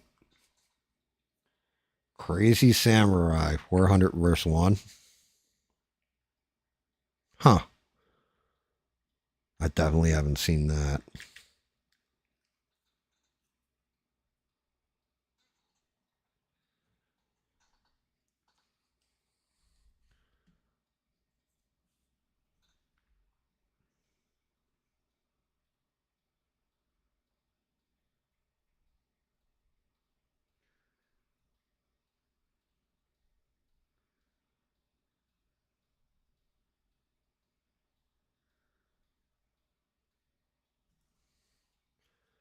I mean, I've definitely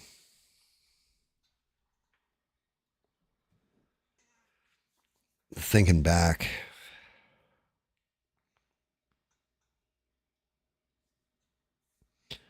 thinking back on it. The John Wick fight scenes are well choreographed, all that stuff, but I guess you have interruptions in the action. So I don't know if they would count. An hour and 17-minute fight scene? Holy shit.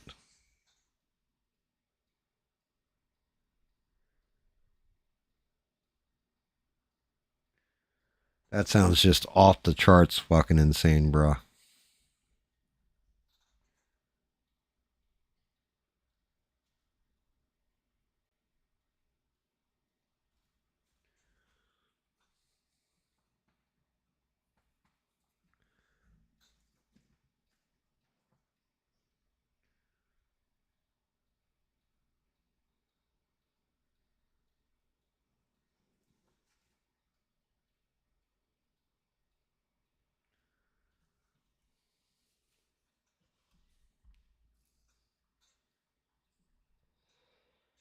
Could you imagine?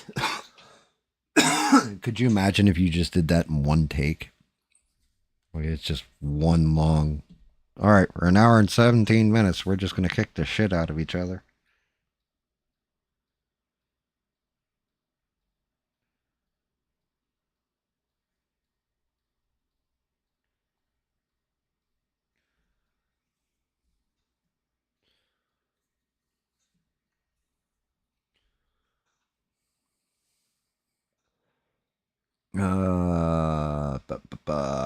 Like what kind of 1970s Hong Kong action?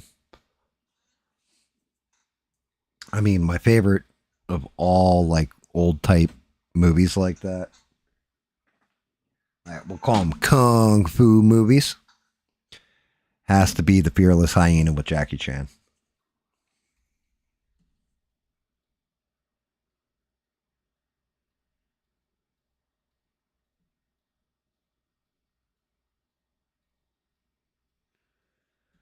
And of course, anything with JJ Sonny Chiba in it too was always great.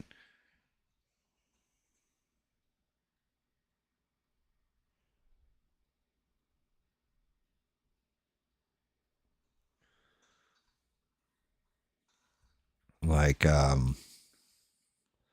mean, are you talking like?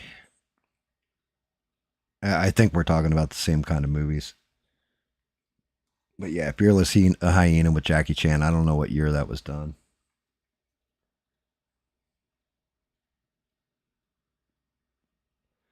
So okay, so you like stuff like Street Fighter Returns, and Street Fighter's Last Revenge. Sister Street Fighter sucked, but the rest of them in that series were great. Um,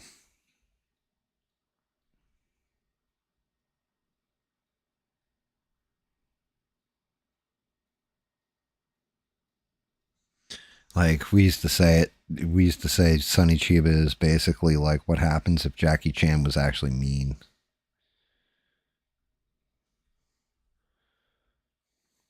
Here's a movie for all you guys out there in case you haven't seen it. It's definitely worth checking out because it's just fucking ridiculous and hysterical all at the same time. But it's a movie called Ricky O, The Story of Ricky, where dude's trapped in like a prison.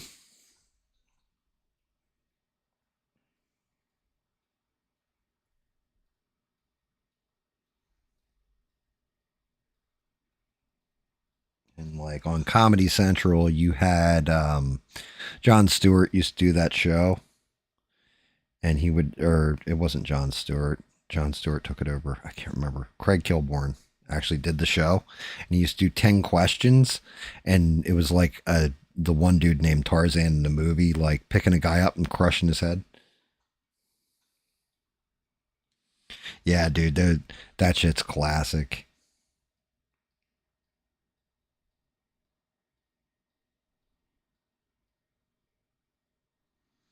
Yeah, we used to watch all that stuff. We used to watch all the.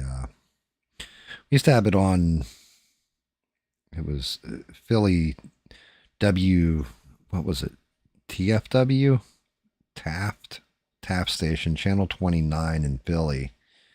Every weekend, you would have Kung Fu Theater, and they would always have those kind of movies on.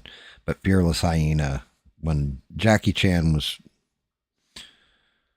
when we were first doing martial arts and stuff like that, we would go look for odd martial arts films like that. And Fearless Hyena was always like my favorite. Boy, where does Chimpanzee live?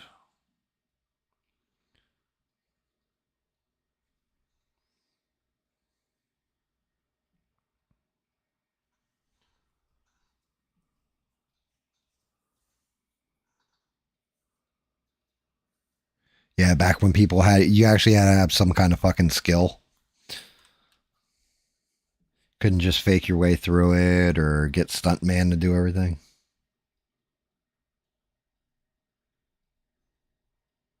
Like Five Deadly Venoms and Eagle and what was it? Eagle and Snake Shadow, I think, was another one for some reason.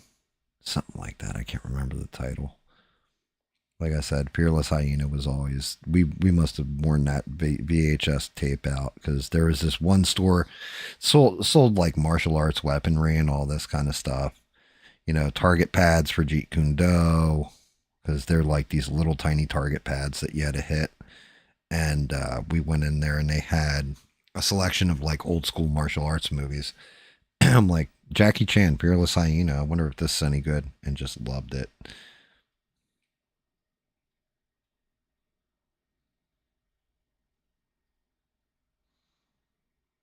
It's interesting, but Jackie Chan has never been a villain in any film. He's always a good guy. Sho Kazugi. Crippled Masters, possibly.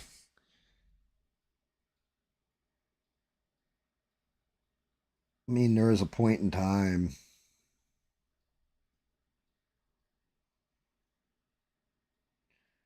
There was a point in time where we would watch. We started off by watching like subtitle or dubbed, right? We would watch dub stuff, and then all we would watch was exclusively anything that was subbed, anything subtitled. Like it was like because it just didn't translate from the actor to the voiceover actor sometimes, so we started watching everything in subs.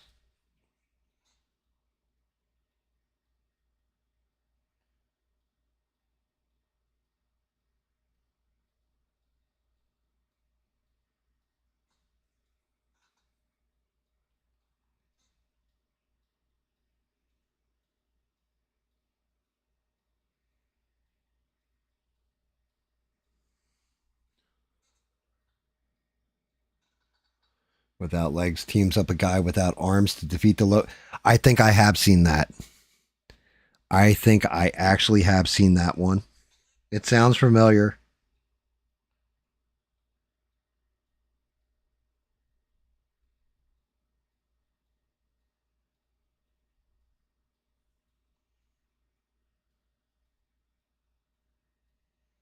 You said like black exploitation. Are you talking about? You said that earlier. Are you talking about like Cleopatra Jones, Hell Up in Harlem, Dolomite Returns, like those movies?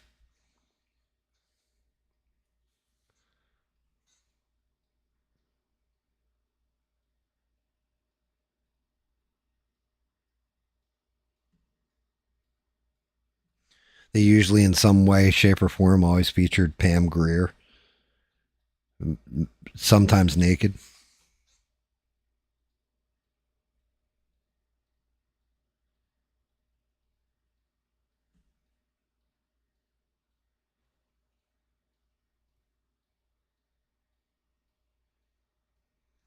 I mean, if you've never seen it, you got to check out Black Dynamite.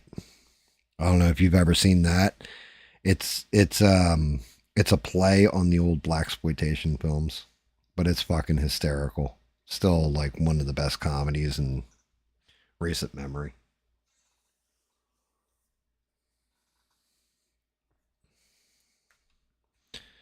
Black Dynamite will always forever crack me up. Grandmama, don't you never interrupt my kung fu training.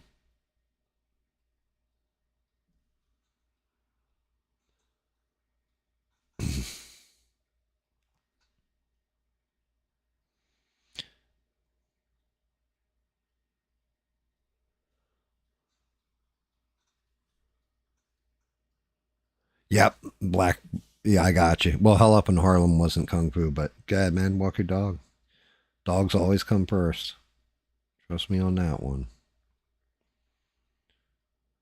Trust and believe that one.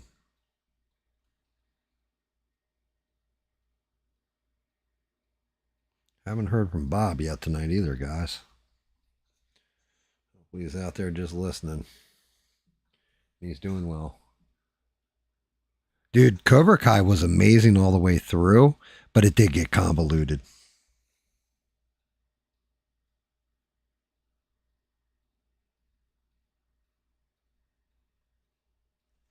I just recently rewatched all of Cobra Kai. I forgot how good the show was. But you are right. It does get convoluted.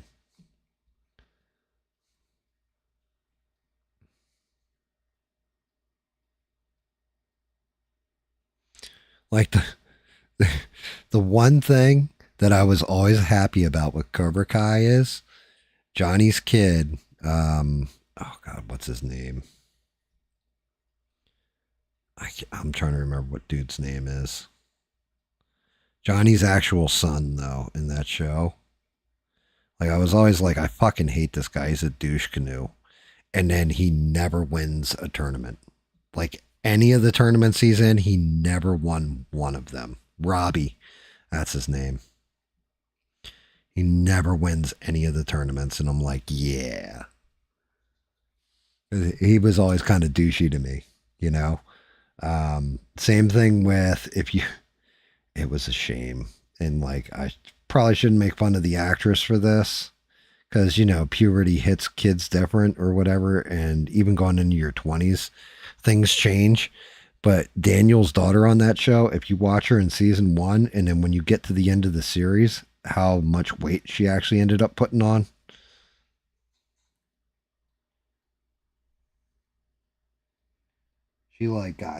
She got fat as hell. She got a big old booty.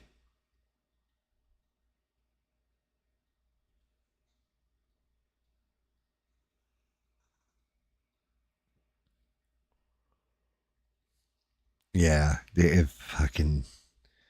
But I never did. I never liked. I never liked Robbie. I was like, what a little fucking douche. It's like you can definitely see the one kid. What's the black kid's name?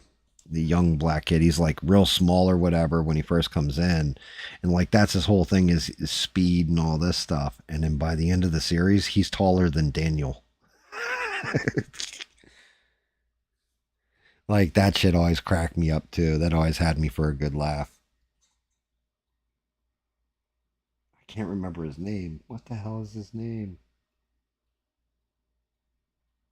But they brought back like everybody that was in the Karate Kid movies for the most part. Well, everybody that was alive. Even the original members of Cobra Kai, which one of them passed away. Like he was on one season, and he passed away on the season, and then passed away in real life later. The guy who played Dutch died too, or whatever, had health problems, and that's why he was never on the show. They just said he was in jail.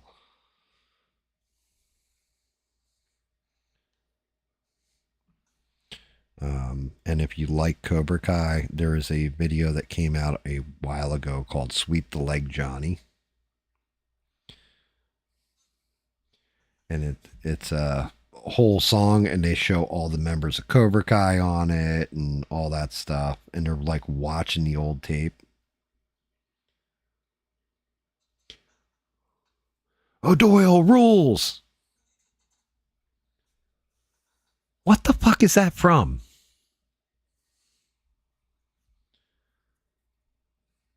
I know that too. Don't they all go off a cliff in the car too? Karate Kid, the movies. The first one and the second one were classics for the 80s. Um, it was back from the future. You mean Back to the Future?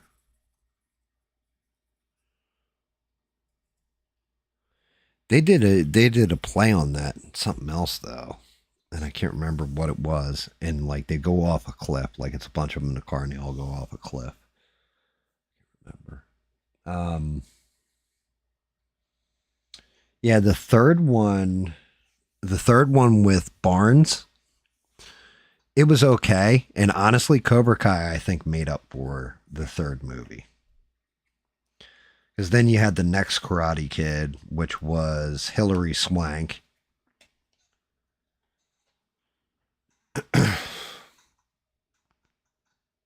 But the girl from part three, what's interesting about the girl from part three in Silver was the other one that really play a big part in Cobra Kai. But the girl from part three that he doesn't get together with because he's still together with Kimiko. She's just off at school or whatever. Kimiko. That girl, she's in Cobra Kai later on, and it turns out because him and his wife go through like a split up, and the wife goes back to her mom's house with the kids. She's like, I'm taking the kids and I'm going back to the mom's house. And then her cousin comes to visit, and it's the girl from part three is actually her cousin who introduced her to Daniel. So that was like, I was like, oh, that's a cool way to work her in. That she was always friends with Daniel, because then she's telling like the cousin or whatever, the girl from part three, like, yeah, there's this dude Silver who came back into his life and is trying to ruin it and everything. She's like, oh my God, Silver? You don't understand what he did to Daniel back in the day. But it took a good hot minute before I figured out exactly who she was. I was like, wait, I know that chick from somewhere. And I was like, oh shit, she's from part three. That's right. She was the girl in part three that he wasn't dating. She was just his friend when he was trying to set up everything. Cool. We're talking about, have you ever watched Cobra Kai? I don't know if you've ever seen Cobra Kai, Francois. Show's fun. Like, it's a fun show. Like I said, it gets convoluted later on. I swear to God, I'm like Johnny Lawrence in real life without the karate background or the karate championships. But fucking shit cracks me up.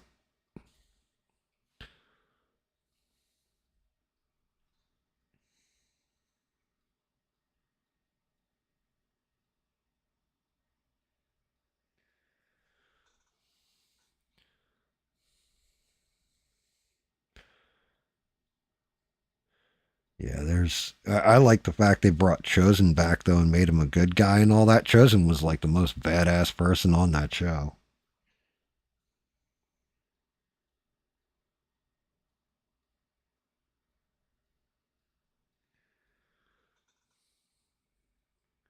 So it's on Netflix. If you ever get a chance, check it out. The whole premise behind Cobra Kai. Have you ever seen the old Karate Kid movies? I don't know if you've even seen the original Karate Kid movies, or it was something you were just like, yeah, I wasn't a fan or into them. Like the whole premise is that Daniel LaRusso is actually the bad guy in those movies, and that Johnny was actually the good guy. It's kind of like the main premise of it, because it's like Daniel came in from out of town, Johnny and his girlfriend were on a break, and then Daniel fucking stepped in, stole his girlfriend. He was like rolling a joint to party with his friends at high school, and then Daniel hit him with the hose and ruined their party.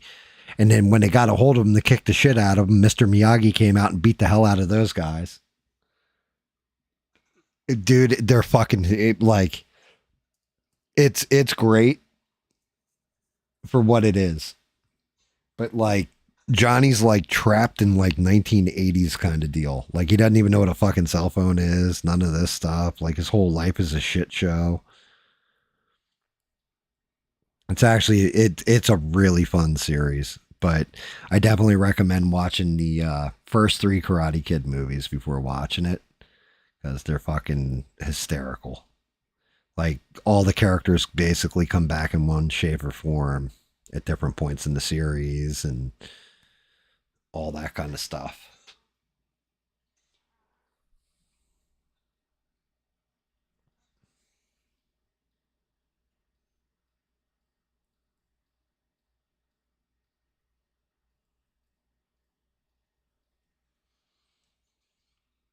Just some things are like the first time somebody pitched it to me, I was like, I don't know about that. And they're like, no, you got to watch it, man. It's pretty fun. And then I did watch it. It was on YouTube, actually. YouTube started it. They did the first, I want to say 2 seasons. And like, there's definitely some nonsense and some ridiculousness to it, but it's a fun show.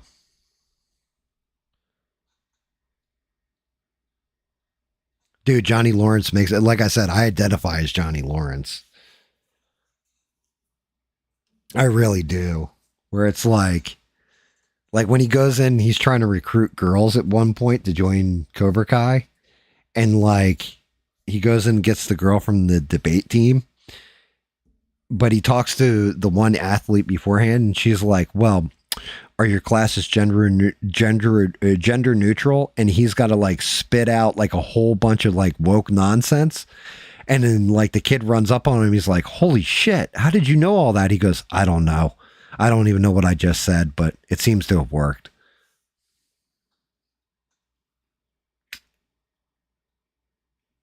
Mm. Yes, it was Billy Madison. It was Billy Madison. Good call on that, Ian. Dude, spectacular job. The question is why? Why did that come to mind?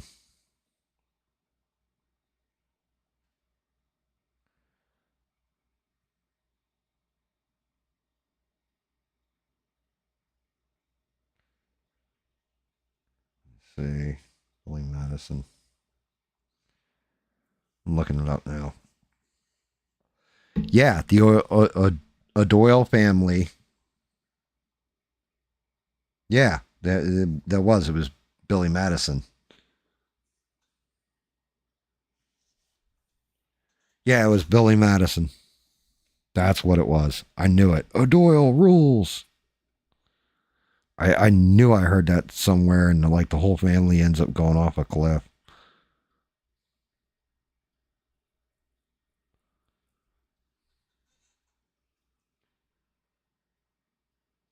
Yes, I'll be using.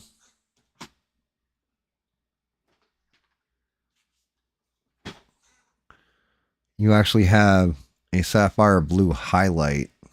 Hold on, as soon as I get the damn camera to come in. So this is the highlight I'll be using on the metallics. I'll be using this highlight for the metallic, and I'll be going on with a light dry brush and barely hitting highlight. I'll also be doing the same thing for the purple too in certain spots.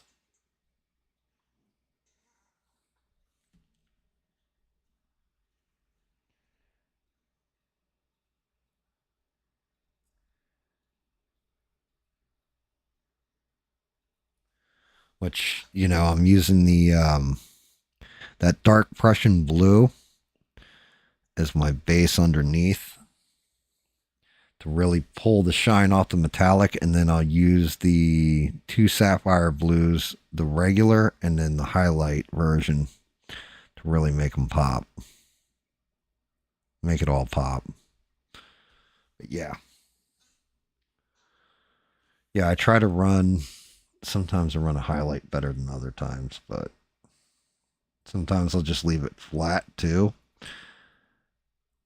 Like with Warhammer stuff and everything else, you're kind of setting it on a board from a certain angle.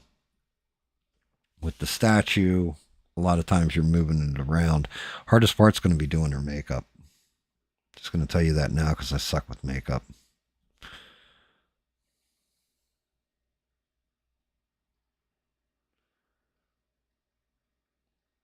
And the gold, that's actually a good call. Let me see. And the other one I could use is a yellow green. If I really wanted like a contrast and to pull the highlight a different way. But because I'm going in a blue on top of a purple, adding a little bit of red into the highlight would also pull the eye a little bit, I'd say. Like for blue, I would be pulling like a little bit of orange in there too to really make it pull, but I want to go more towards a reddish orange if I did that, just to get the highlight to contrast if I was so inclined. But yeah, a gold is a good call on that too, especially since I'm not using gold anywhere else. The yellow would pull.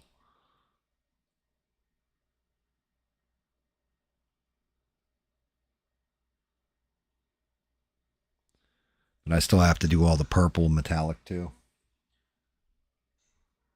Folk art rose gold. Dude, that's awesome. Yeah, I've got that sitting up here. Here, hold on, I'll tilt this. So you can see in the background, I have damn near every color of folk art. That's what I started with. I started with folk art, and then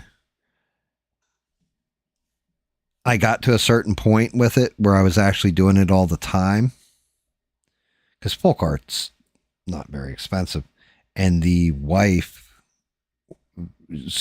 for, I think it was it Christmas, guys, or my birthday? I can't remember, but she got me the Game Color Foundation case from Vallejo as a present. So I started painting in Vallejo. Using Vallejo because of the coating and everything else with it. And then was that our anniversary? I can't remember. It was my anniversary or Christmas. She got me the Vallejo full collection of true metallics. So I've been using the hell out of them ever since I got them.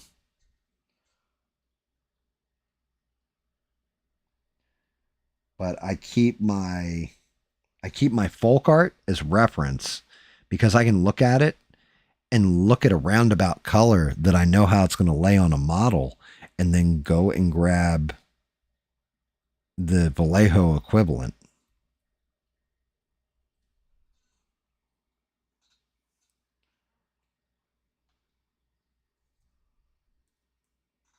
Dude, the folk art metallics were amazing.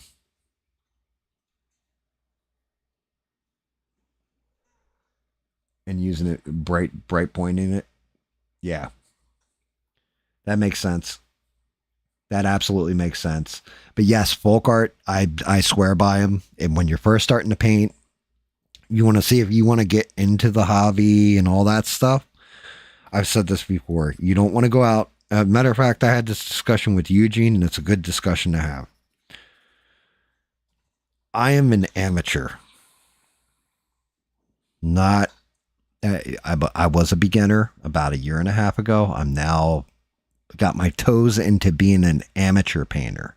So this is all new to me, right? I'm not a professional. I'm not a master. I'm not even an intermediate at this.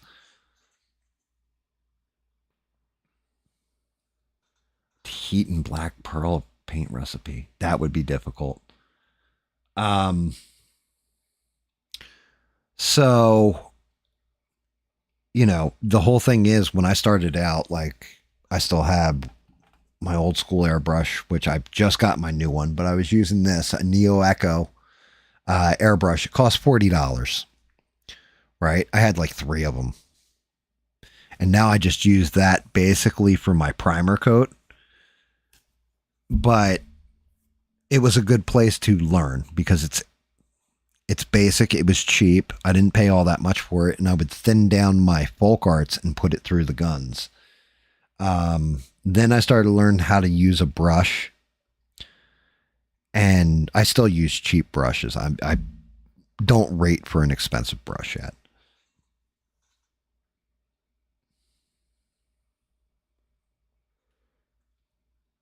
Yeah, rose gold is fire. Yeah, so now I'm up to like a beginner Iwata airbrush is what I've been using. I just got it. This is the first paint job I've applied it for skin tone, and to be honest with you, I can see why people swear by Iwata. For example, it was the same thing for the paints. I started off with folk art. Actually, I started off with Plaid. Plaid makes folk art too, but the Plaid paints actually have a thicker pigment to them. And I started off with that, kind of went and then the folk art actually went through the gun easier because the pigment's a little smaller and it's easier to break down with thinner. And I started doing folk art, and then I switched over to the Vallejos, and man, it's a game changer once I switched up the paints. Oh, Jesus, $300 in paints just trying to get that recipe? That's crazy. That is crazy. But yeah, I mean, that's just it. It's been a learning curve and an experience because I just enjoy painting.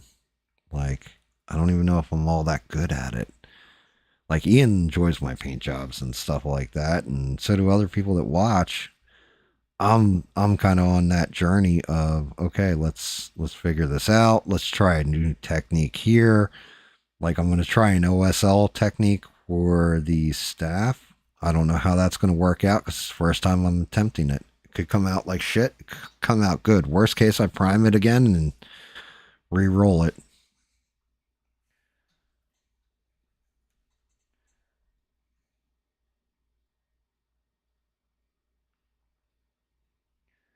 But that's where the always be creative slogan came from.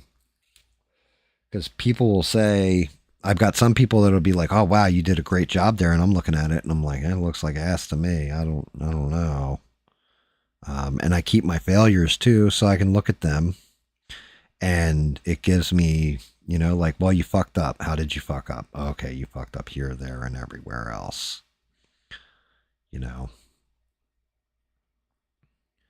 And then somebody who's watching and kind of learning too can look at my mistakes and go, oh, he screwed up doing it this way. If you do it this way, it works.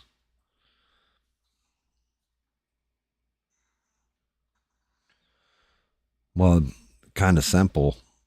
We're going to go, I'm not going to go to a full crazy over the top OSL with it. I just want to make it glow. So what's going to happen is I'm going to go hyper white in the center of the ball and then taper out with purple as bright as I can get it.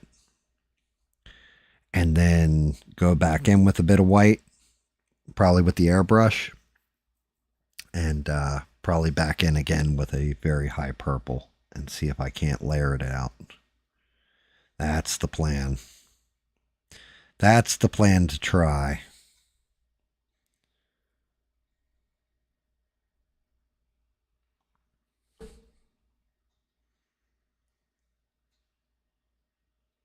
Yeah, you've come a long way, but I'm looking through a phone screen. Well, I appreciate that, Ian, any which way you slice it.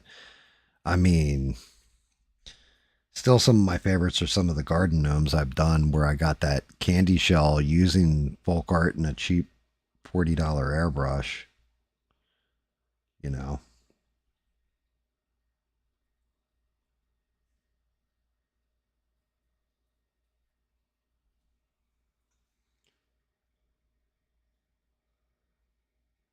Yeah, I agree.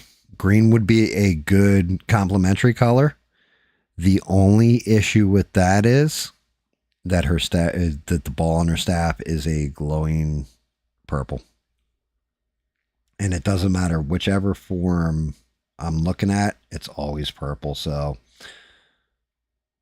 if you look at the here, hold on, I'll show you pictures. I've combined like 3 different versions of Evil-Lyn, right? In doing this. Because you have old school original figure, which is this. This is your old school original figure. You also have character renders that look like this. This is the 2000s version.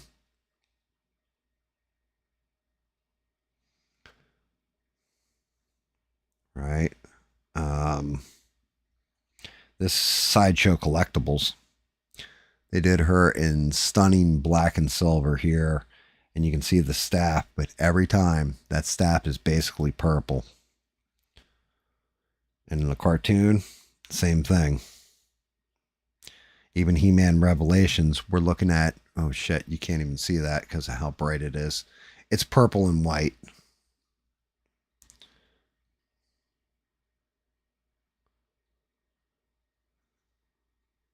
This one they did a little bit different. They've got it in a red.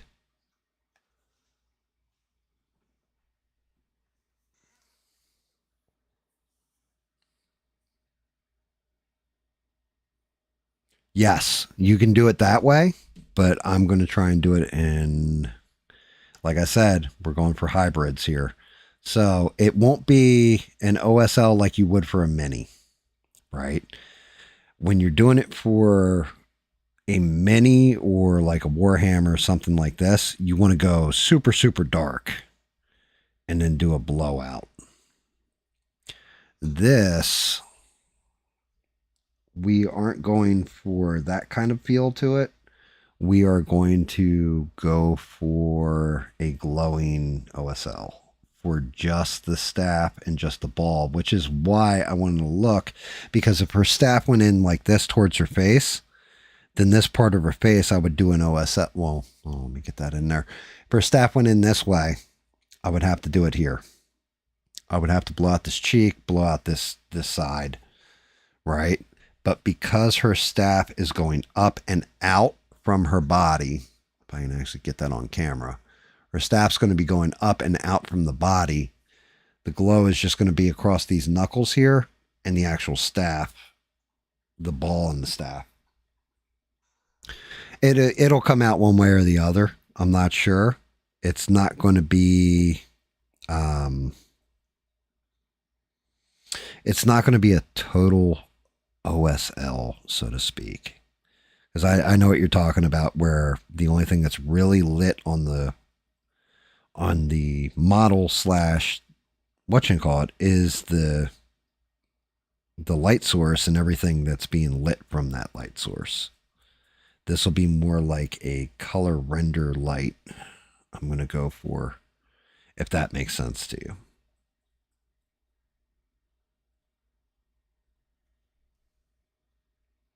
So it's not going to be an actual OSL, but it will be a light source on its own.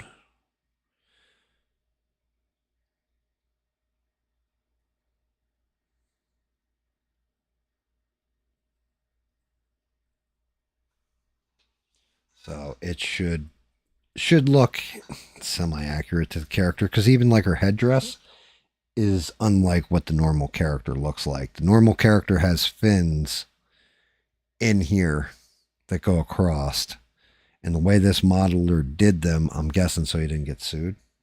Same way I've got a He-Man that he's got like a beard and all that kind of shit. But the way he did this one is different. So because of that, I can fuck with the paint colors a little bit and try and do them where kind of comes out like the action figure with the sallow skin, but also comes out like the real. Yeah, I mean that's not a bad idea. You'll see what I do. Well, we'll see if it works. I'm going about it. Your way is probably the correct way of going about it, but I'm going to go about it a fucked up way, and we'll see if we get the effect that I'm hoping I get out of it.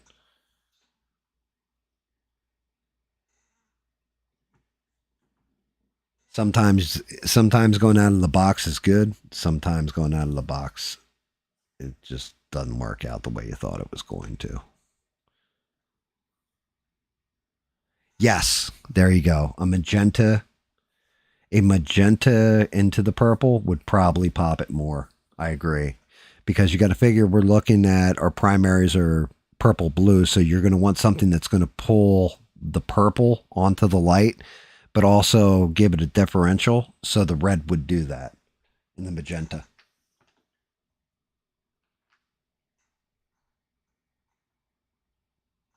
Reaching for. 77148.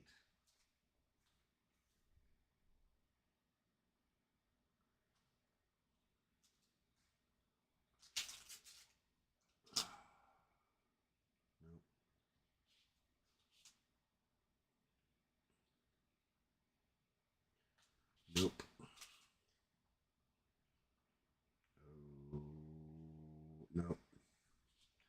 Way too dark. Are we in shades? Yeah, we're in shades. That's why I need to come up a notch. 77129. So we're gonna go into it like her outfit. I'm gonna go into this celestial violet is what it's called. 77129. It's actually a base. Yeah, a blue glaze works on skin though. So a blue glaze, red glaze, and you can use depending on the hue you want. You know, blue, red, and so I've seen people put green in on the skin too to balance the tones. It's really kind of dealer's choice.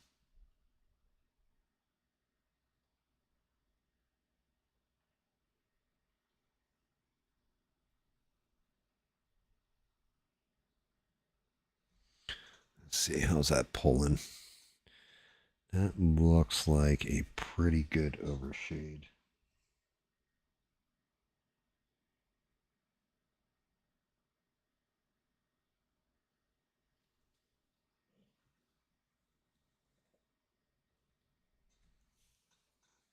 Let's see.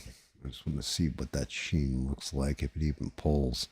Because if it doesn't pull, I might go to a brighter one. Let's see.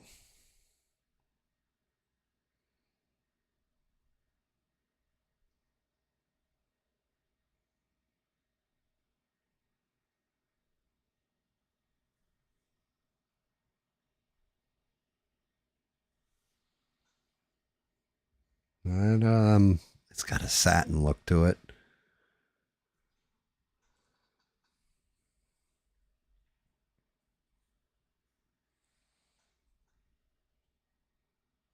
Yeah, I mean, with this one, I definitely used moon yellow, I want to say, was the color.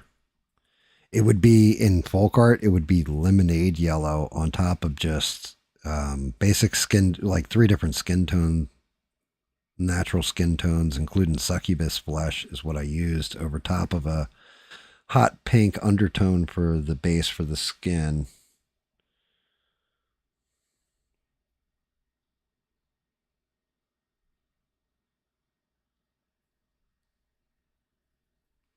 Just want to see what her head looks like with this purple applied.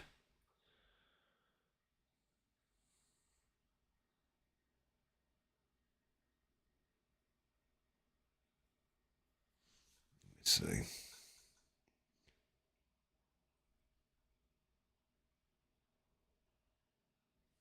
It's not bad. It's definitely very satin feeling on the metallic for this purple for some reason. Maybe because of my undertone. I'm not sure. Maybe I don't have enough flake in there. I don't know. Where is that?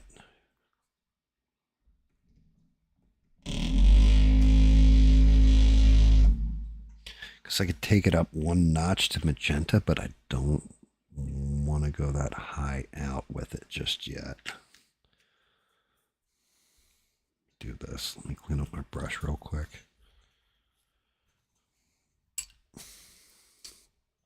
Go to a thicker brush so I can get a better. Oh, shit.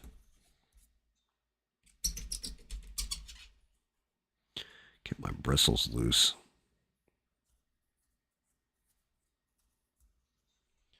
Let's see.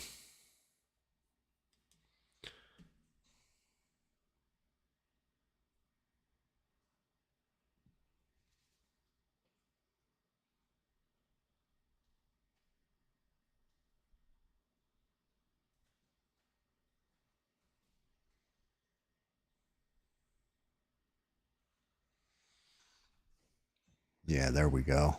that's a little bit more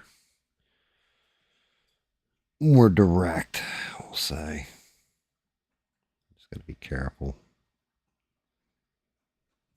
Go back and re-edge after I'm done.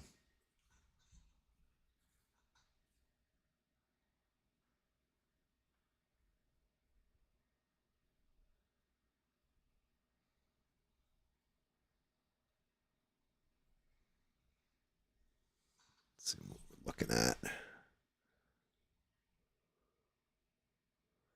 Yeah, that shimmer you get off of it is not bad at all.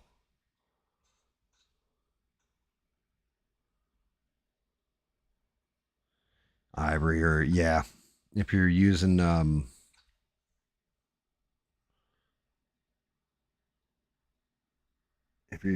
folk art, usually you want to work in a lot of glazing.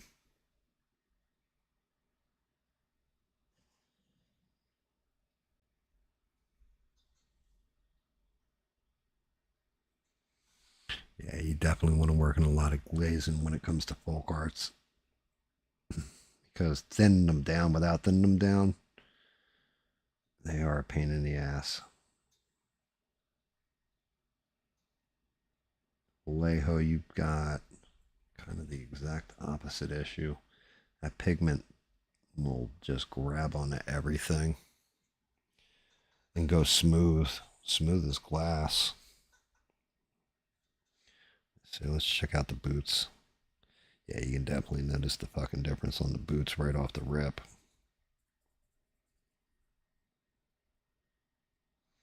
So like light highlighting in here with a dry brush is probably going to be the way to go.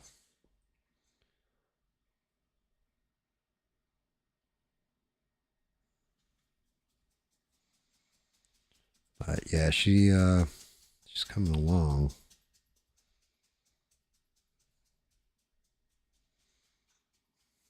We have enough of a break in there so you can see it.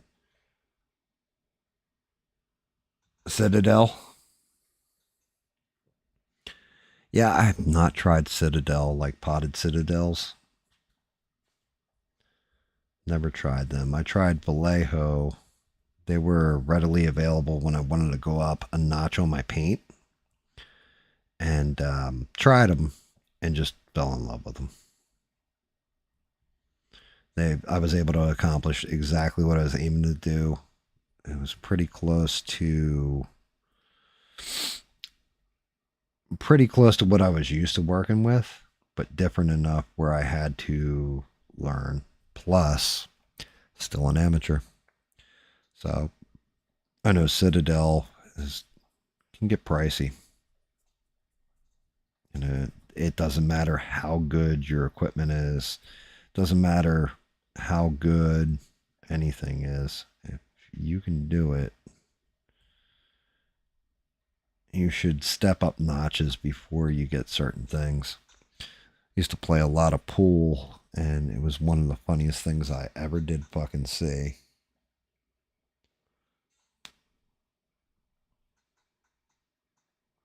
Ceramic coat for a lot of stuff. That's pretty cool. Yeah, there's a couple different ones out there. I know acrylics is another brand that a lot of people rave on. But yeah, whole thing is really it's about the person who's painting. Depending on their skill level, I would say is kind of where you want your paints and stuff. And I take it back to that pool analogy. There's a kid and his name was Toby. Toby shows up and wants to join the fucking pool team. Well, I was like, have you ever played in this league before? Are you any good? And all this. And Toby's like, I haven't played league, but I'm a hell of a shot, is what he tells everybody.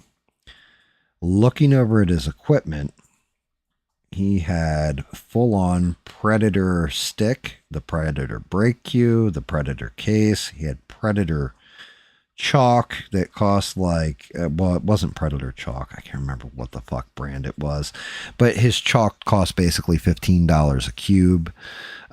His stick was at least a $1,500 stick. His case was probably about $300 at that time. He had all kinds of, like, you name it, he had it. All this kind of equipment and shit. Toby hits the table, can't make a fucking ball. They had him on the pool team for, I think it was like a quarter session before they said, yeah, you need to come back later, because it was like, oh, this kid's going to be hitting break and runs. He's going to be doing this. He's going to be doing that. And he couldn't even, you tell him to put English on a ball, just put top English on it, top left English. It'll go right in that pocket. He'd put bottom left. He didn't know what the fuck, well, I don't know how English works. Like what? So sometimes there's people that will go out and spend thousands of dollars on equipment and not even be able to use it correctly. So I'm kind of one of those people where until I get it down to I'm actually really good at this, I won't buy better until I've stepped up a notch. Till I notch up, till you get better. And then the difference becomes almost instantaneous.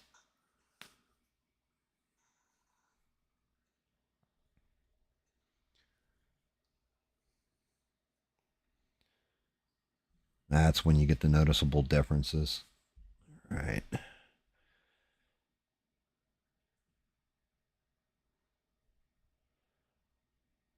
This brush is going bye-bye real soon here.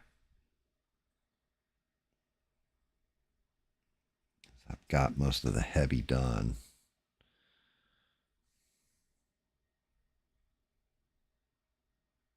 Try and keep this light so I don't kill off her fins.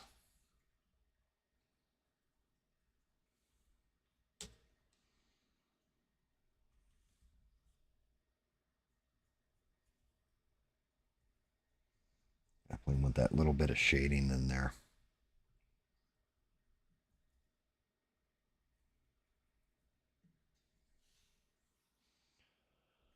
Same thing for the interior.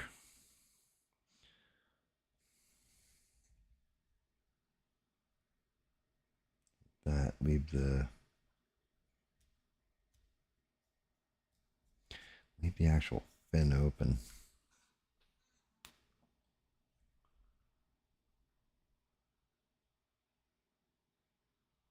Oh yeah, dude. Well, Warhammer painting is way different than this. Well, so technically, I mean, it is kind of the same, but it's completely different because you're doing a full army, right? So you need every unit to look the same.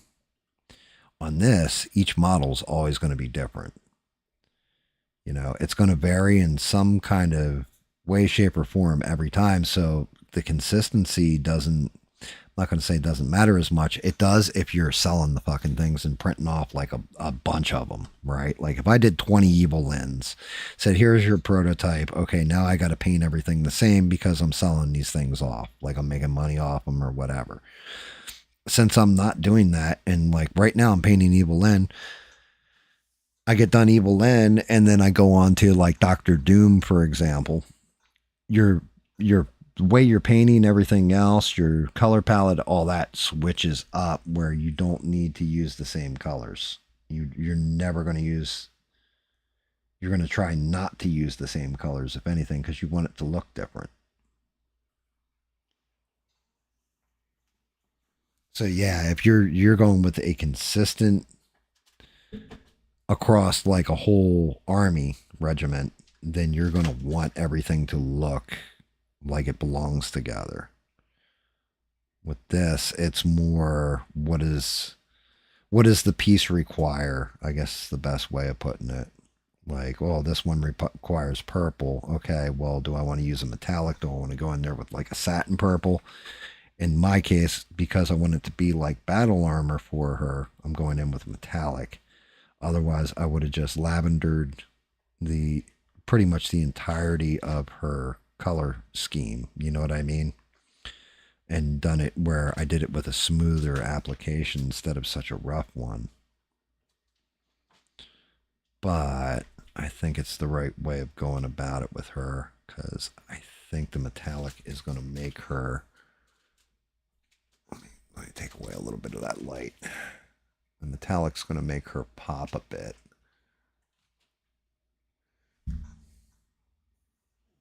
Like I said, the most difficult part on this one that I'm looking at personally is when I get to this face,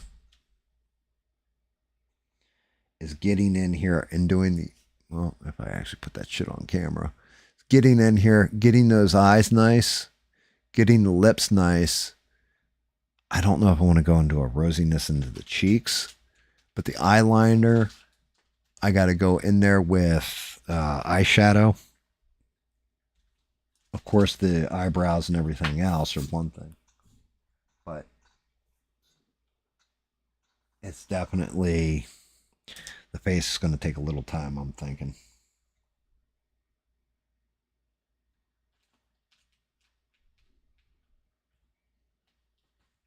It's the worst fucking thing you can do when you've got somebody who is an evil sorceress or anything else, is make the face like super ugly unless she's like a hideous beast monster.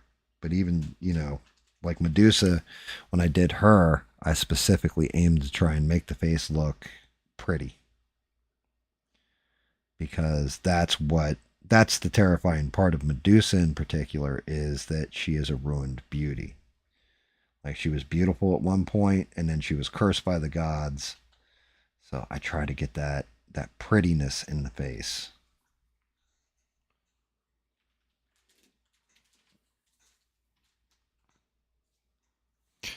But yeah, I mean, I've only been doing this for what, guys, like going on 2 years? So I'm still a baby when it comes to this stuff for the most part. I'm an infant. I've taken my, I've crawled and kind of taken my steps to try and go forward into a bigger world. But I'm still just, I'm okay at it. I'm working though. I'm working on getting better. And like I said, different techniques, this sort of thing.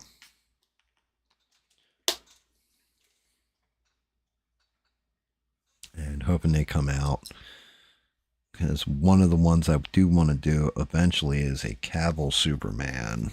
Because Beans has wanted that for, God, like a year and a half now. And I keep telling her I'll do it. Finally got a good, decent model for it. Needs a little fucking with on Blender. But I don't want to hand it to her and have her go, who the fuck is this? I wanted Henry Cavill. And that's a real easy thing to do. Especially when it's a recognizable face. If it's a cartoon face, you can kind of pull shit off. If it's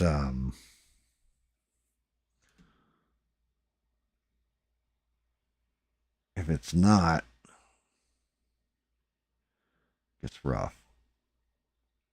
Gets real rough, because there's guys out there that can do and I've seen them, and man, I'm always impressed whenever I see it. They do the realistic paint jobs on things. And I mean, it's like if somebody has a mole in a certain place, they get the mole colored right, they get the skin tone perfect, like everything. Everything is just so nice, so spot on.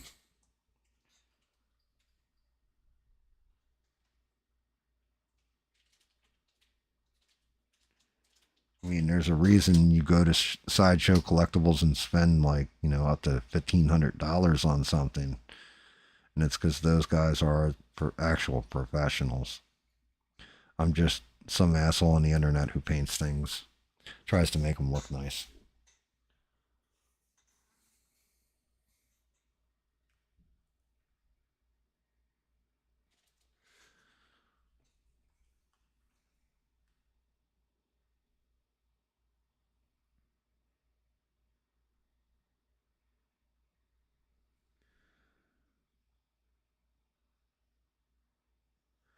And talking shit while you're painting things is always interesting.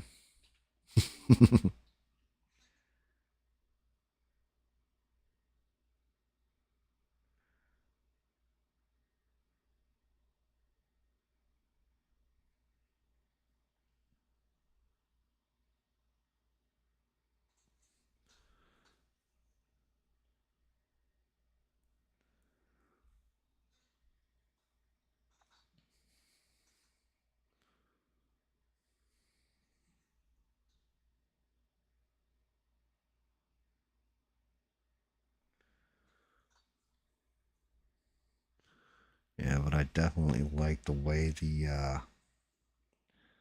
Vallejo metallic actually layers in there too. It's pretty fucking smooth.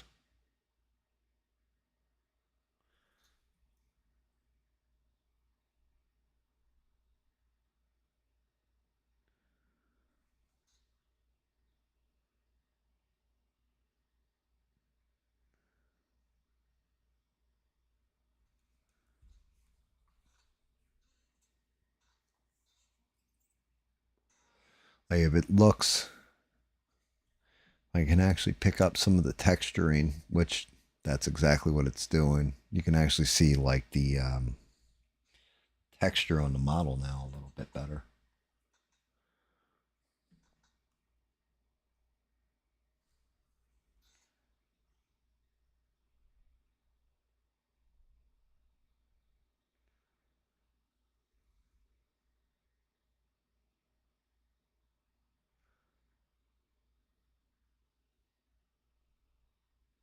Just in case any of that gets exposed when I put her legs on. I don't think it does, though.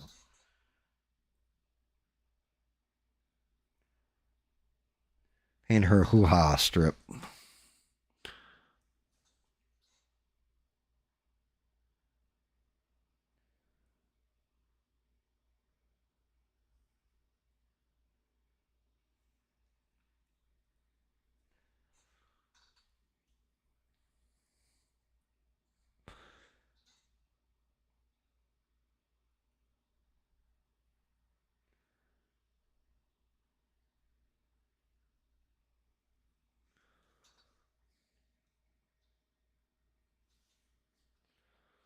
Back to her swimsuit thong here, I guess. Try not to blow out that shadow when I do this either.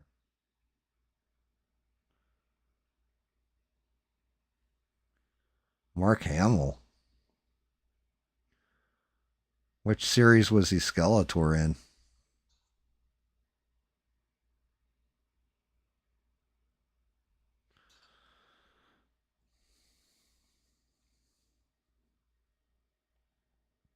Was he in the 2000 series?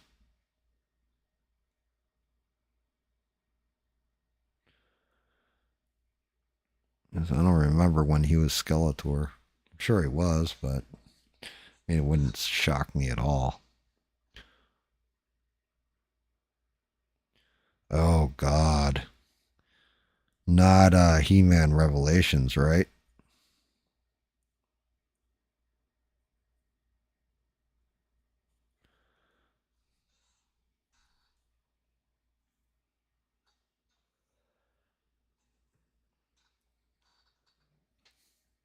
I like the one.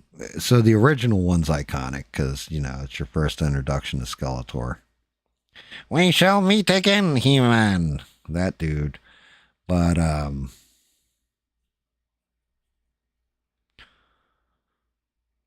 going to say the 2000s version was probably my favorite of the Skeletors. I thought he had a good balance between that whiny kind of nasally voice and kind of a menacing voice. Yeah, I refused to watch Revelation. Once they turned Tila into a lesbian, I was good. That's all I needed to see. I was like, yeah, I'm done. Tap out.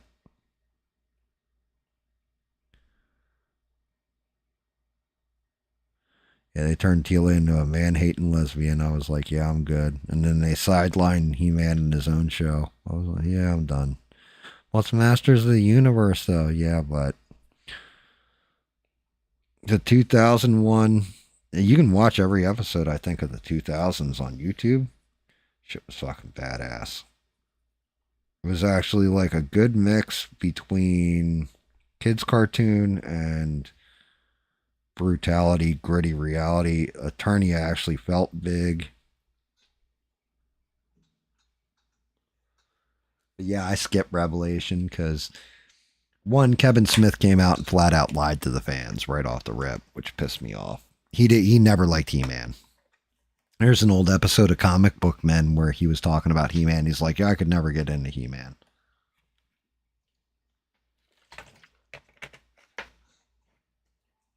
And then the show, before the show came out, he told everybody, oh no, it's all going to be about He-Man and all this other stuff. And it turned out it was a quest for Teela. He-Man dies in the first fucking episode. Spoiler alert, guys. And I was done at that point. I was like, yeah, no. No, thank you. I'm good. I need my He-Man cartoon with my He-Mans in it.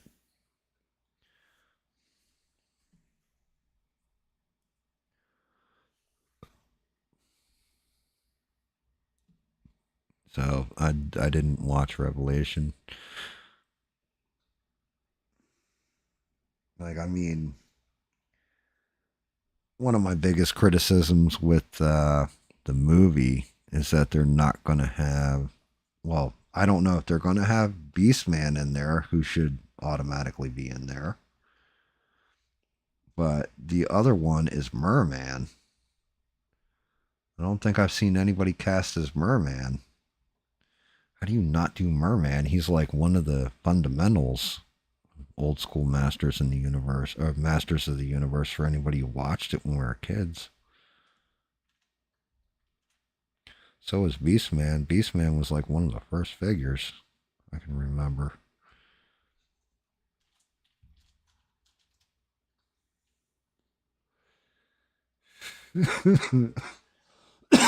He is in well, that's just it. The 2000s version, he is a base Chad that just shits on everyone. He really is. He's not like, he's not goofy. He actually, it starts off with him trying to overthrow the king. Because he's actually He-Man's uncle. You know, spoiler alert for anybody who doesn't know shit about Skeletor, but he's actually He-Man's uncle who tried to overthrow King Randor.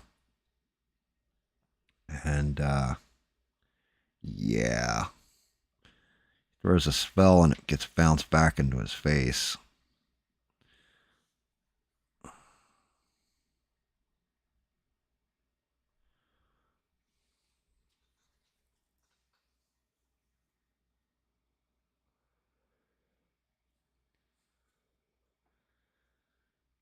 I mean, that makes sense.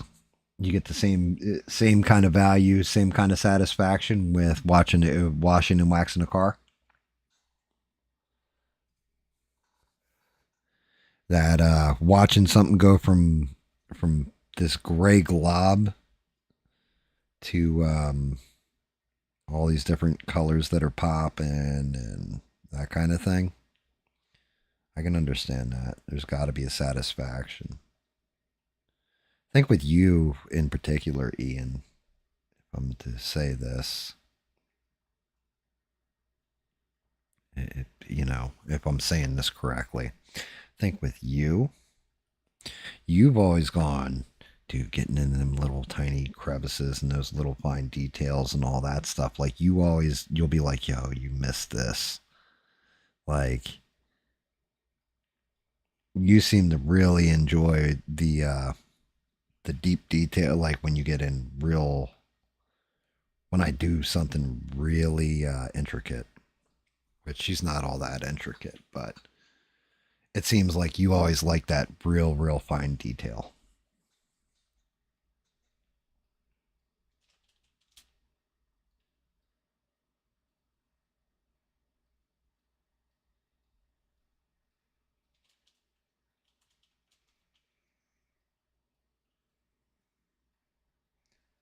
Which is good because you keep me honest. So if there's some kind of blowout or fuck up on it, you're usually like, oh yeah, dude, look at that.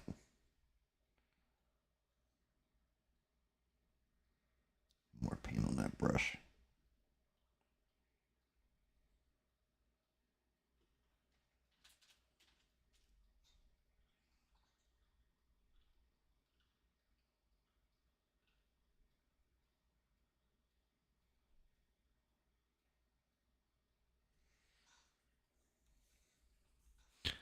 Just going around these horns.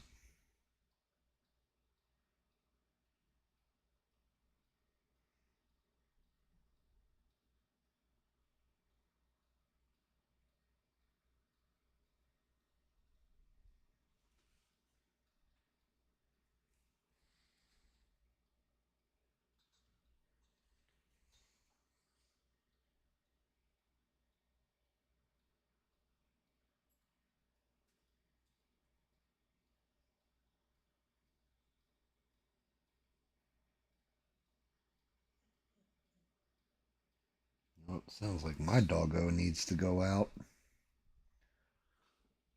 Yeah, go pup. Gotta be fast.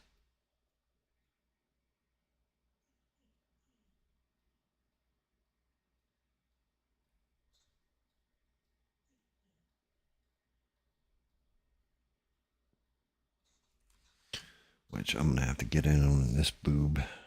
I can see, you can see where the metallic ends and the regular paint continues.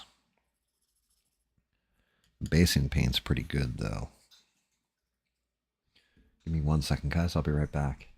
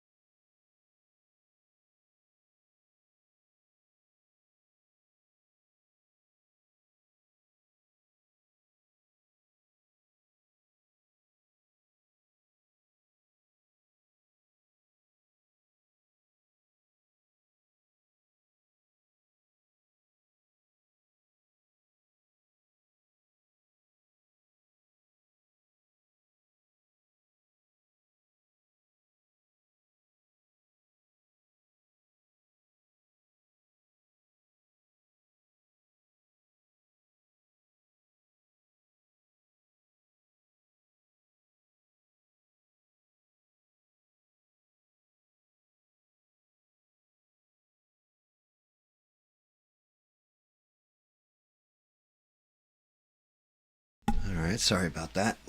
Doggy gotta pee. Doggy gotta pee. Yeah, and anybody who doesn't know about Skeletor at our age definitely missed out. That's a sad childhood.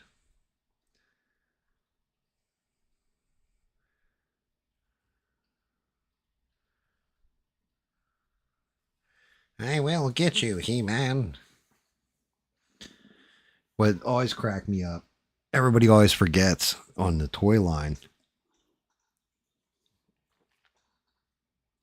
Originally, Skeletor had one half of the power sword, He-Man had the other half. And then the Grayskull playset, you had to have both halves of the power sword, had a little lock in the drawbridge, and you put them together, and then they fit in the lock. People always forget that shit, that the power sword was split in two originally. And Skeletor came with one. He came with his staff with the ram's head on it. But then he also had the Sword of Power, like half the Sword of Power. It took both halves to unlock Castle Grayskull. So this way the bad guys could hold Castle Grayskull too.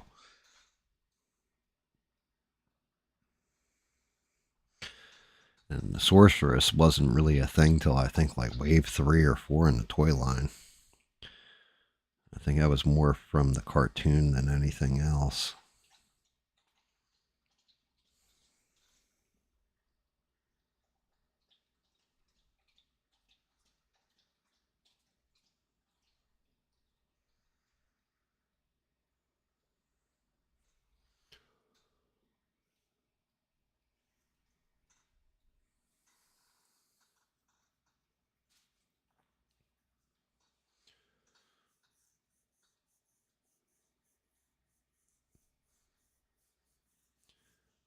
People hitting you with one-sided conversations. People just talking to you, Ian, and not listening.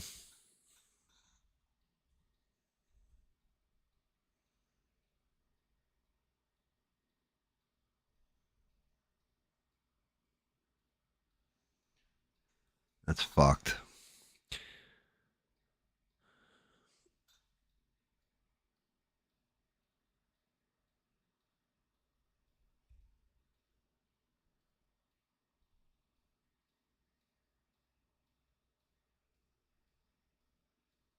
I mean, it's a shame too. Because the little things in a conversation are usually what will tell you the most about a person.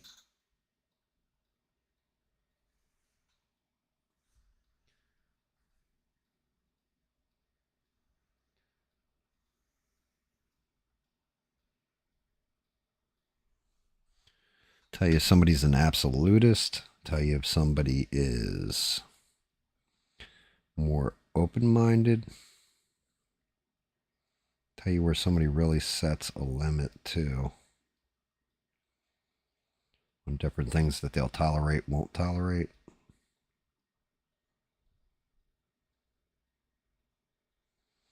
I don't know. The only time I converse with people outside of my fucking household is basically right here on Sundays or on Fridays when I'm playing games with David and talking to him or talking with you guys in the stream. I kind of remove myself from society. I put up a Facebook post. Well, I said something on a Facebook post not long ago. I had hopped on because I still use Facebook Messenger to keep in touch with people. And I saw something about South Kakalaki. And like somebody was talking about how this new gas station that they're putting in, that they're destroying all kinds of wildland for, is a good idea and all this stuff. So I answered back. I was like, Pay Paradise put up a parking lot. And some asshole goes and looks at my profile, which is mainly private, and sees what hometown I'm from and is like, well, you know, that's a sleepy hometown. If you don't like progress, you should move back there. And I typed out a whole entire dissertation that was probably like 3 paragraphs long and then posted it. It sat there for a couple hours and I was like, yo, I'm really listening to some asshole on the internet. What he, you know, like, what am I doing here? Why am I even bothering interacting with somebody that I don't give a fuck what their opinion is? So I went and fucking deleted it.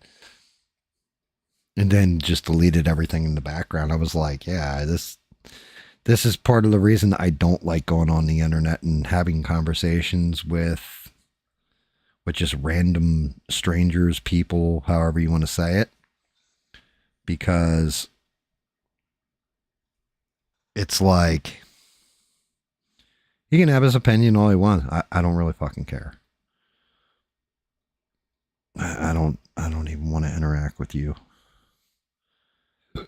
I'll put up stupid fucking posts then.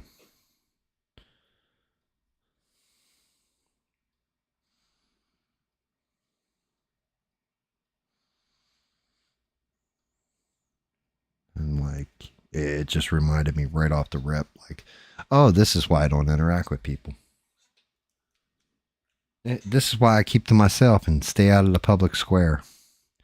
Because I really don't fucking care what your response is. And like, I should never have even engaged to begin with. Like, what's the point?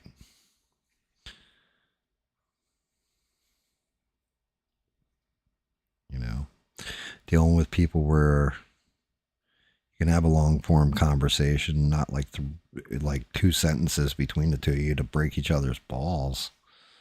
It's one thing. Totally different story to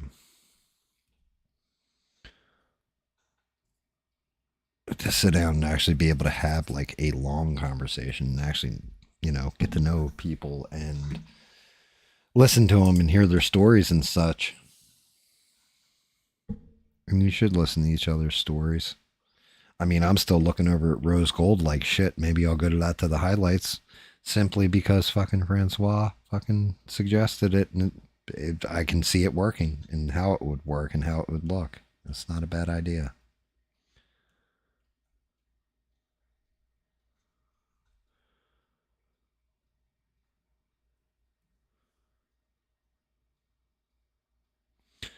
just trying to patch this little blowout of paint, which I just went a little too thick there. That excess. Fucking wipe that down a little.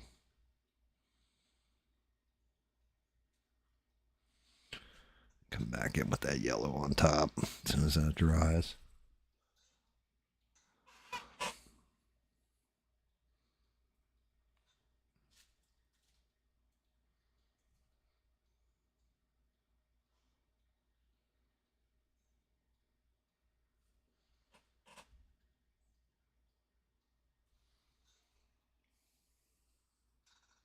Just like a woman, huh?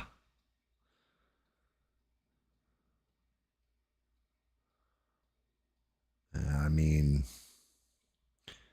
everybody's entitled to their spot in our society and to have an opinion and all that.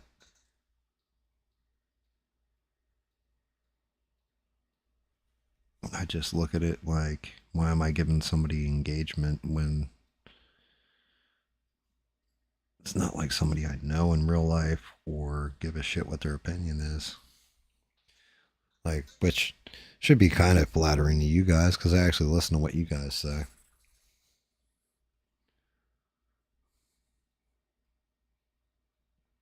You know, Francois said this earlier. I don't, because I was like, promote yourself or whatever. I don't understand the YouTubers that do actually like, oh my God, you promoted your stream on my stream, or you promoted your videos on my stream. You need to go. Like, I never understood that one. It's like, you should be promoting other people. You should be building up, getting people to watch YouTube in general. You know, because that's, especially if that's where you're broadcasting from, then.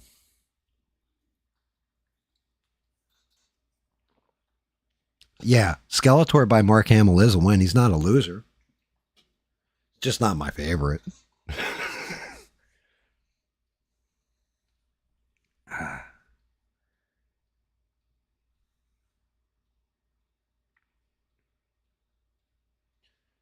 it. Man, the way that looks like shit. I almost want to go flat black in there and then build up the silver on those straps, but I know I'm going to regret it. Dude, I stopped going on Facebook too. I just check in from time to time. Speaking of which, I don't know if you guys remember Sir Giggs. He opened a 3D printing store where you can order different 3D printed toys and stuff like this. He just got something called a Eufy Makes, which is pretty awesome. It's a 3D printer that actually, like, say you want to do like Van Gogh's Starry Night on the side of like a thermos, you can do that. It's fucking pretty amazing printer. But they're like $1,500. My chubby little buddy went ahead and spent out that money, and I guess he's making money off of it. I don't know. But he's still doing well. I said hi to him real quick when I was on Facebook.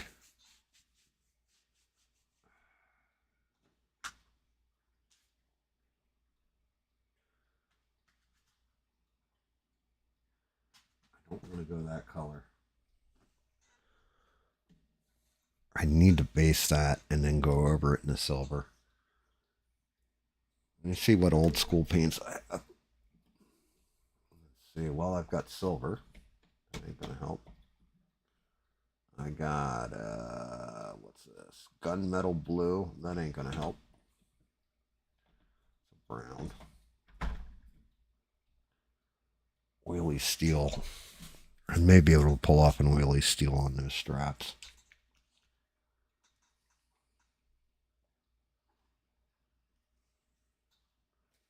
Dude, geometric bear masks? I mean, do you actually have the model file, Eugene? Yeah, dude. Facebook timed me out for one. Timed me out and said that I was... how did they put it? That I was... It wasn't exploiting kids. It was something to do with kids, right? But it bothered the shit out of me where I was like, what the fuck is this? And the meme was it was a kid and it was like a 1980s photo and it was somebody's living room and it was two kids.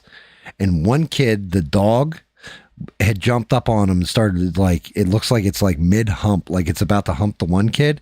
And in the background there's another kid and you can't see like his genitalia or anything, but you can see like the side of his butt and he's taking a shit on the floor. And it's says, "Mom, the dog's about to hump me and brother Sammy is taking a shit on the floor. Quick, grab the camera."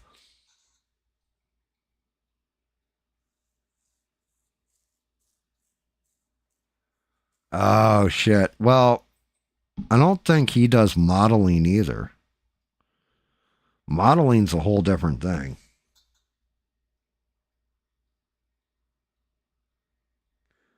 But you know what? Now I'm thinking of it, Eugene. What you could do is go online, find a free AI 3D modeler, and see if you can get it in there. And it might be able to get you an STL file.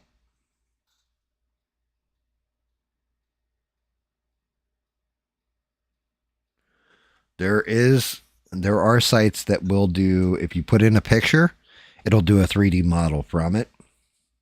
I don't know if you have to pay for them or anything else.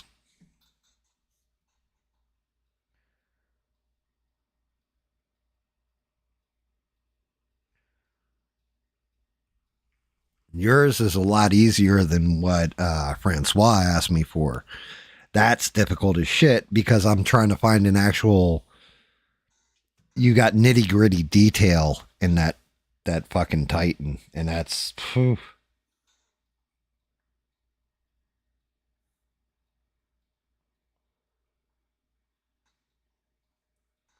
Yeah, those 300 friends. Yep.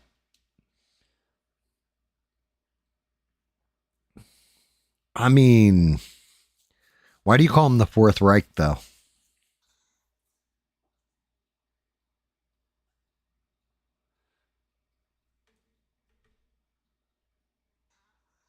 Why not just call them Deep State?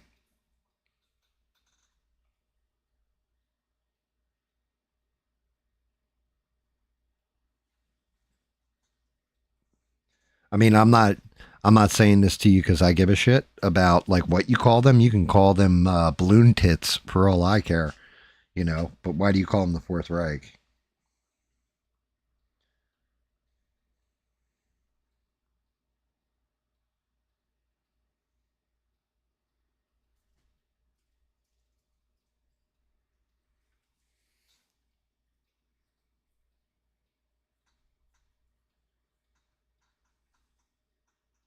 I got you. Okay, that makes sense.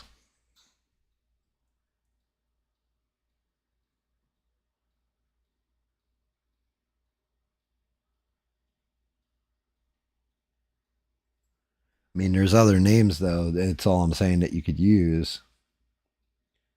Okay, gotcha. Historical accuracy. Yeah, because some people call them deep state, some people call them the Illuminati.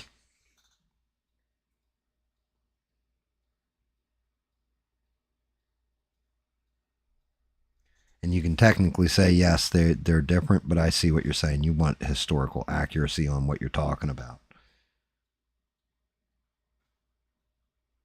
That makes sense, and that's bullshit that they won't let you post that either.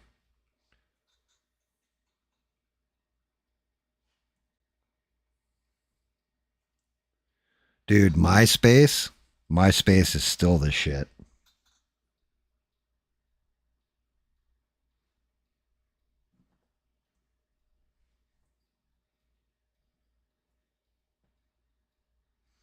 I mean, I remember when YouTube, it was like, you got 100 subscribers? My God, man. That's amazing.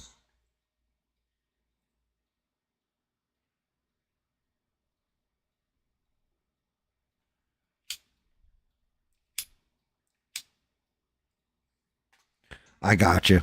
So your big thing is it pisses in their Cheerios.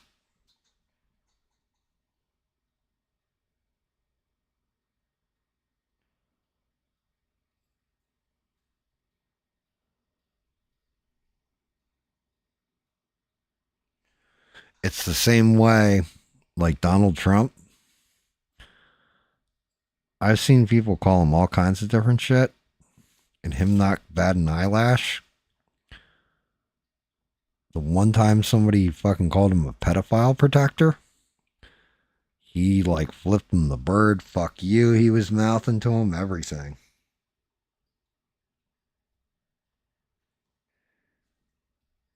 That was the when he went to the car factory.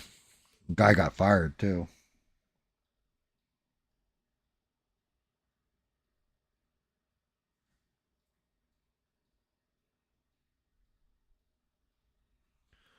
But yeah,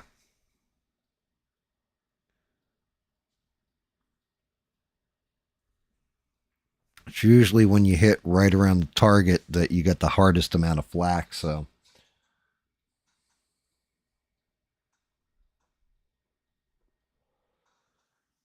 you just did say alt right, Reich and Tucker, Candace, and Fuentes.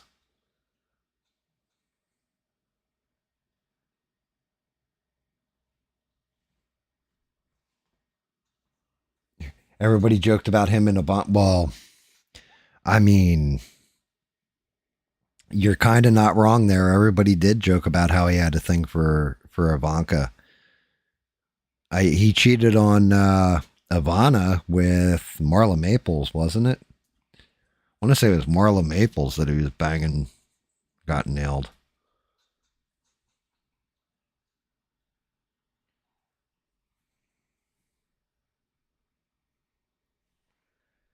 Well, I mean, yeah, you technically you got a president of the United States visiting your auto factory. Calling him a pedophile protector is not good for the business, I'd say. Just, just kind of a bad look for your employer. So,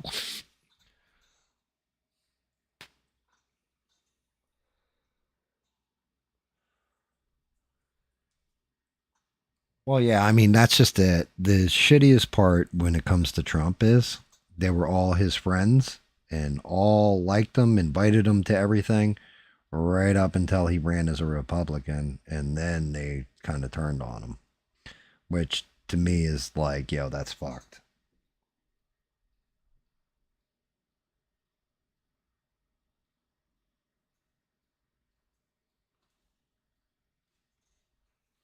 Which he and Bill Clinton are still friends.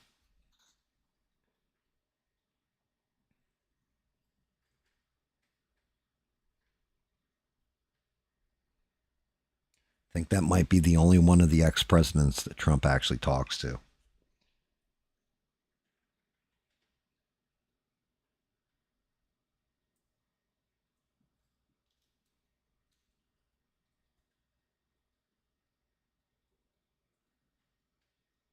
All right. Yeah, I forgot to do this too.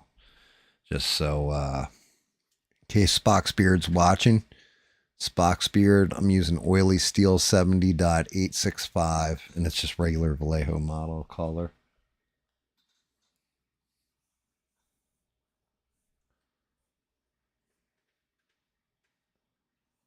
Um, yeah, I mean, they did talk a lot about him and Ivanka back in the day. The whole thing was, and the big fight I get into when it comes to Donald Trump in particular is I've heard people accuse him of things that he's not guilty of. And it's like, yo, he's got so much shit that he is guilty of. Accuse him of those things. Call him, if you're going to call somebody on the carpet, talk about shit that they did do, not shit they didn't do. Like one of the big ones that always drove me nuts is if you call Trump a racist. Donald Trump isn't a racist. One, he dated a black chick for a while. Two, he funded Jesse Jackson's run for president. Like, he was like one of the main donors to that campaign. So he was so racist that he saw us having a black president.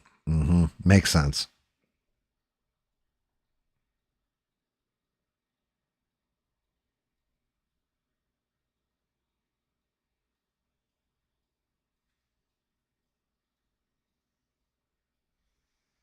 I mean, the pedophile protector thing kind of lands and hits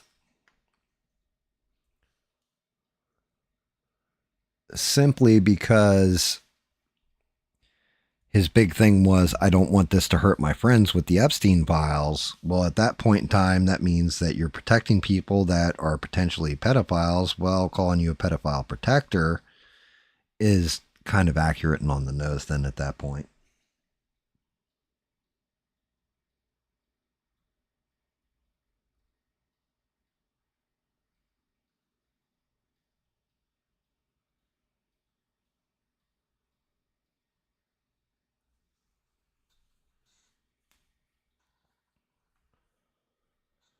Yeah, but the whole thing is, the problem is this with Bill Clinton, where the later half of the 90s is good as the beginning half of the 90s. Because if they weren't, then technically you could say that it was HW's economy.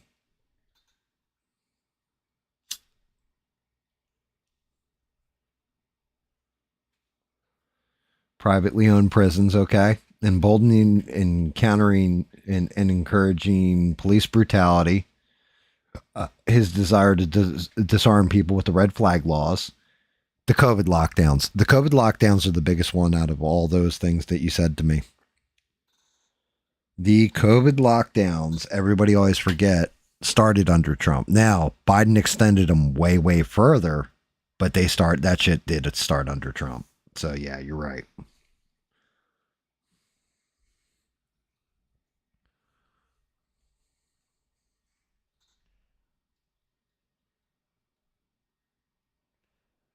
I mean, I don't know about encouraging police brutality.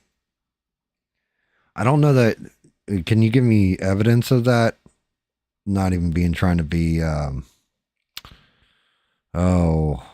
asshole about it, I guess. It's the best way of putting it. But can you give me an example of him encouraging police brutality?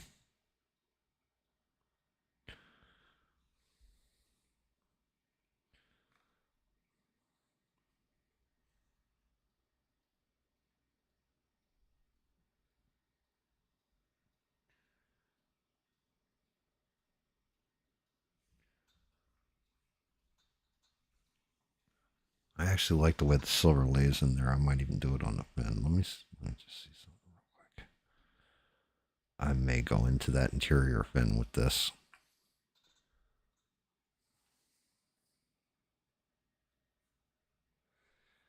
Yeah, I. Whole thing is when the black, because everybody always forgets too, George Floyd and the Black Lives Matter riots happened under Trump, and there wasn't police brutality then. That's really when it probably should have happened if it was going to happen.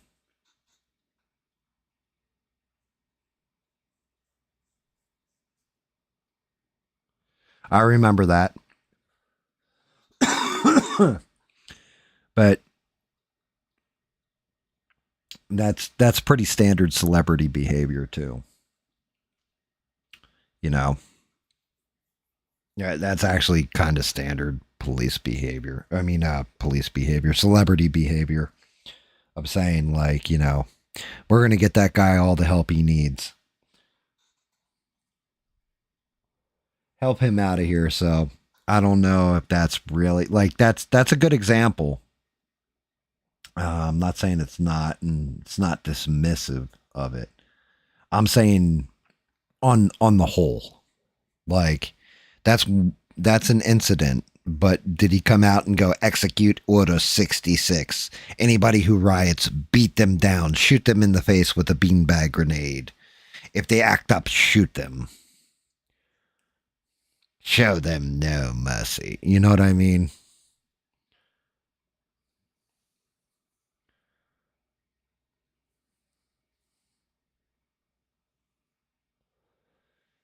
It didn't require riots. It didn't. And yeah, he was a piece of shit. He was a scumbag. He didn't deserve to die. I've said this before. The big problem was the cops should never have taken him back out of the car. They should have just left him in the car when he was screaming and yelling about claustrophobia and everything else. At that point in time, you got a 5150. You just drive him down to the station. He probably would have died on the way from a fentanyl overdose. The way the cop handled it, even though he followed police procedure, the moment he thought he was in any kind of chemical or induced or any kind of distress, he should have immediately put him in a recovery position on the ground, not his knee on the neck to hold him down. He wasn't going to run. He wasn't going to be able to get away. And he may have been a bigger guy, but you already got cuffs on him.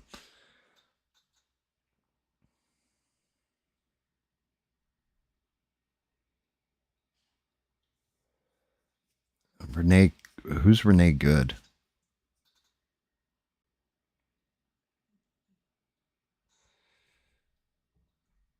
Which one was Alex Peretti? Was he the asshole who like kicked out the light on the ICE agent's vehicle? Like the week before or whatever? That one, that was fucked up.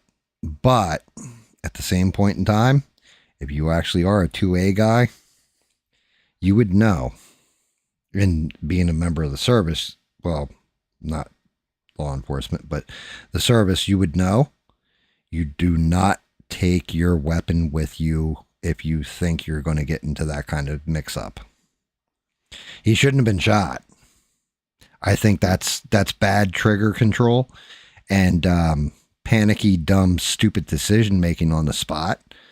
But at the same point in time, that dude should not have had any kind of weapon on him because he was actively interfering in federal crimes. It's the same way of saying my next door neighbor is a crackhead. Somebody goes, the cops show up at my neighbor's house to arrest him because he's a crackhead.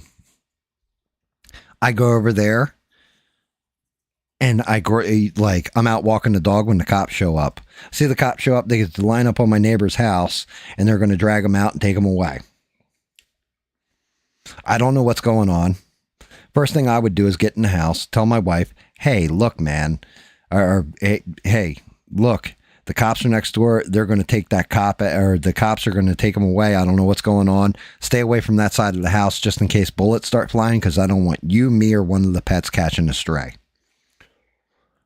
If I go over there and take my dog in the house and then walk over to my neighbor's yard and stand in front of the cops while they're trying to do their job and I get shot, it's kind of my fault because I put myself in a situation that I shouldn't have been in. Standing on the sideline and holding the sign saying you guys are fucking scum for arresting my neighbor. All right, well, I'm out of the way. Maybe I'll catch a stray, and that's a whole different matter. But when I actively put myself in the middle of a crime,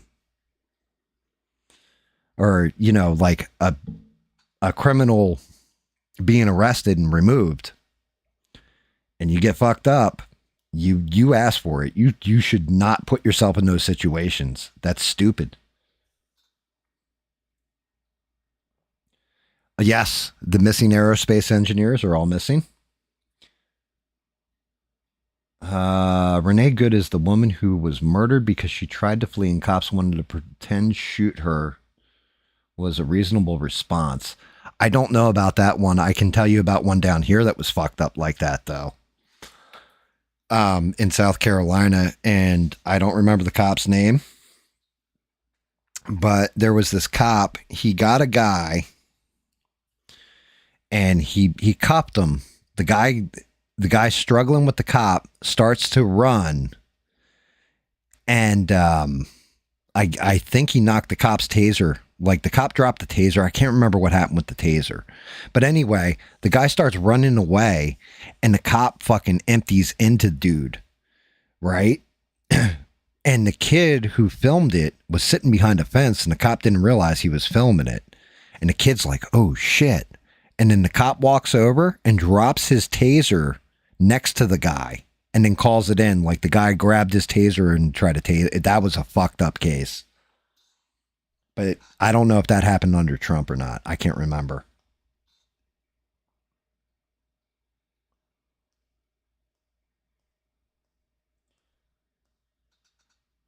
So, again, Alex Peretti, there should have been no riots for fucking George Floyd either. That was kind of, reality is, it was kind of orchestrated. If you go back and look, shit like all of a sudden a pallet of bricks shows up right beside where people are going to protest and all that. And I knew people that were out there protesting, by the way. Not at night. They went out during the day. I have a friend, shout out to him. He is a, I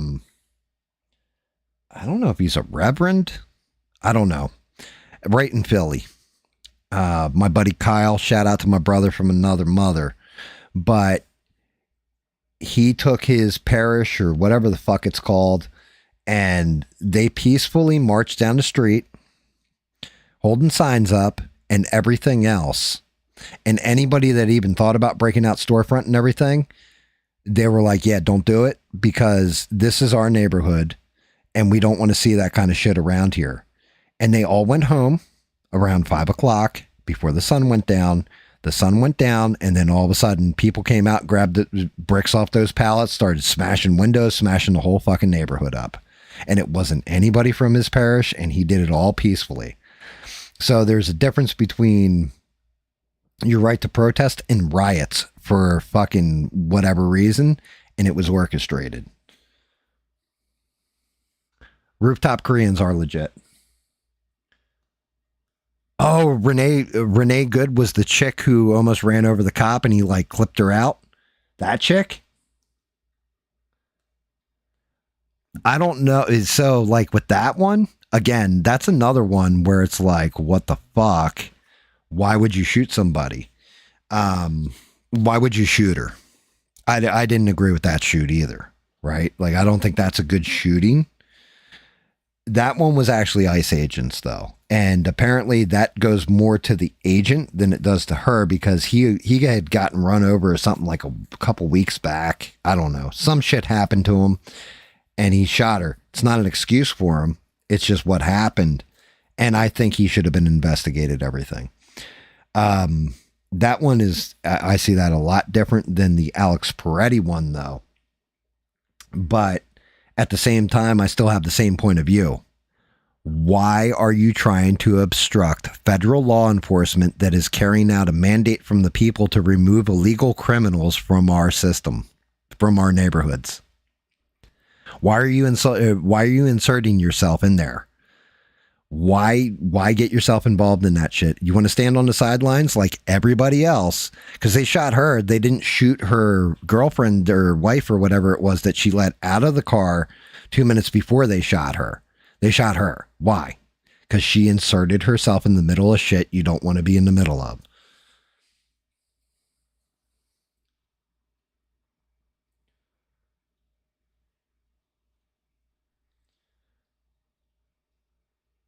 No. Yeah, I didn't know that was her name, Renee Good. But it's as simple as that. Like, the whole thing is, have you ever been arrested, Francois? I'm just asking, have you ever been arrested?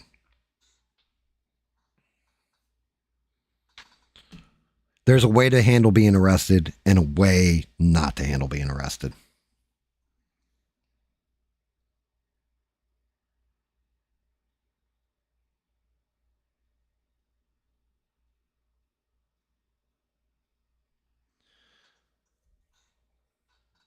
The way to handle being arrested is, okay, my lawyer will speak for me. If you ever get arrested, the only thing you say to the cops, you can say, I didn't do it or whatever. And then you shut your mouth and the only word that comes out of it is lawyer. Okay. Put your hands behind your back. You comply with every one of their orders. If you can, you have somebody film it while it's going on. If not, you request a body cam later. You go completely in, you eat whatever shit they're going to throw at you, and then you fucking go in front of a judge and tell your tale and talk to your lawyer.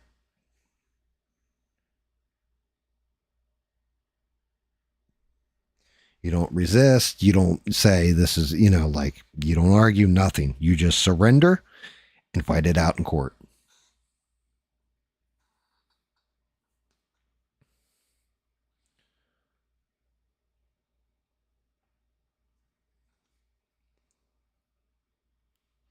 Yeah, but that's stupid because at that point, right? So what you just said is silly. Because yes, your picket sign gets ignored and everything else. So your solution then is to burn down your own neighborhood and businesses. Because if it was just a Target or a Walmart getting robbed, okay, you can say that's billion-dollar corporations, they're insured for it. What about the mom and pop shops that'll never open again because they got burned down? That had nothing to do with it. So my solution to you is exactly like you said, the rooftop Koreans. So if it were me and that's my store that's going to get robbed, I'd be sitting in there with a shotgun and the first 3 motherfuckers through are going to be an example to the 6 behind them that what's going to happen if you come into my store. So it would be okay then at that point you're starting a civil war. There's a reason why you have there's protections for you protesting. There's not protections for you rioting.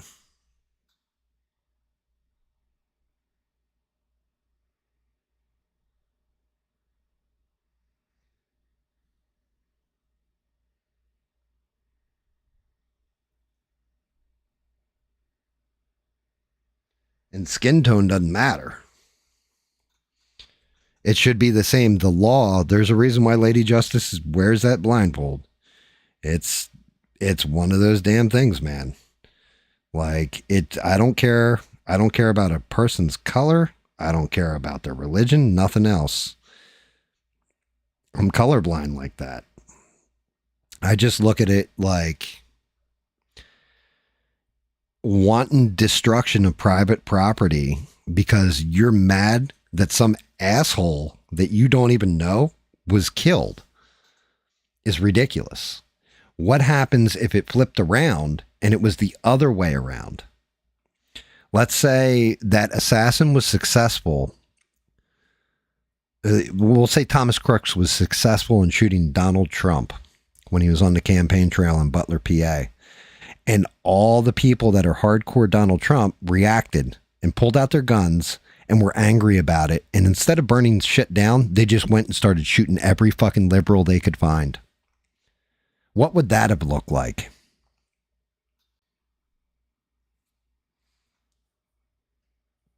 That's correct. To all terrors, foreign and domestic. I agree. 1000%. I didn't have to take that oath. But as an American citizen, my oath is to my Constitution. My personal oath is to my Constitution, which also guarantees me life, liberty, and the pursuit of happiness.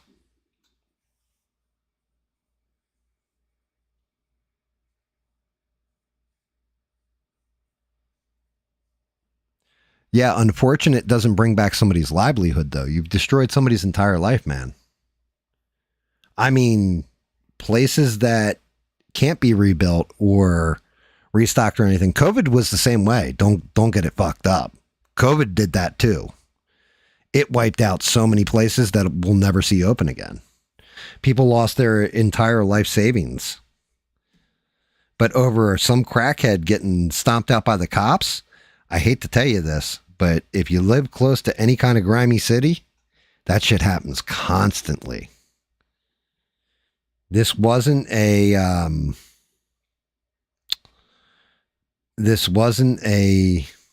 oh God, what's the dude's name back in the day? The LA riots, Rodney King situation, right? Now, Rodney King definitely fucked up, high on crack, pushing the police around and everything else. If they ever showed the first 5 minutes of the video where he was pushing the cops around, all that stuff, and then they beat him down. They still shouldn't have beat him down. They should have taken him down, subdued him, put the cuffs on him, and gotten him in the fucking car and got him down to the station. He shouldn't have caught the ass whooping he did. But look at how much shit got destroyed during that. It's not right.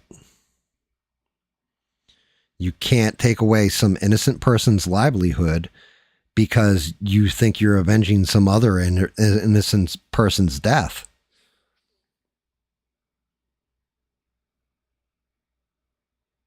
I'm in my, no, he said, yeah, he said he's nearly 60. I'm in my 50s. Right, so that's why you support the rooftop Koreans. Exactly. You need to defend your own stuff. You know, my son owns a business, and it's a local business, and all that stuff. When all that shit started to break out, I told him, I was like, yo, anybody even looks at you sideways, you know, comes into your store, wants to start some shit, you just give the fucking call. I will hunt them, their family, and everything else down. You hurt my kid. And I don't give a fuck. Like, all right, well, I'm going to jail. Well, here's the cops. I got time. I'll just watch, read comic books.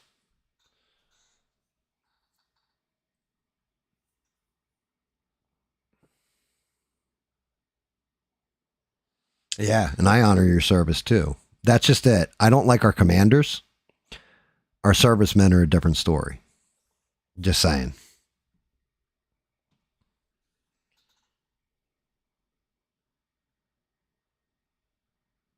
Yeah, fuck that, man. Like, that shit, you can't you can't take away somebody else's livelihood that had nothing to do with anything. Like, those people didn't do anything. All that does is make you just as evil as the person who did, you know, like, who ended that man's life. Again, I honestly think he probably would have died of a fentanyl overdose anyway, but we'll never know because they didn't just keep him in the car and just drive him to the station. And they had him in the car. They had him in there.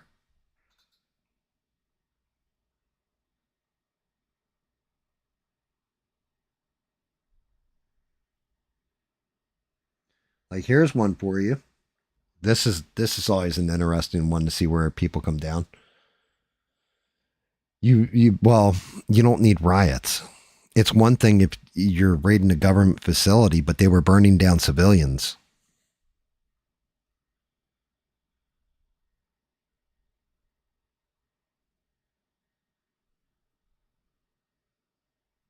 Not like it would make it much better. You're still doing wanton destruction of property. But if they were like going to courthouses and setting them on fire and throwing bricks through everything and all that other kind of shit, that might be one thing. But going to your local bakery or your local electronics store and throwing fucking bricks through the window and stealing everything in there, yeah, come on now. You're not out there for justice. You're out there for fucking looting your pockets.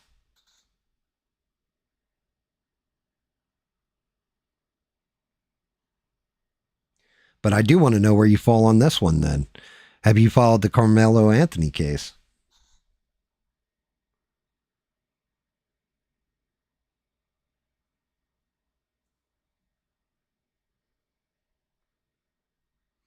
No, I mean, yeah, both things can be true simultaneously too. You're not wrong.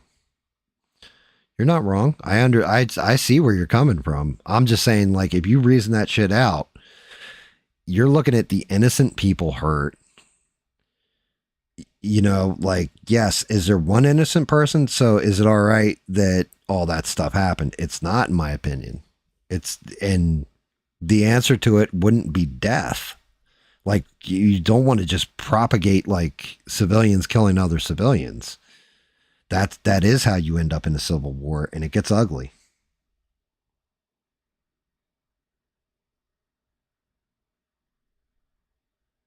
But yeah, I don't know if you've ever followed the Carmelo Anthony case. That's coming up here soon.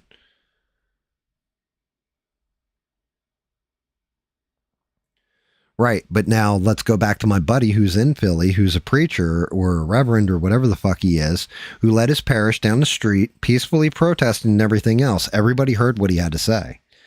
Speeches, loudspeakers, the whole 9 yards. They all heard what he had to say.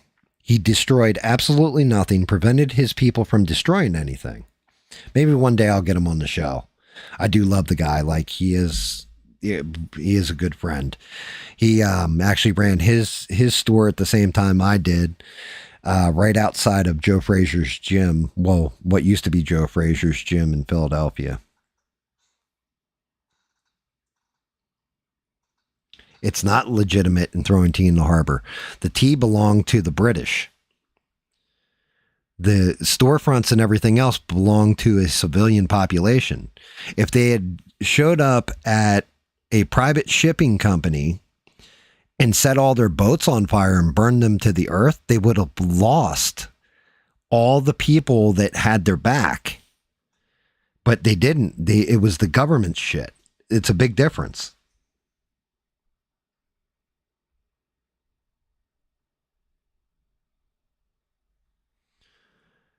You know, I mean, granted, like, it's still not right, but it's a little bit better.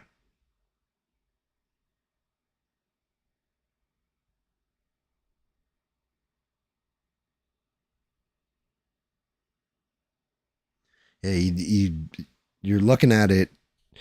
I see how you're looking at it. And I'm just telling you, like, look at it from the actual point of view, though, of somebody whose store just got burned to the earth. Like, they're at home in bed and a riot happens and they come back and, well, you know, my little bodega or whatever has been looted, raided, and burned to the earth. And that was my entire life. Everything I had invested in it. It's kind of fucking dark. That's kind of cool. Um, yeah, we definitely do it. Now, I mean, like I said, I completely see where he's going with it, but also, have you been following the Carmelo Anthony case? I'm just curious if you feel Carmelo Anthony should go to jail or what. And I don't know where you fall on it, or if you followed the case at all as to what happened.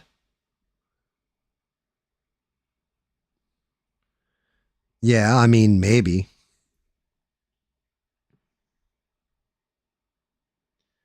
Maybe, but the whole thing is that even if you were there, if you're like an elderly person or something, they would have just fucked you up. Or, and you should know this firsthand, because I mean, I hate even asking this of you, but when you were in the service, did you ever have a hot encounter? Have you ever seen a man freeze under fire? Is kind of the question I'm going with here.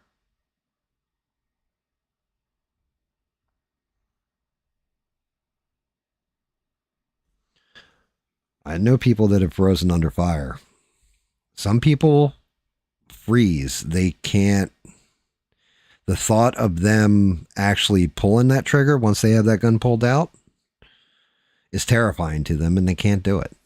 They can't end another's life.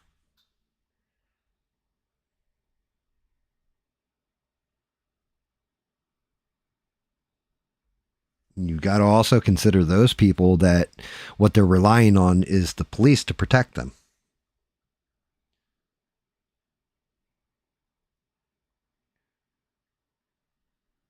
I don't know if down here we had any riots in the cities. We didn't have any in like mom and pop shops and stuff like that, because down here everybody's packing and damn near everybody will pull the trigger.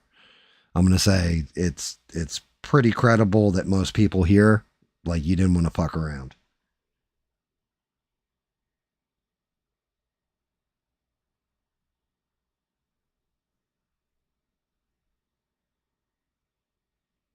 I mean, I like I said, I don't know what the cities were like down here, but I know just the local towns and stuff, people didn't riot.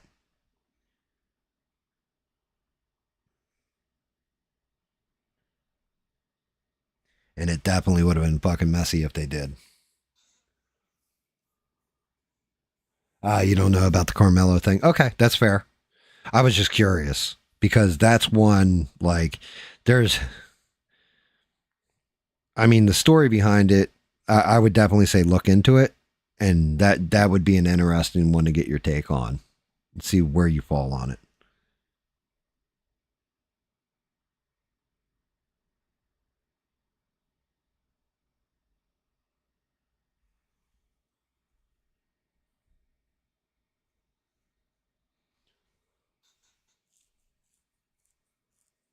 Yeah, you just heard about it. I mean, there's two schools of thought. But basically, kid goes to a track meet, and then he gets put under a tent, told to sit under a tent or whatever because it starts raining.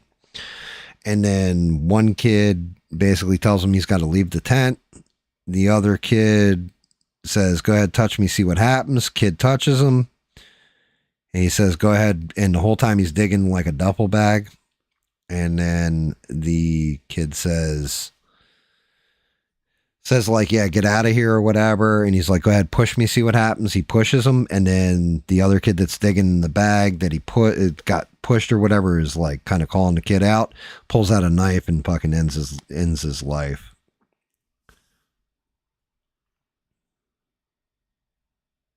But it's one of those. There's a lot more to the case. That's just the basic roundabout of it, and I'd be curious to see where you fall on that one. Like if it was self defense, if it was, he killed the kid, whatever.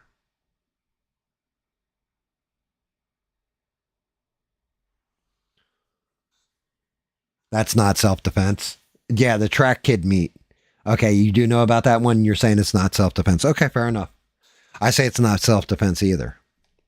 I say that he went there, he looked for trouble, he found trouble, and you know he had a weapon on him. He brandished it and used it.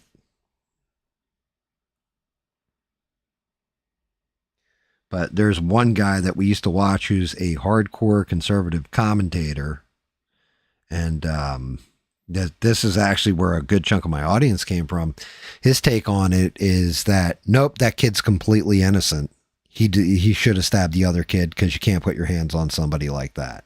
And if you just turn around and stab them, it's okay. And I'm like, what? Yeah, and there were no protests or anything like that.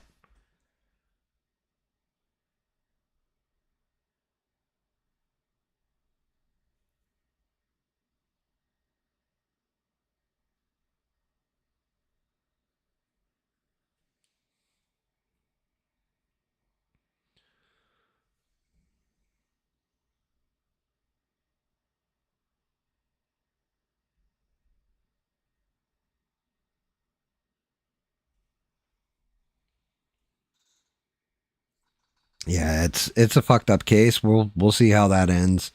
But like, yeah, every time that political commentator turns around and starts talking about how, oh no, that kid's he's innocent, he's gonna watch, he's gonna walk and all that stuff, man, his chat fucking goes off on him.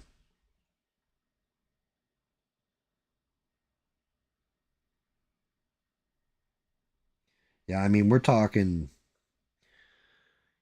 pulling out the knife and all that would have been one thing if the other kid like started beating the shit out of him or something. Then you're kind of in the realm of self defense, but you have to use escalating force in certain scenarios, and he didn't.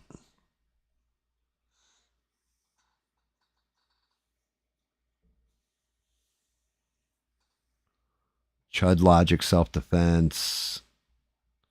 Jeremy Christian. Who's Jeremy Christian?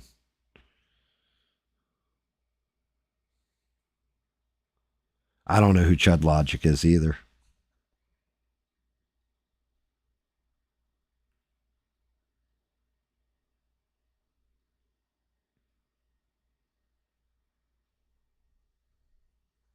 I mean, Kyle Rittenhouse is another case. Let's say that's self defense. All except for the first guy he shot. That one is. I don't know about that one. The rest of them, yeah. But the first one, I don't know. That one was kind of sus. Because he kind of panic shot.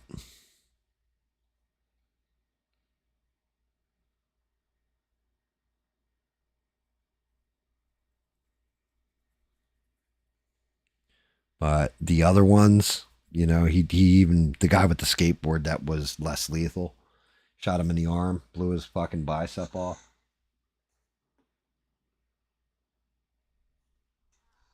What? Really?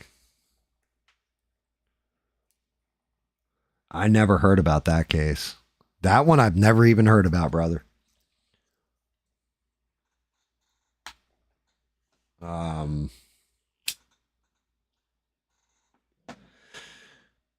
Daniel Penny was one of the bigger ones I have heard of, where he choked the dude out on the subway, put him in a recovery position. The guy unfortunately passed away. That one was self-defense. Well, self-defense, but also trying to prevent, I guess, a crime, technically, because what the guy was yelling about, like, I'll kill all you and all that kind of shit. Like, the guy was going wackadoodle and had a history of violence, too, on top of it. YouTube guy who said chimping out was stalked by a viewer and assaulted. Chud shot him. Really? Is that where that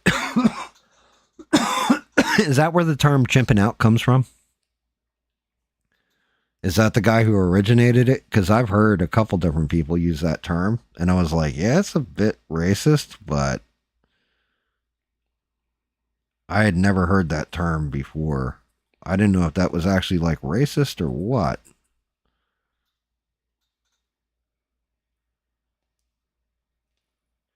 Well, Jeremy, so that dude with, killed the 3 guys for jumping him or whatever,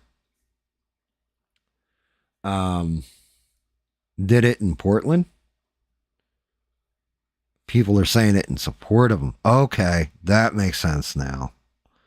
Because I didn't know where the hell that came from.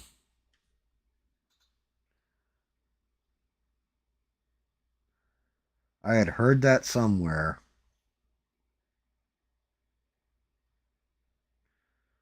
And didn't know. I was like, damn, that's kind of racist. Like, what the fuck? Chimping out. Never heard that one before. Like, most of the cool kids nowadays say spurging out. And I'm like, I don't even know what the fuck. I know it pretty much means like freaking out or melting down or whatever. But you'll never hear me saying fucking spurging out like a thing. Like, no. They had a freaked out. They had a meltdown. They had a shit fit.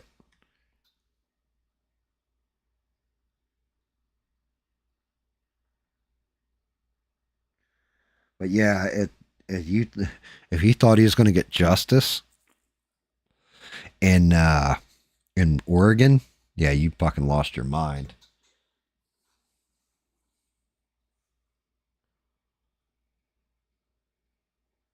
Yeah, well, that's just it.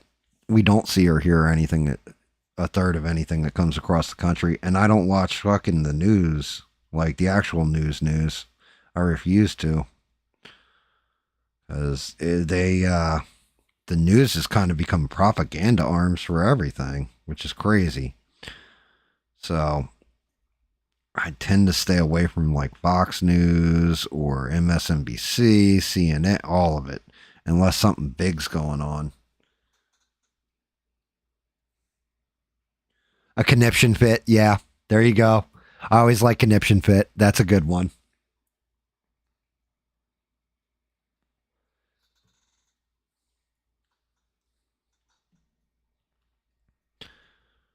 Having a coronary, that's another version of it. But yeah, I had heard chimping out. What's her name? Now I'm thinking about it. Brittany Venny actually said it not long ago. That's who it was, because she was talking about Chrissy Mayer.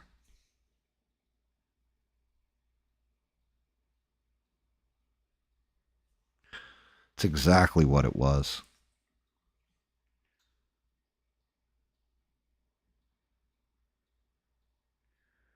She said something about don't mess with a black girl because Brittany Venny is like 3/4 black or something. And she was like, yeah, don't mess with a black chick when I'm chimping out. And I'm going to chimp out.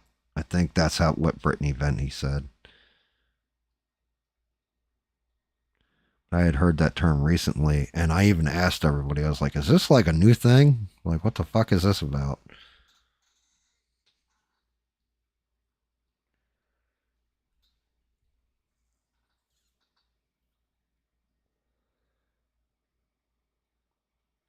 Yeah. Well, you can't react to somebody's words like that. You can't react with violence. Again, Law of escalation. You know, somebody says something you don't like and you push them. Okay. They turn around and they throw a punch at you. Okay. Now you're escalated. You turn around and grab a weapon and hit them with it. Escalation. You kind of have an argument for self-defense. If you fucking call somebody an asshole and they turn around and shoot you in the face, no self-defense. You're fucking going to jail for the rest of your life. But I've also noticed this. It depends on what state you're in.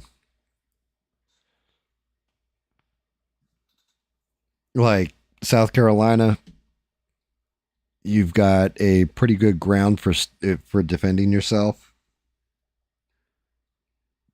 Full castle doctrine, all that shit. New Jersey, half castle doctrine. You go to jail for a long ass time for even thinking about defending yourself. Hell, even mutual combat's frowned on.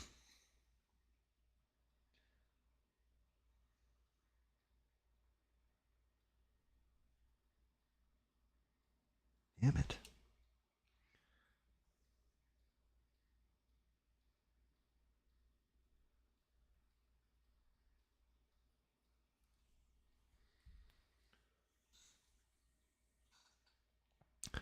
Yeah, I mean 3v1. Yeah, it definitely is. If they're wailing on you, then yes. If they're just talking shit to you and trying to intimidate you and you don't fall back, that's a sticky wicket. You can get yourself in trouble there.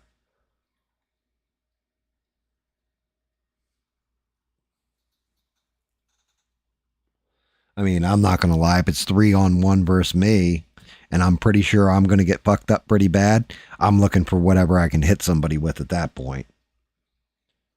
I don't care what it is. Milkshake, fucking paintbrush, I don't care. I'm hitting you with it. I'm not just going to stand there and get my ass beat.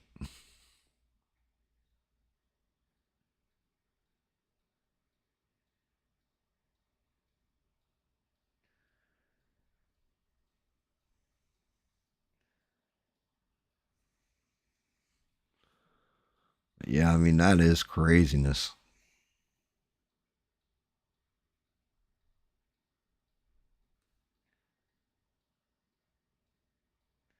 Hey, Ian. I also noticed something. You said you're at your parents'. Is everything okay?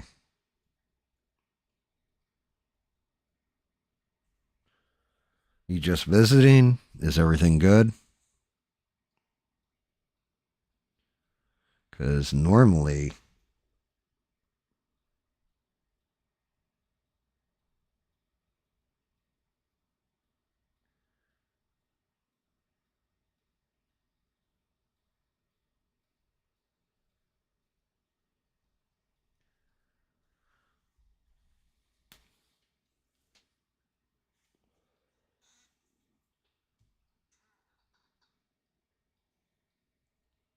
oh, crack my fucking back. Normally you're at home.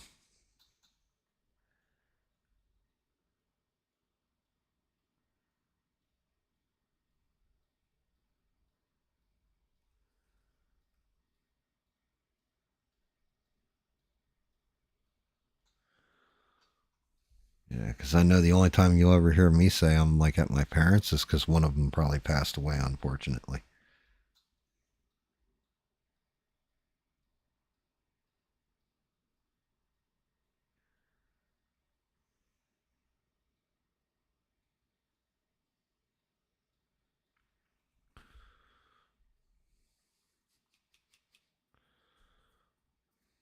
Silver is going to pop once it goes on top of this shit.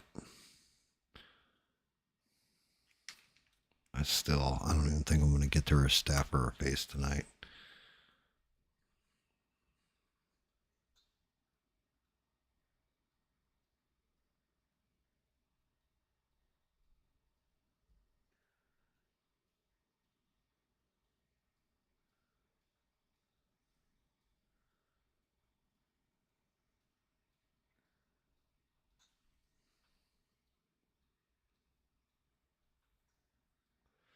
YouTube censored you?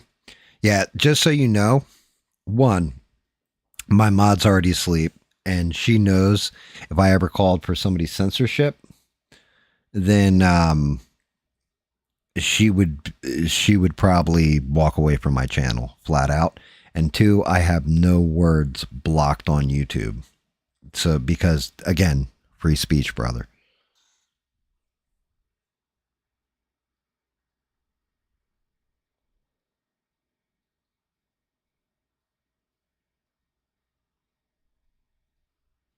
Oh Jesus.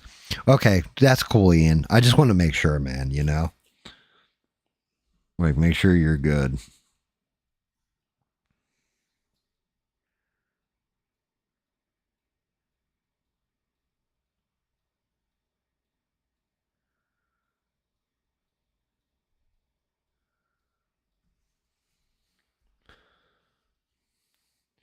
And reasonable well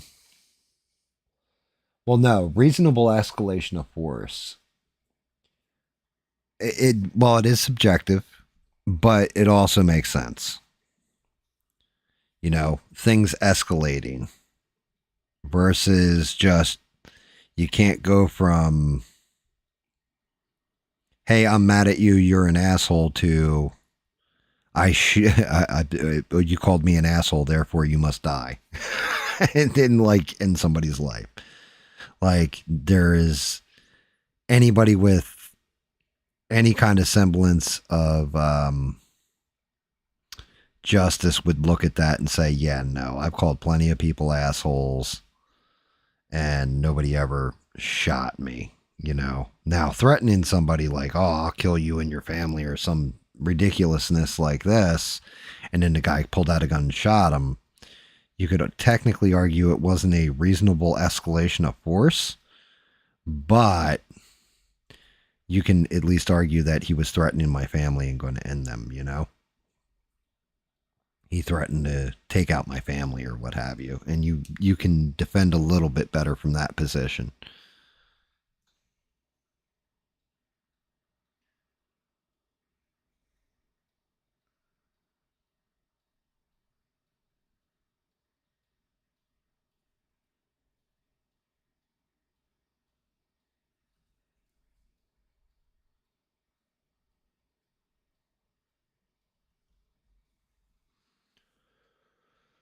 Dear Lord.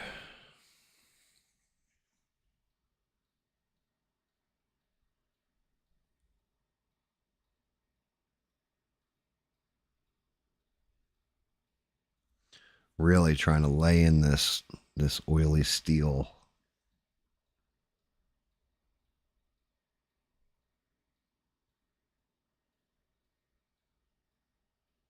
I didn't realize how many spots were missed with the base coat.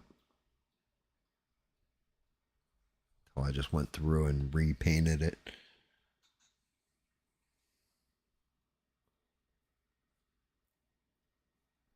No, I agree with that. Yeah, grandma does not need to be beaten half to death before blasting somebody.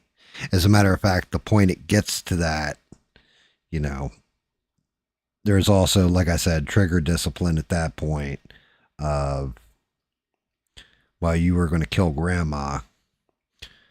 I warned you I was going to shoot you 4 times. I've got the gun on you. I saw your fist going towards her and I pulled the trigger. You know, a jury's going to be sympathetic to something like that.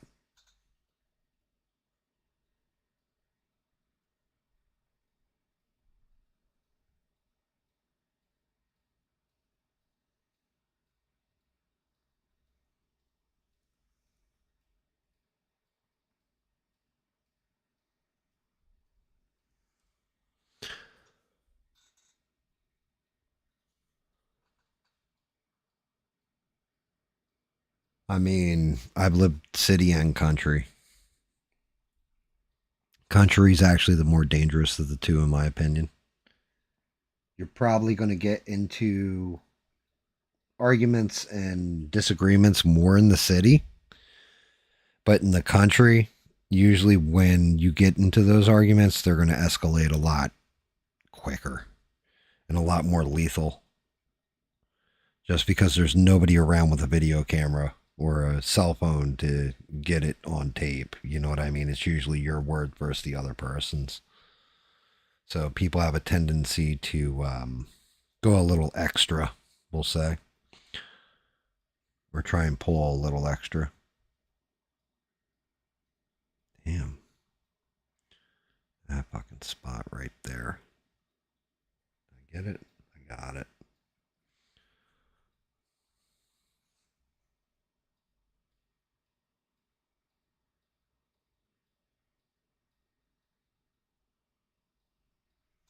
Thought this was going to be a 1, 2, 3 paint job. 2 paint sessions, I'd be done. She's taking a lot longer than I thought.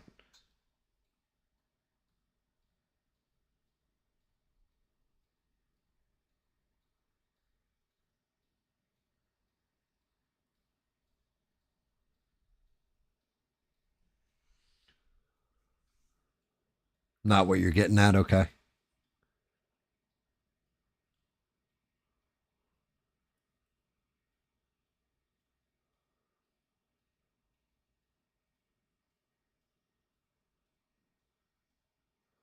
Yeah.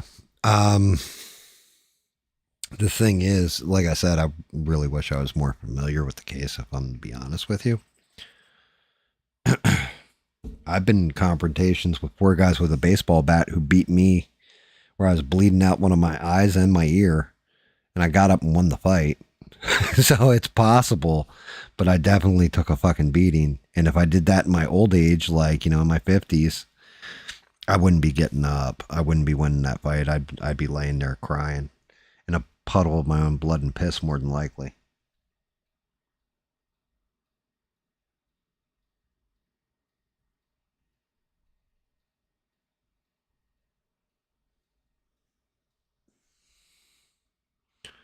I mean, that's one of those experiences of youth that are blessings.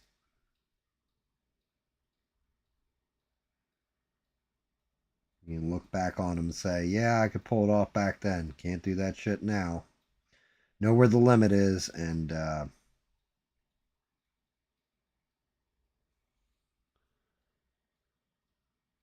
yeah, you've lived in both too, Ian.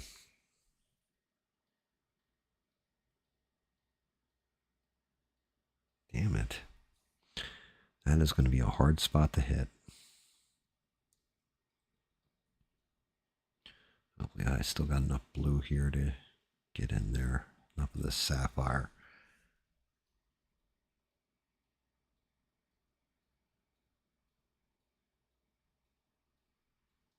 I didn't realize that little crevice existed.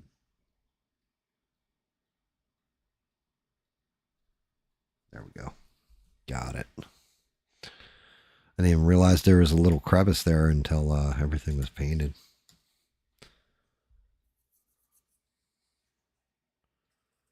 Let's see how she's coming out. Let's see what she's looking like.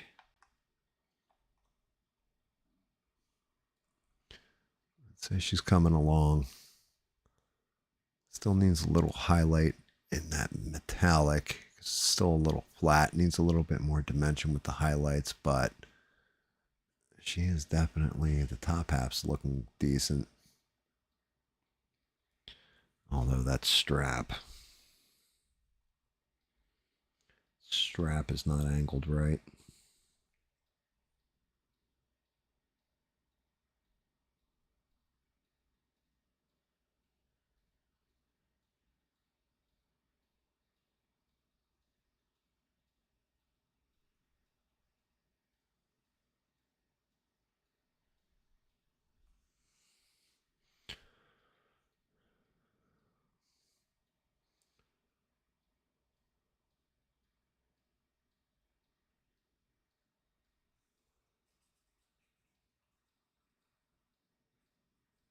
You're right about that. Country is good old boy clubs that get away with crime all the time. You're not wrong about that. That is 1000% spot on. That's what I was talking about with the escalation kind of trap.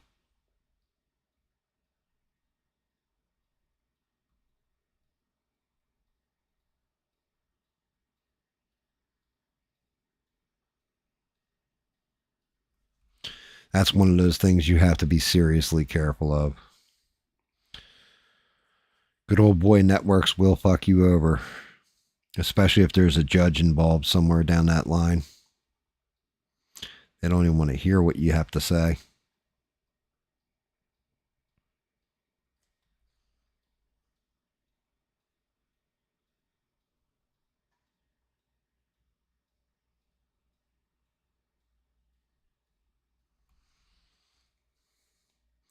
Definitely running afoul of them. It's ugly. Not wrong. Oh, there we go. Cool. Let's get in here. Get this knocked out.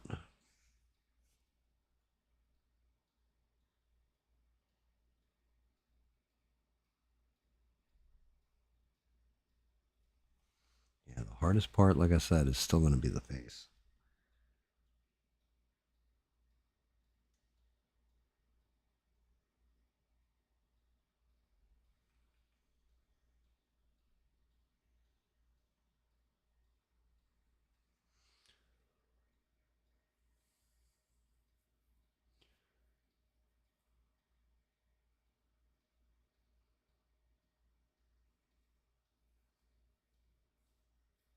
Yeah, cameras and witnesses every. Well, it depends too what you're doing in the city and where you're at.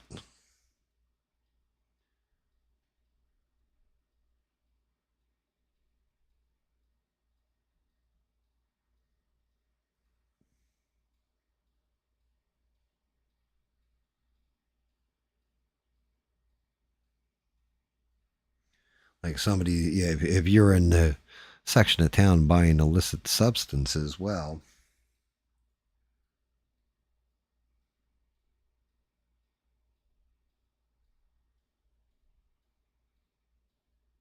or you don't have a hall pass to be there, you can definitely get yourself fucked up.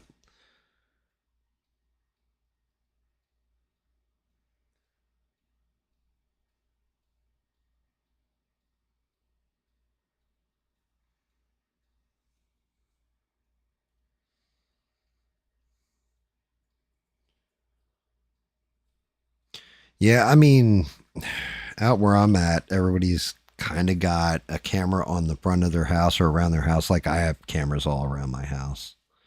So everything's monitored.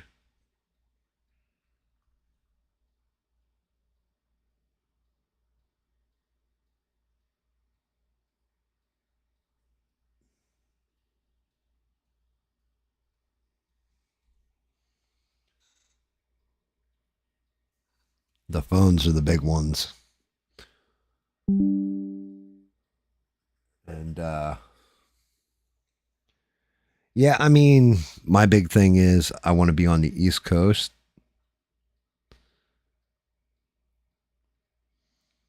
I want to be on the East Coast when I'm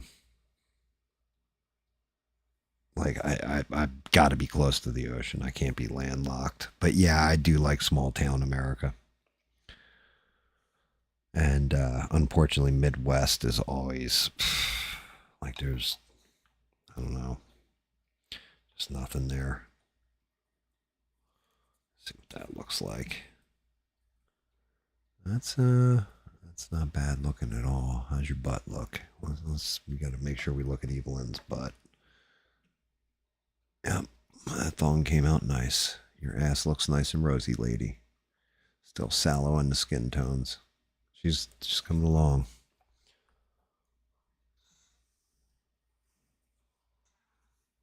What's funny is, and it was actually my daughter who said this. She's like, they're driving through town and dude waves at my wife and my daughter. My daughter says, that's just it. We all know that's a crackhead. He's a meth head probably.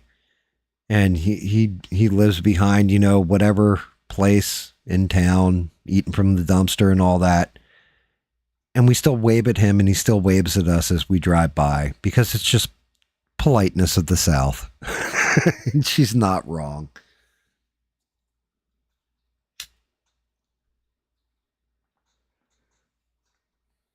Yeah.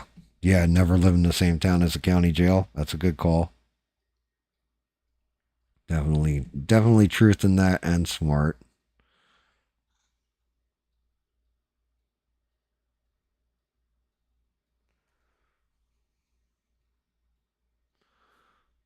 Widen that out a little.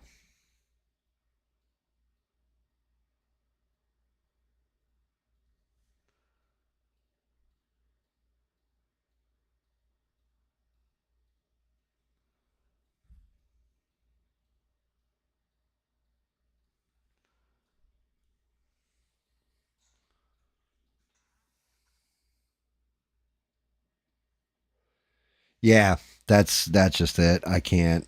I've got to be close to the ocean.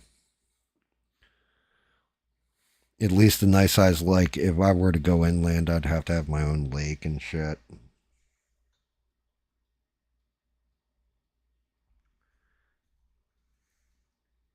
So tempted to go metallic on this. I don't know though. Look at Evil-Lyn.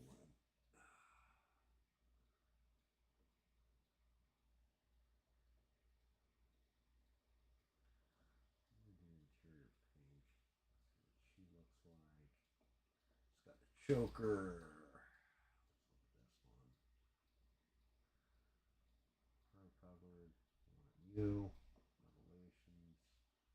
Nope. Classic. Okay, none of them have a silver frill ridge, so I'm going to stay away from that. Yeah, there you go.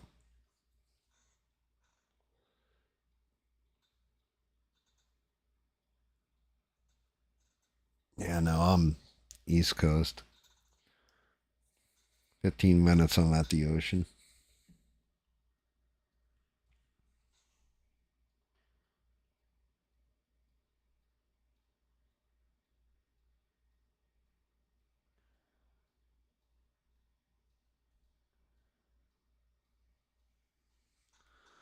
Shit, I got this little tiny spot here.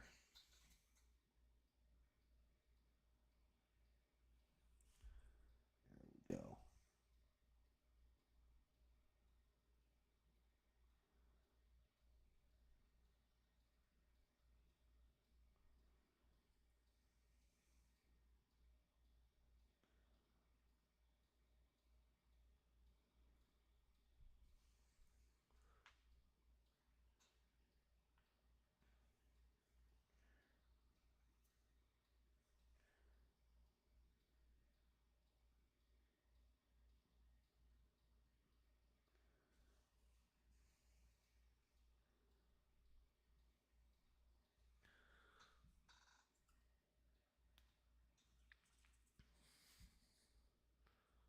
Nope, wrong color.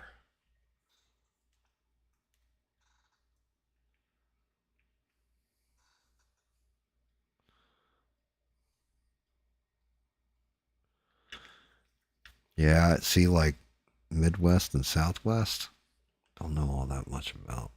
I was in the South or Midwest for a minute and hated it.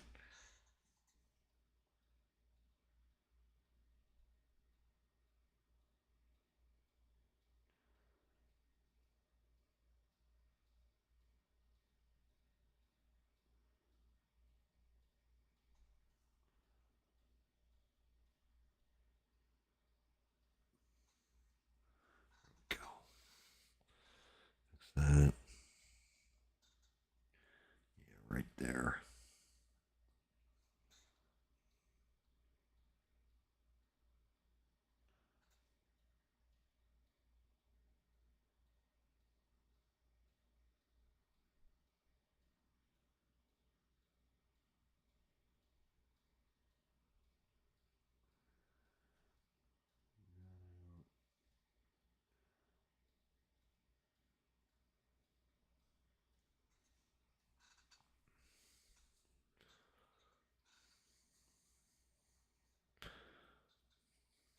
I have a feeling I didn't do the purple here. I didn't. Shit.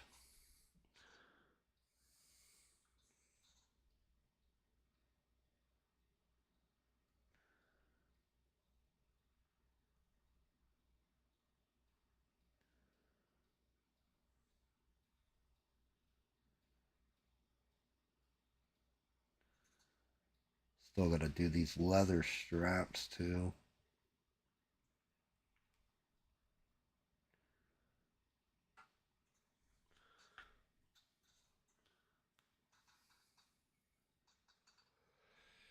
Um, well, it depends. If you're in Myrtle Beach, South Carolina, you go 2 blocks outside either way of Myrtle Beach, the actual tourist spot of it. Man, you're going to get robbed. Crime everywhere. Meth heads. Where they really fucked up was they put in a methadone clinic real close to it. And yeah.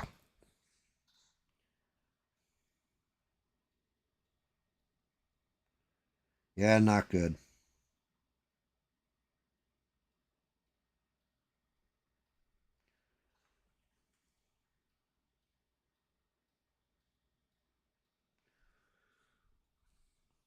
Definitely not good.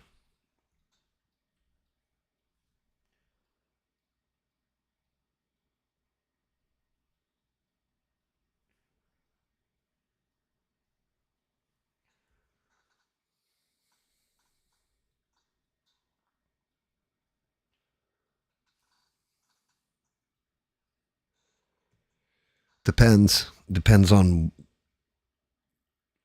It depends on the place. Like, I've definitely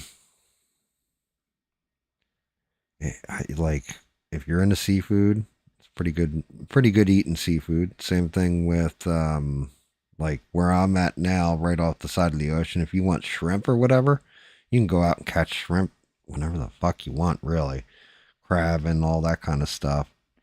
New Jersey was always my favorite place for food, though. It's the only thing I miss about New Jersey. Only because it was such a big melting pot. You had all kinds of different cultural foods. You had great pizza, great. You had great, just standard Italian food. You had some really great Japanese sushi, amazing Chinese food, cheesesteaks, um, Jewish delicatessens. Like Jersey probably had the best food, in my opinion. Out of all the places I've ever been, still some of the best food in the country. Don't look at a lot of their kitchens though. You'll make yourself sick, but food itself was good.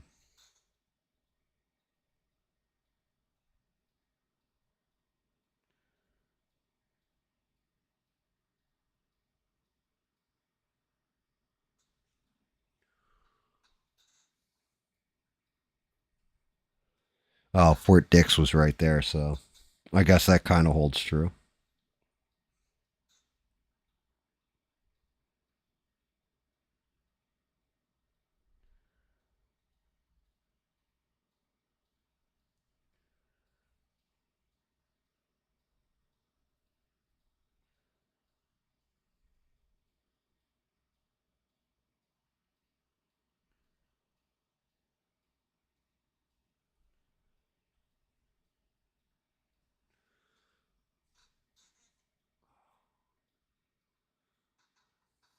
Cool, thank you. It still needs the highlighting on it. And I still got to get through the steels on everything before I start brightening that up in spots to silver and then highlight that. It's coming along. Like like all that, I'll get a nice little highlight on the outside of it. Same thing with the rims on the chest and the skull. It's coming together. The big one that I keep holding off on and keep looking at and going, ah, fuck, is the staff.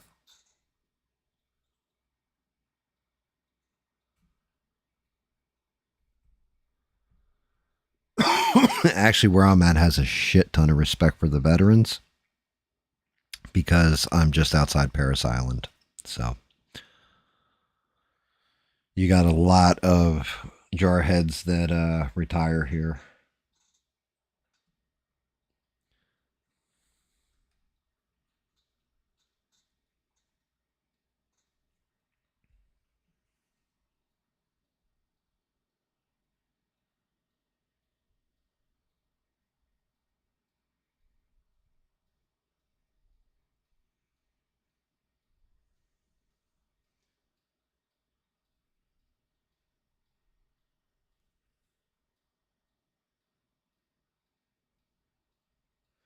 Yeah, South Carolina, basically the industry is military for the most part. From bioweapons to fucking actual weapons of war to training, boot camping the boys and girls that are going to go in the field.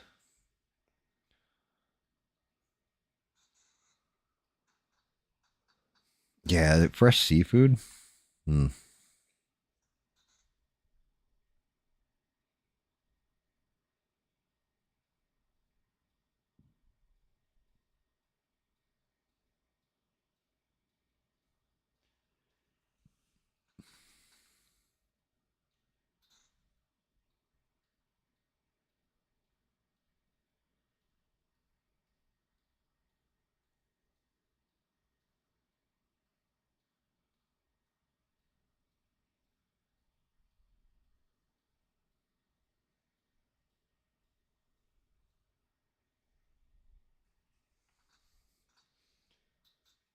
Yeah, it's fresh seafood. Like, I'm not a huge fan of seafood, but I do like my sushi.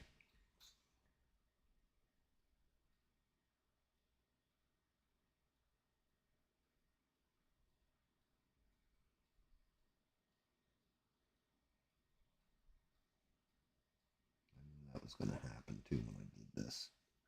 Should have gone to a real narrow or tiny point brush. Just fucking blew out the blue I painted.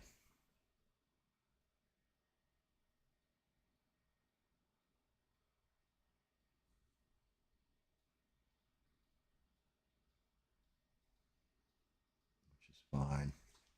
Cover up will be easy.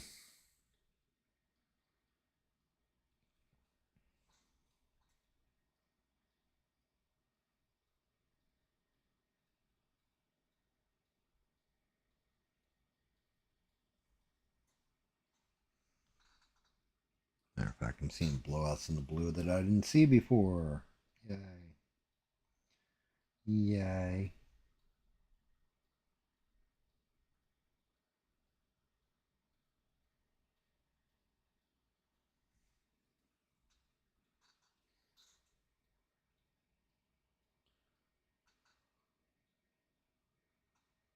Oh, Norway's farmed salmon, huh?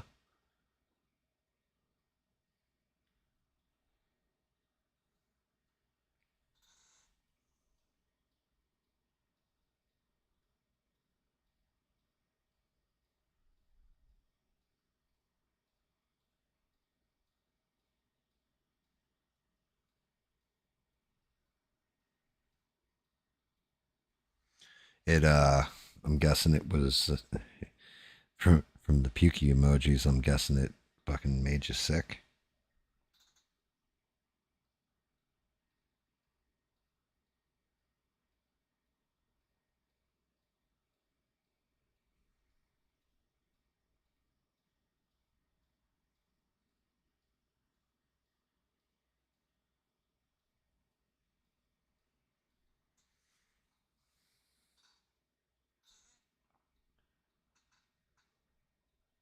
Oh, really? I did not know that. Yeah, my big thing with sushi is usually California roll with fresh crab in there, because you can just catch that and roll it yourself. Little avocado. I don't do the whole cucumber mixing. It's always weird to me, but either that or else I'll go flat out ahi tuna and do tuna roll.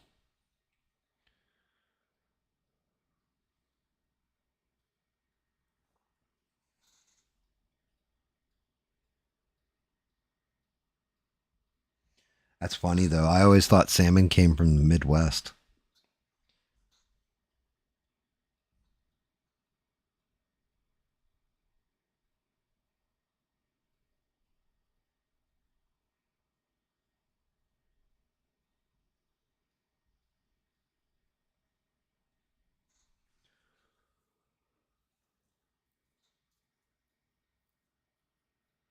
Oh, I could believe that. You got to be careful with sushi too. You can catch parasites real easy.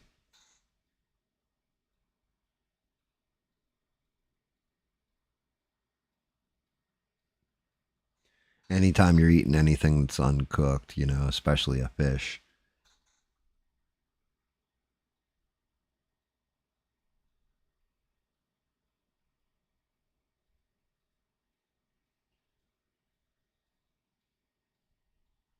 Good way to jank yourself up.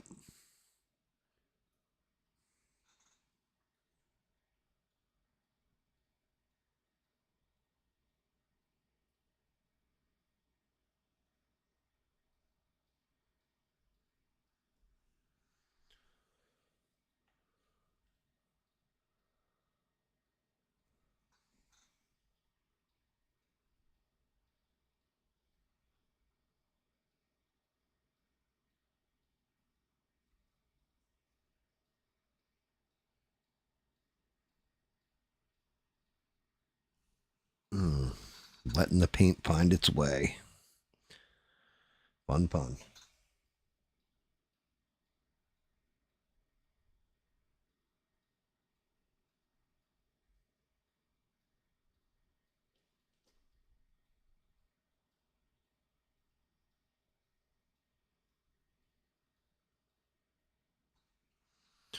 Dear Lord. Look. Nope, not blown out. Thought that was a blowout. Right there needs a little.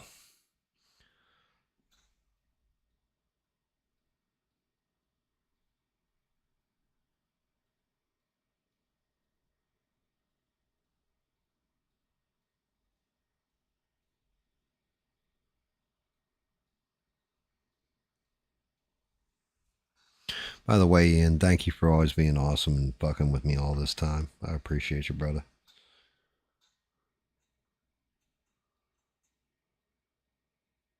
Can't do sushi.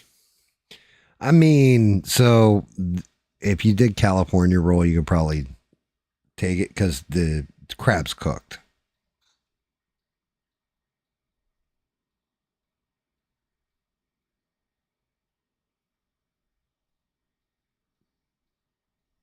My big thing is I love wasabi.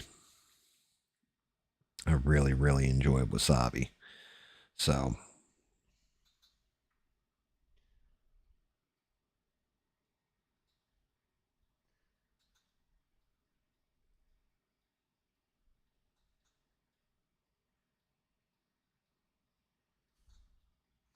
I had so many arguments because people used to yell at me all the time. Oh no, you're supposed to mix the wasabi in with your soy sauce and then dip the whole roll in. I'm like, no, you put the wasabi on top of the roll and then you dip it in with your chopsticks.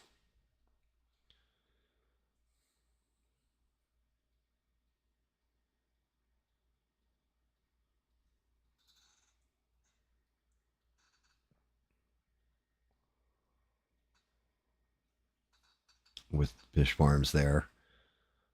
Oh, that's kind of funky. Yeah, I mean, I actually go out and catch the crab whenever I'm making my own sushi roll. So I know that shit's fresh. Catching it out of the ocean, damn it.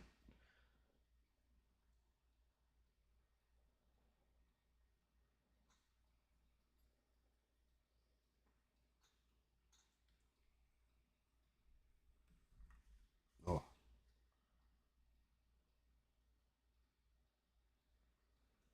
almost a disaster.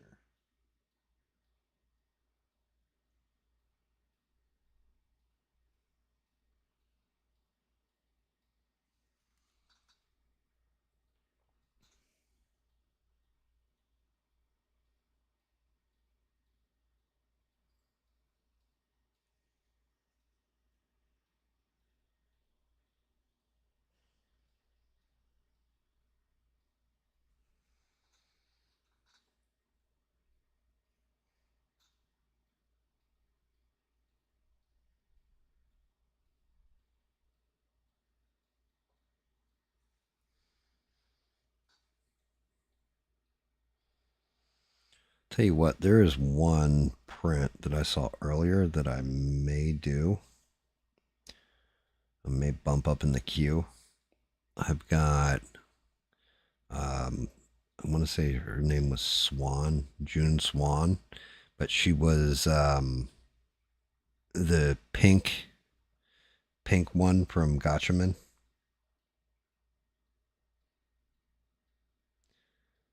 And I just got the model for her today. And I'm half tempted to print her. She's like on a blown up ship or whatever. I mean, people might know it as Gotcha Man, but it's also Battle of the Planets, is what it was called. Yeah, the imitation crab I can't do. Yeah, I agree with that.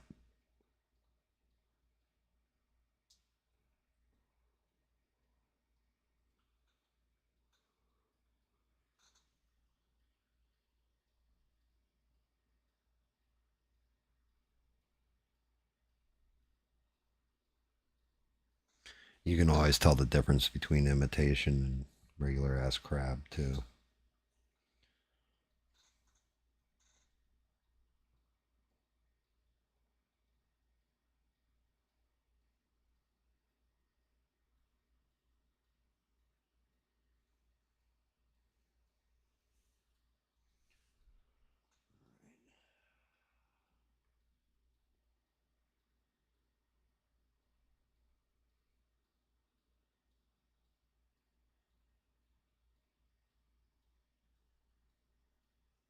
Definitely coming along.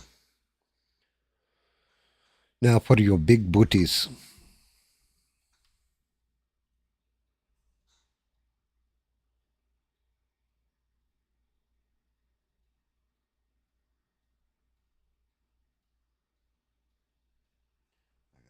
Big brush on these.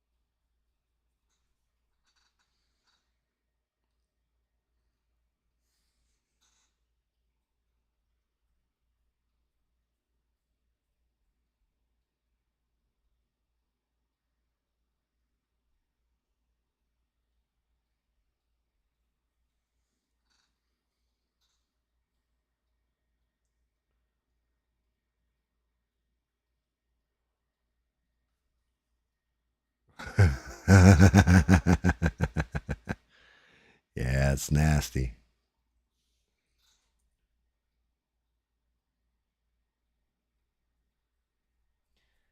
Way to ruin imitation crab for anybody watching, Ian. Way to ruin it.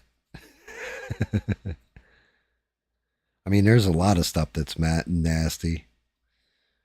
You know, like people get fucked up when they see how sausage is actually made. They're like, oh, wait, I'm eating the actual casings. Oh, I mean, that's actually intestines.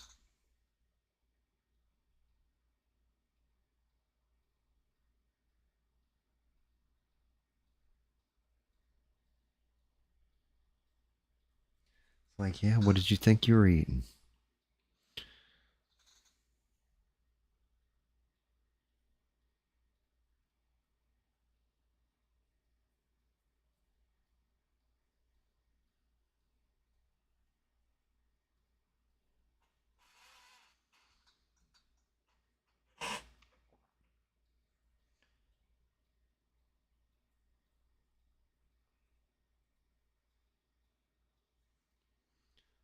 Damn, I'm gonna have to go in here and edge with the damn small brush.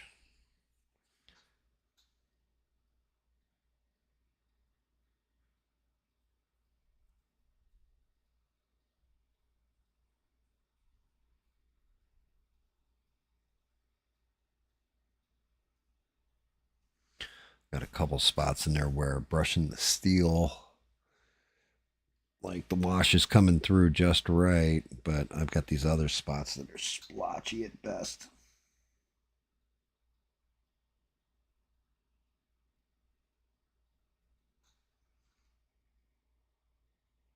Spots like here weren't coated at all.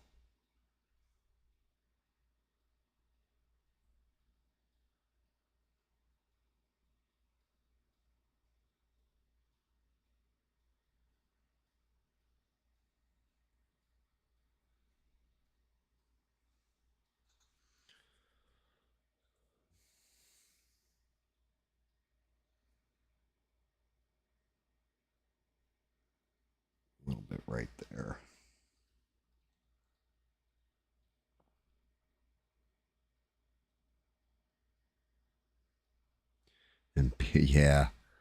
Yep.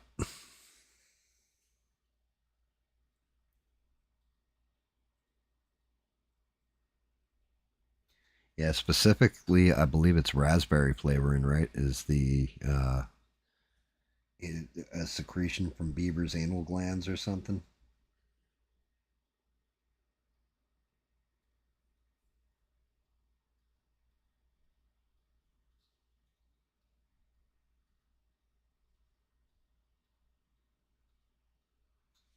I think that's what it was. Was like raspberry.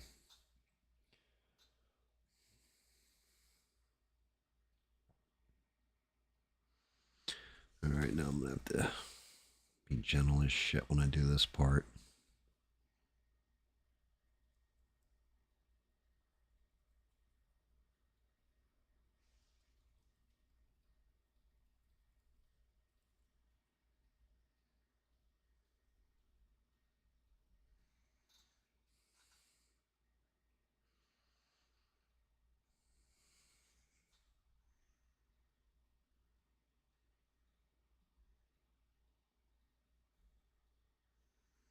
Well, that blue's got to get touched up.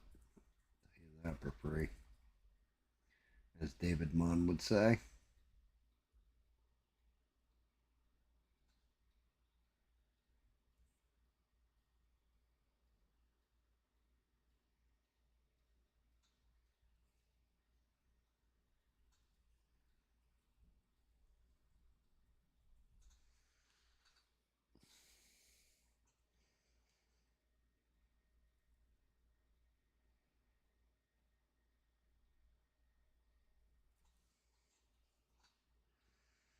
Yep.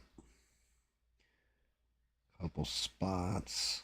I'm gonna have to go in with blue. Some spots I'm gonna have to go in with the steel.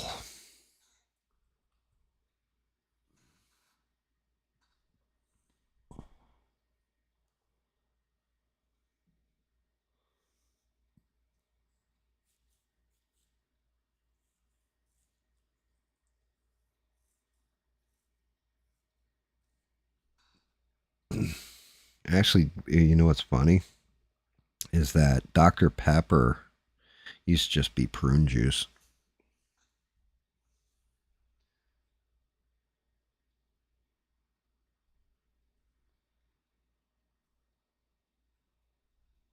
Kind of makes you want to go back to the old school ingredient for it, huh?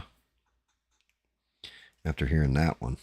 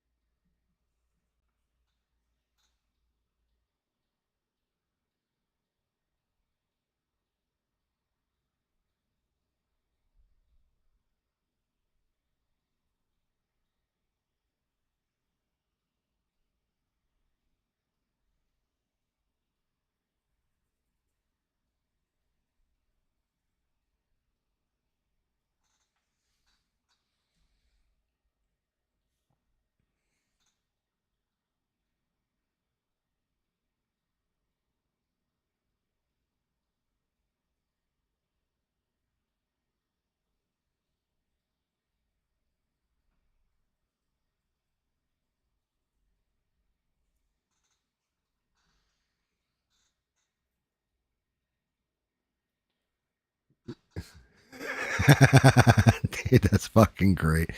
Yeah, I haven't drank a ton of Dr. Pepper in a very, very long time. Did when I was a kid.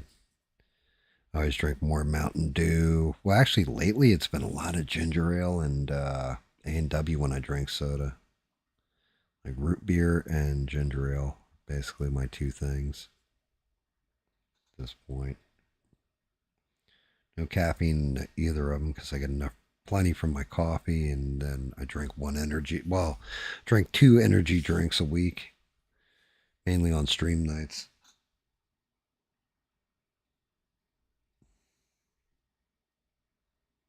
It's my backup firepower when I start dragging ass.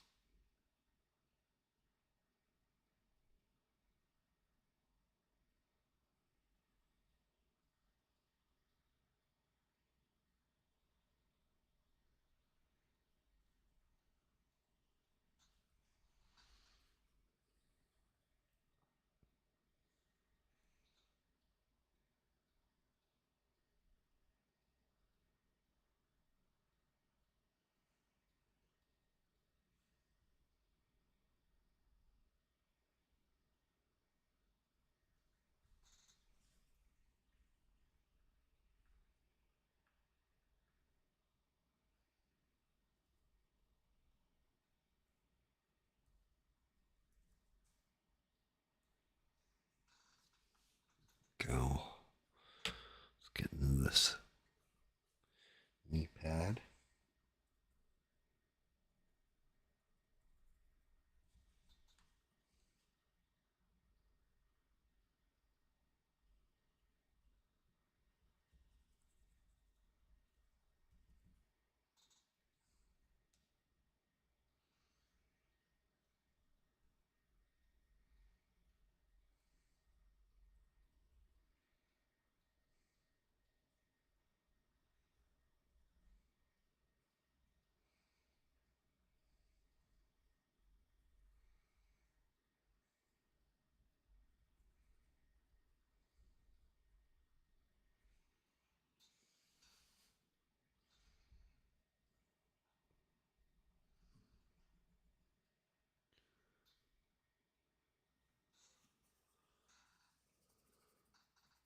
Oh man, fruit punch Rockstar. Are you talking about the red, like Rockstar Punched or whatever?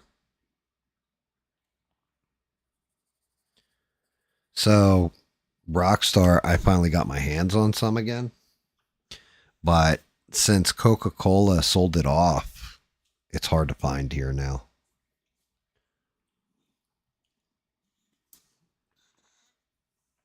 Speaking of which, I just finished my Rockstar. I love my Rockstar. It's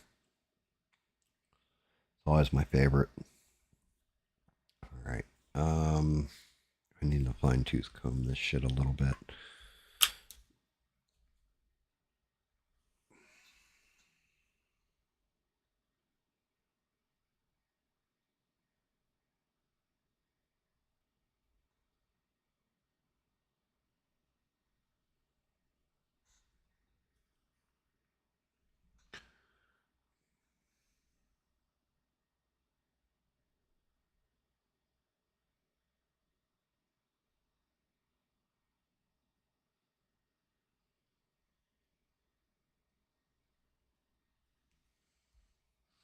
Don't want that full coverage right there.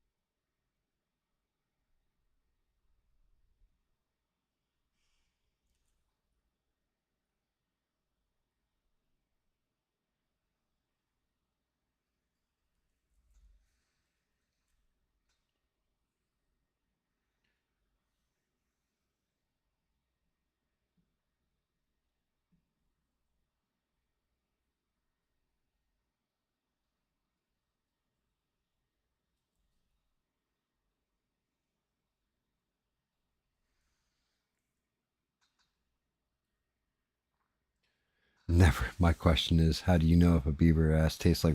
I don't know, but who was the first one to figure that out? That's the real question.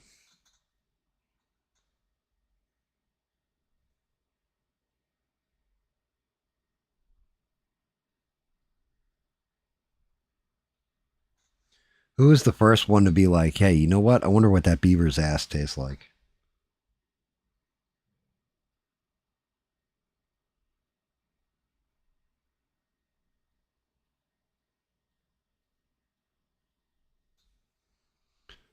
Like, go over there and lick that beaver in the butt.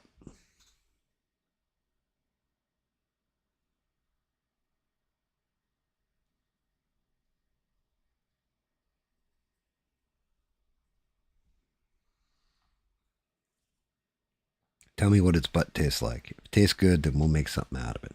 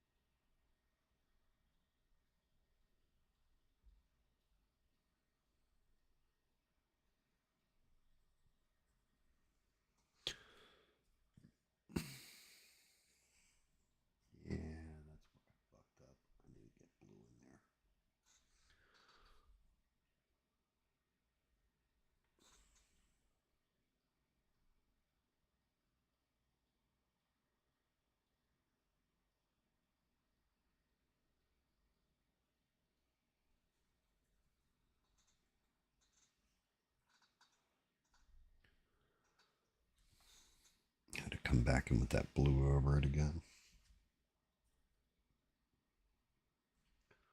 This one fared a lot better.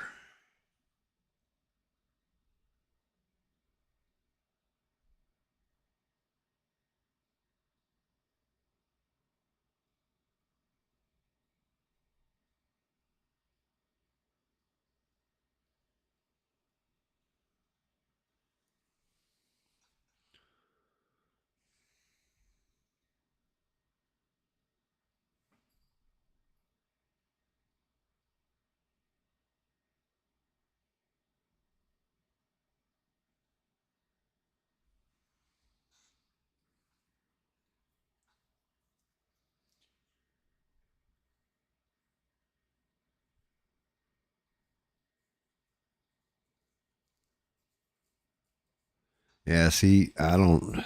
Raccoon, I've never eaten possum. Yeah.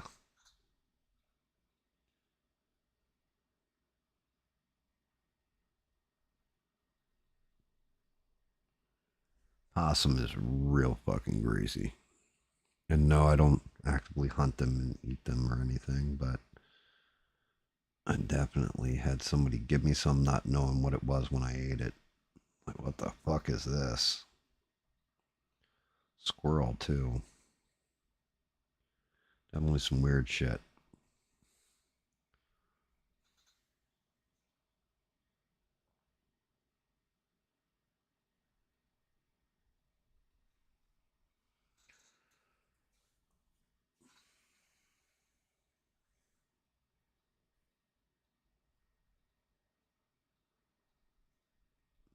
Right in there. Shit.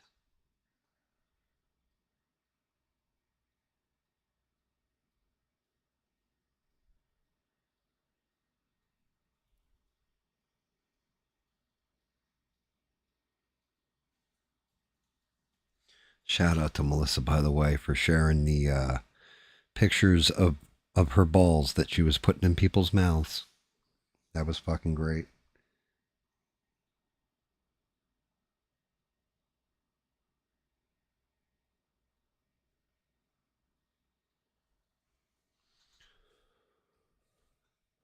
Don't need anything touched up top here.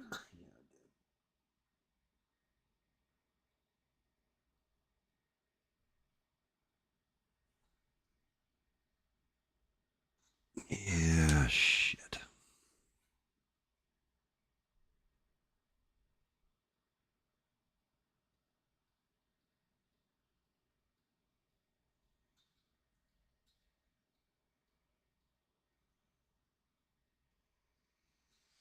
Only problem with using metallic paints is if you've got a blowout in the white, finding it, because the reflection from the paint blinds you.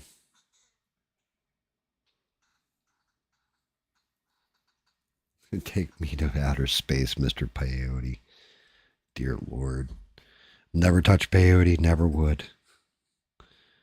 Good Lord.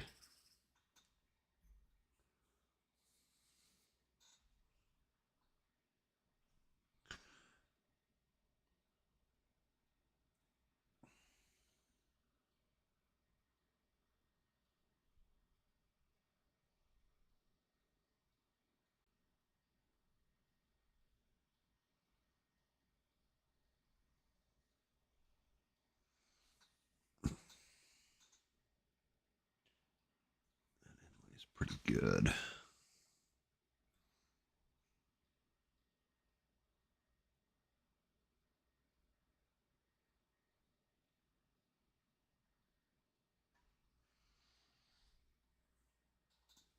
Outlay is bad though.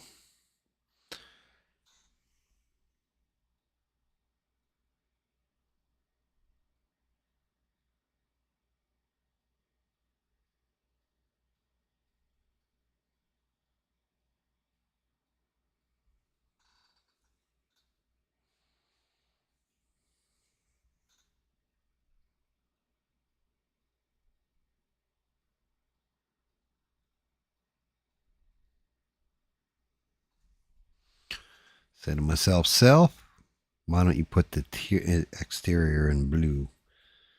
And then I look at it and go, self, you're an idiot.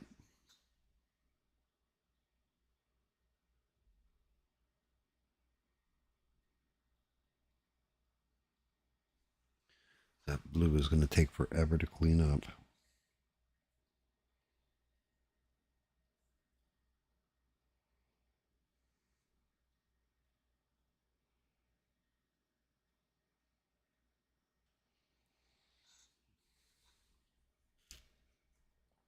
Let's clean this guy up.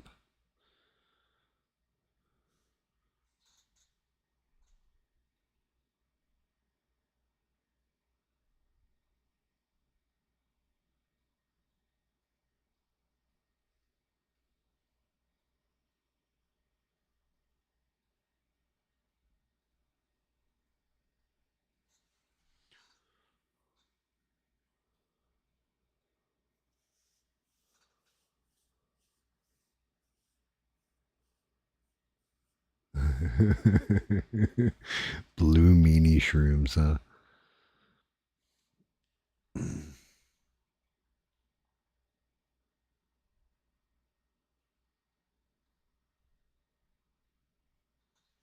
Yeah, I've definitely...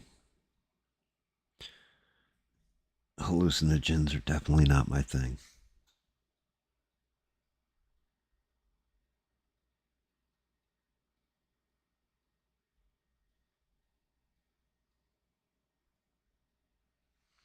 Take too many,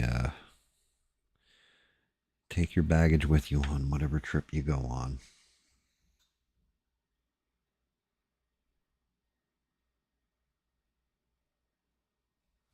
Definitely all about unlocking doors, but you got to be careful what doors you unlock.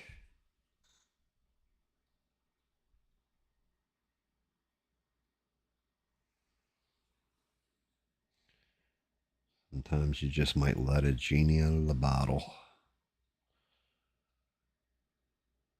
That's fixed. Yeah, it's all pretty damn good. Let me see what she's looking like right now.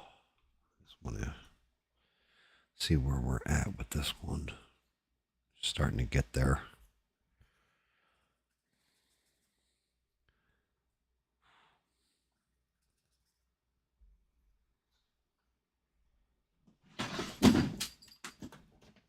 Grab a base. It's all about that base, which the base I still...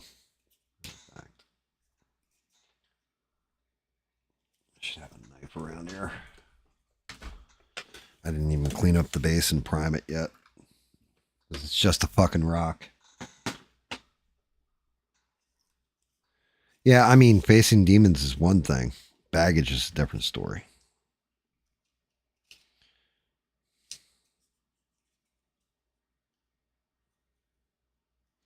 Not all baggage is your demons.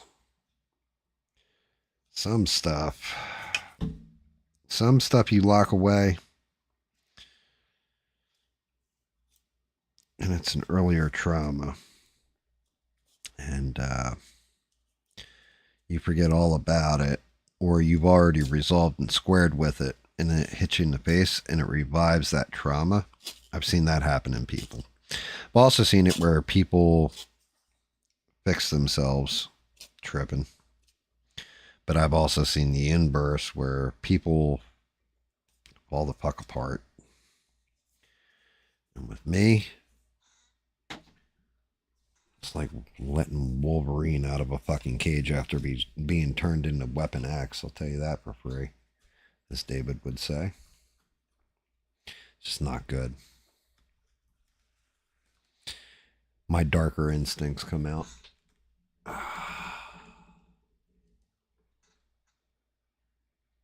Yeah, that's kind of an over-the-shoulder shot, huh? Oh, as I drop shit everywhere. Let's take a look, see where we're at. There's one leg. Here's the other. The legs are going to go in there like that. Oof. Gotta be careful with this.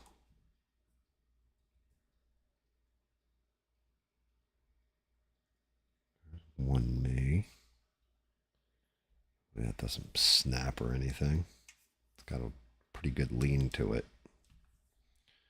Until I get that body in there to stabilize it. Yep, knew that was coming.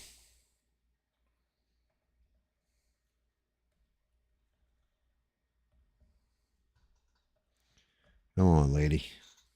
Ratchet on in.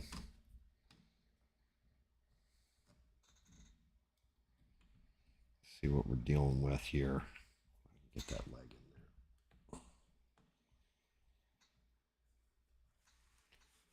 there. So, just looking at the bottom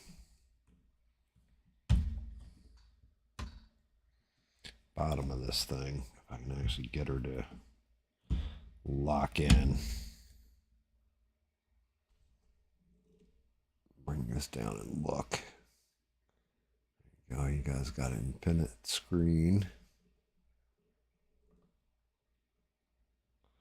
Here's where we're at so far. Oh God, that leg's going to give out when I put this head on, isn't it?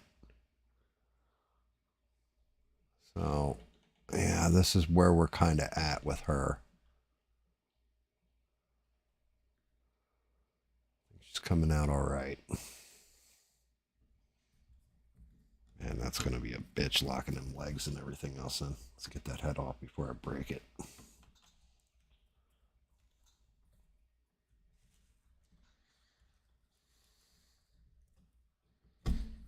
Man, what a weird fucking pose.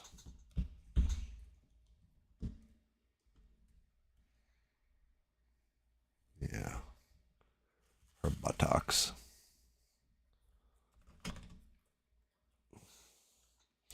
This is definitely one of those glue them together and then put it on the base.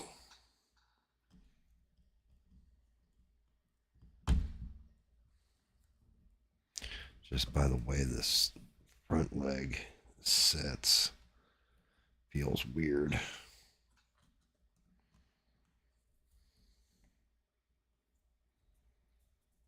Almost feels like one leg is too tall. But I know that ain't the case.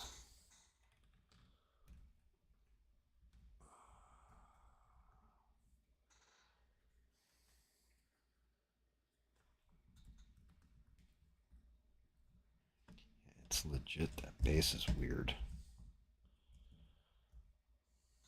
I don't want to squeeze too hard because I'm not ready to glue her yet.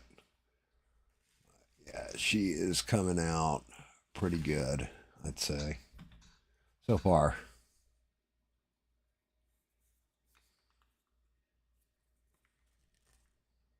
I scraped up her knee from hitting the pauldrons. Probably going to be the same thing on this side. All right, cool. Oh, back up and over.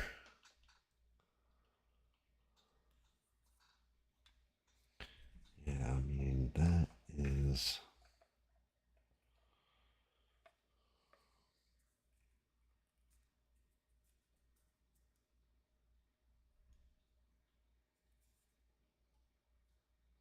tell right where her leg rubs. Yeah.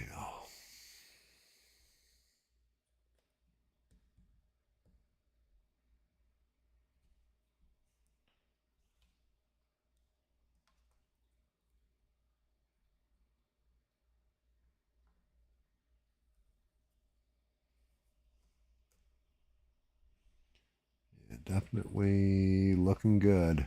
We are looking good so far.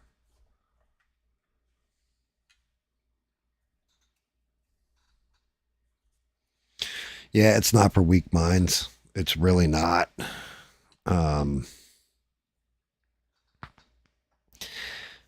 It's, I don't know. I recommend it on people. Like, I knew a dude back in the day. He must have done acid for like almost a month straight because he was dealing it. And he got as much as he wanted from his dealer. And the whole thing, he tripped balls for, we found him blistered, walking, sun blistered.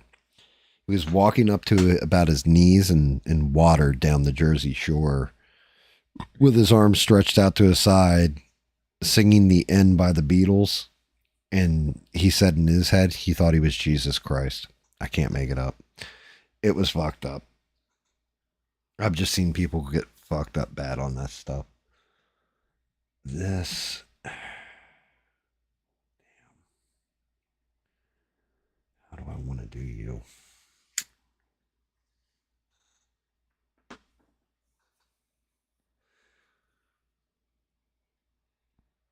I think I'm pretty good in here on this.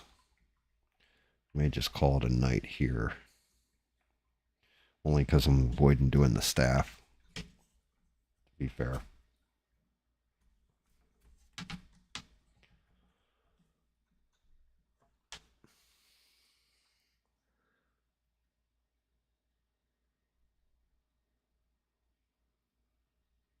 And now I've got to run highlight. Oh, I still got to paint her nails. Still got to do her fucking makeup. Look at this. Just look at this arm real quick again.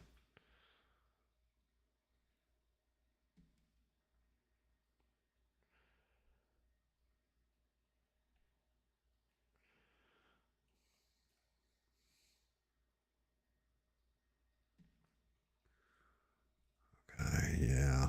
Some light will go out that way. As it falls off. Look at this hand. Oh, yeah. Okay. I'm going to hit that real quick, I think. I missed that spot. I missed a spot.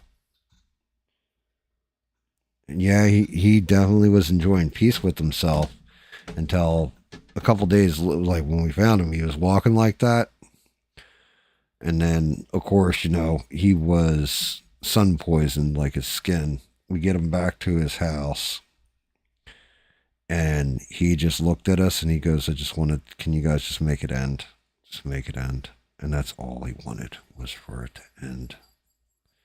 And he couldn't stop. Couldn't stop.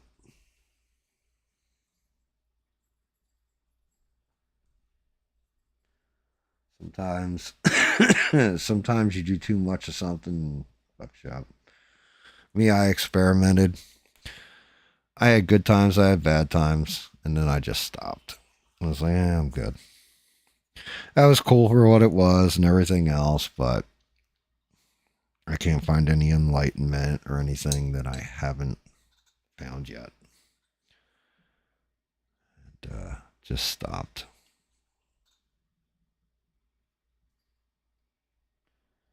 Became an unnecessary evil, so to speak. Damn it. Where's my dark? Is that the light or the dark? That's the light. Yeah, that's the base. Yeah, the whole trick is knowing when to let a good thing end.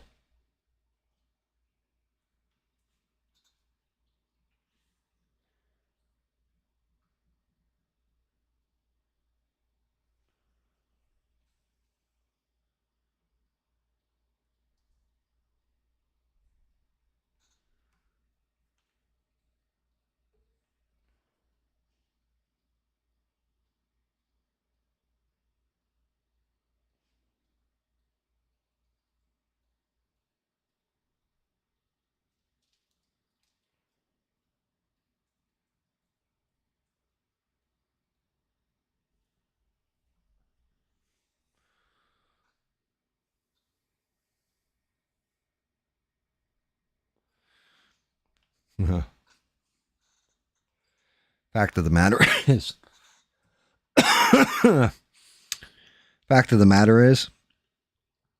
I know where the line is because the only way you can know where the line is when you've crossed it and stepped over it. And I crossed it and stepped over it one time.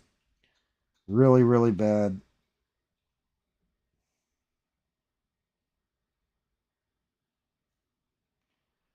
I think I did that with weed, alcohol, and yeah. hallucinogens.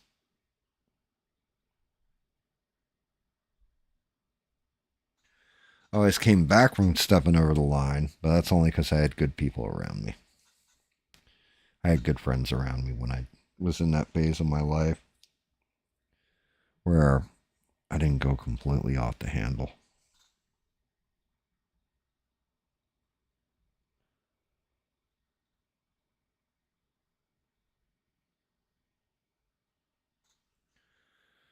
And yeah, once I came back from stepping over a line, I knew where the line was and didn't step over it anymore.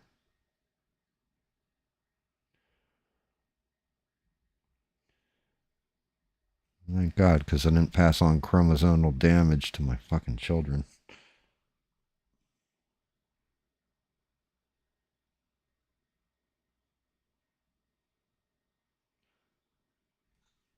Which is real easy to do. Nobody ever talks about that part.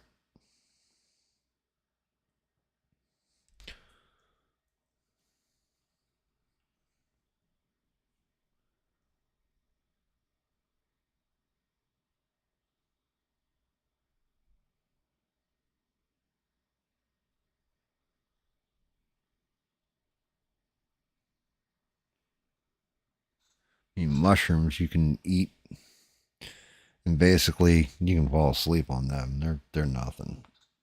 LSD, different story. Nah, it wasn't fun, but I saw some really cool things. I definitely interacted with myself and unlocked parts of myself that I probably wouldn't have. However, again, you step over a line, you now know where the line is and you don't cross that line again. Because that's how you fuck yourself up. It's like being a criminal and saying I'll never get caught. You're going to get caught right away.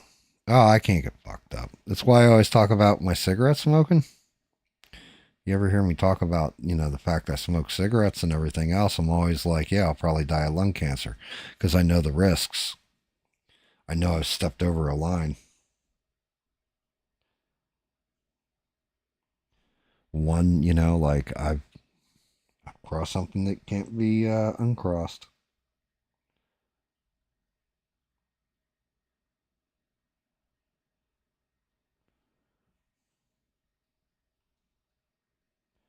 The sad part is I know people that definitely broke themselves doing drugs.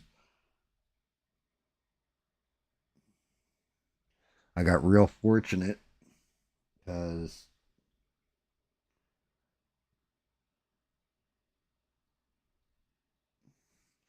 the shit that everybody got real addicted to and really fucked their life on, I avoided like crazy.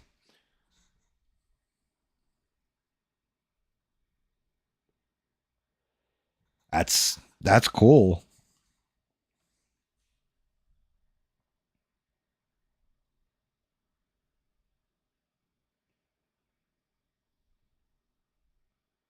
That's cool that you found a new line, but there wasn't a line for me to step over. Like there was no new line. I couldn't take it any further. I took it as far as I needed to. I got exactly what I needed out of it and was just done.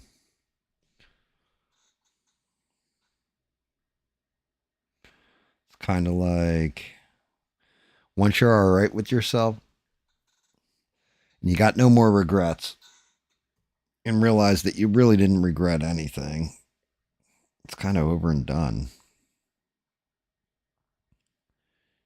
I know the one time, the worst one, the time I stepped over the line was this stuff called archangels.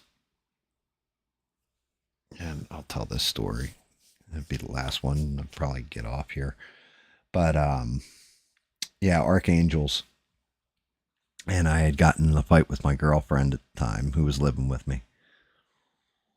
And I had 1.5 for her and 1.5 for me. And at most, you were only supposed to take one. The half was for another time, or supposed to be. We get in a huge fight. I said, fuck you. And I ate all 3.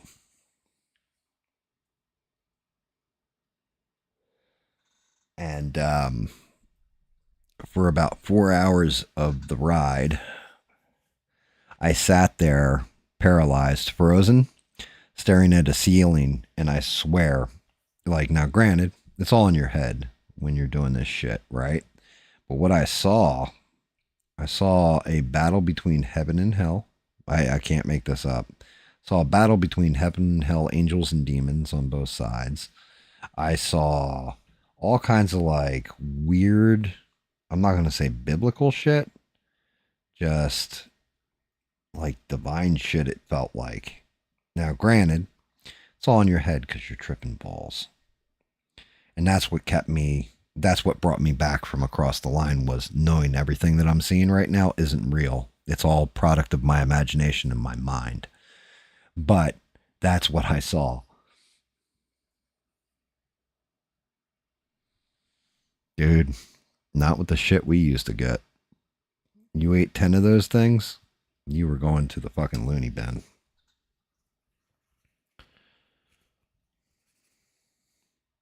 I mean, it could be worse.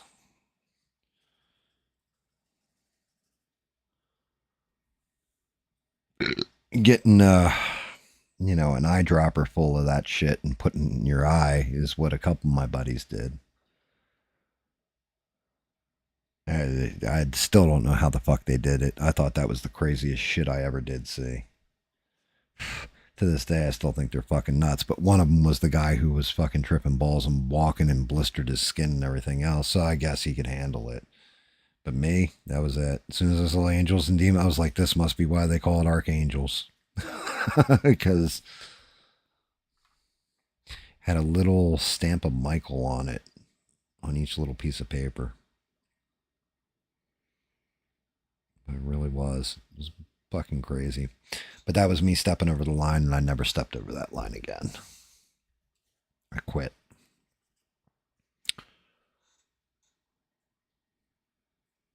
Wow.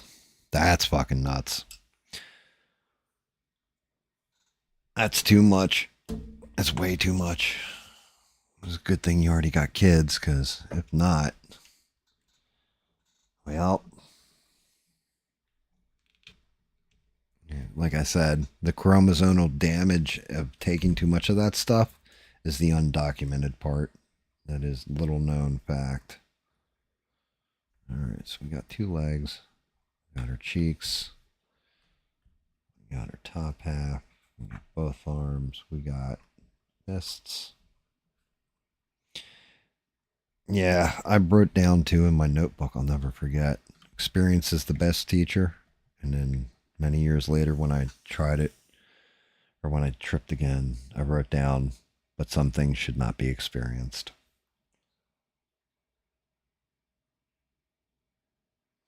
Green-Eyed Monsters and Family Fluff was the name of it. We had one that was called Green Alien, and that one was just total visual. Like, the Archangels were mental, was a mental trip it took you on, and you barely got any visuals unless I guess you ate more than one of them. Then you started getting visuals, because that's what I got. But the Green Aliens were the opposite. You could pretty much control the trip, but you couldn't trust your eyes.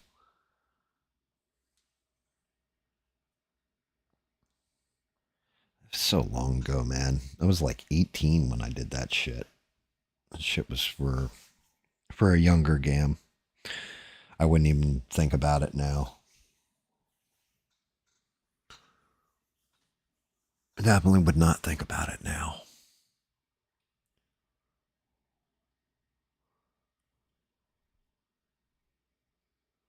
Dude, yeah, well, that's just it. You're right. Bookshelf, everything breathing around you. Like, it was, you're not wrong on that.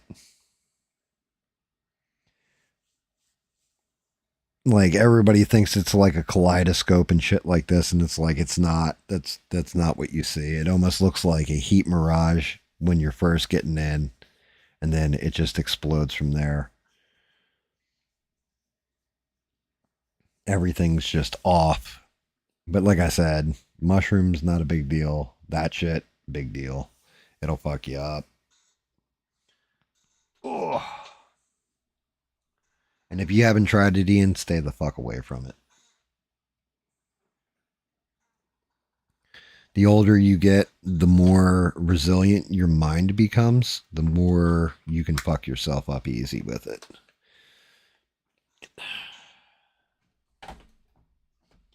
I recommend staying the fuck away from it, even if you're young, but young people do dumb shit all the time. I know I did.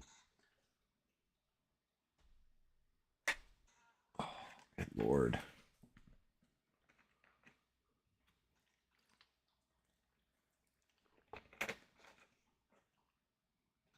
All right, ladies and gentlemen. Well, gentlemen in this case. I appreciate you guys. I'll continue on with her next time. It's like 3:44 in the morning. I think it's a good time to stop. Let's see. I don't even know where the fuck my mouth. Oh, well, that's why. Because I'm like, what is popping up on my screen? I got to restart my computer. I got an update.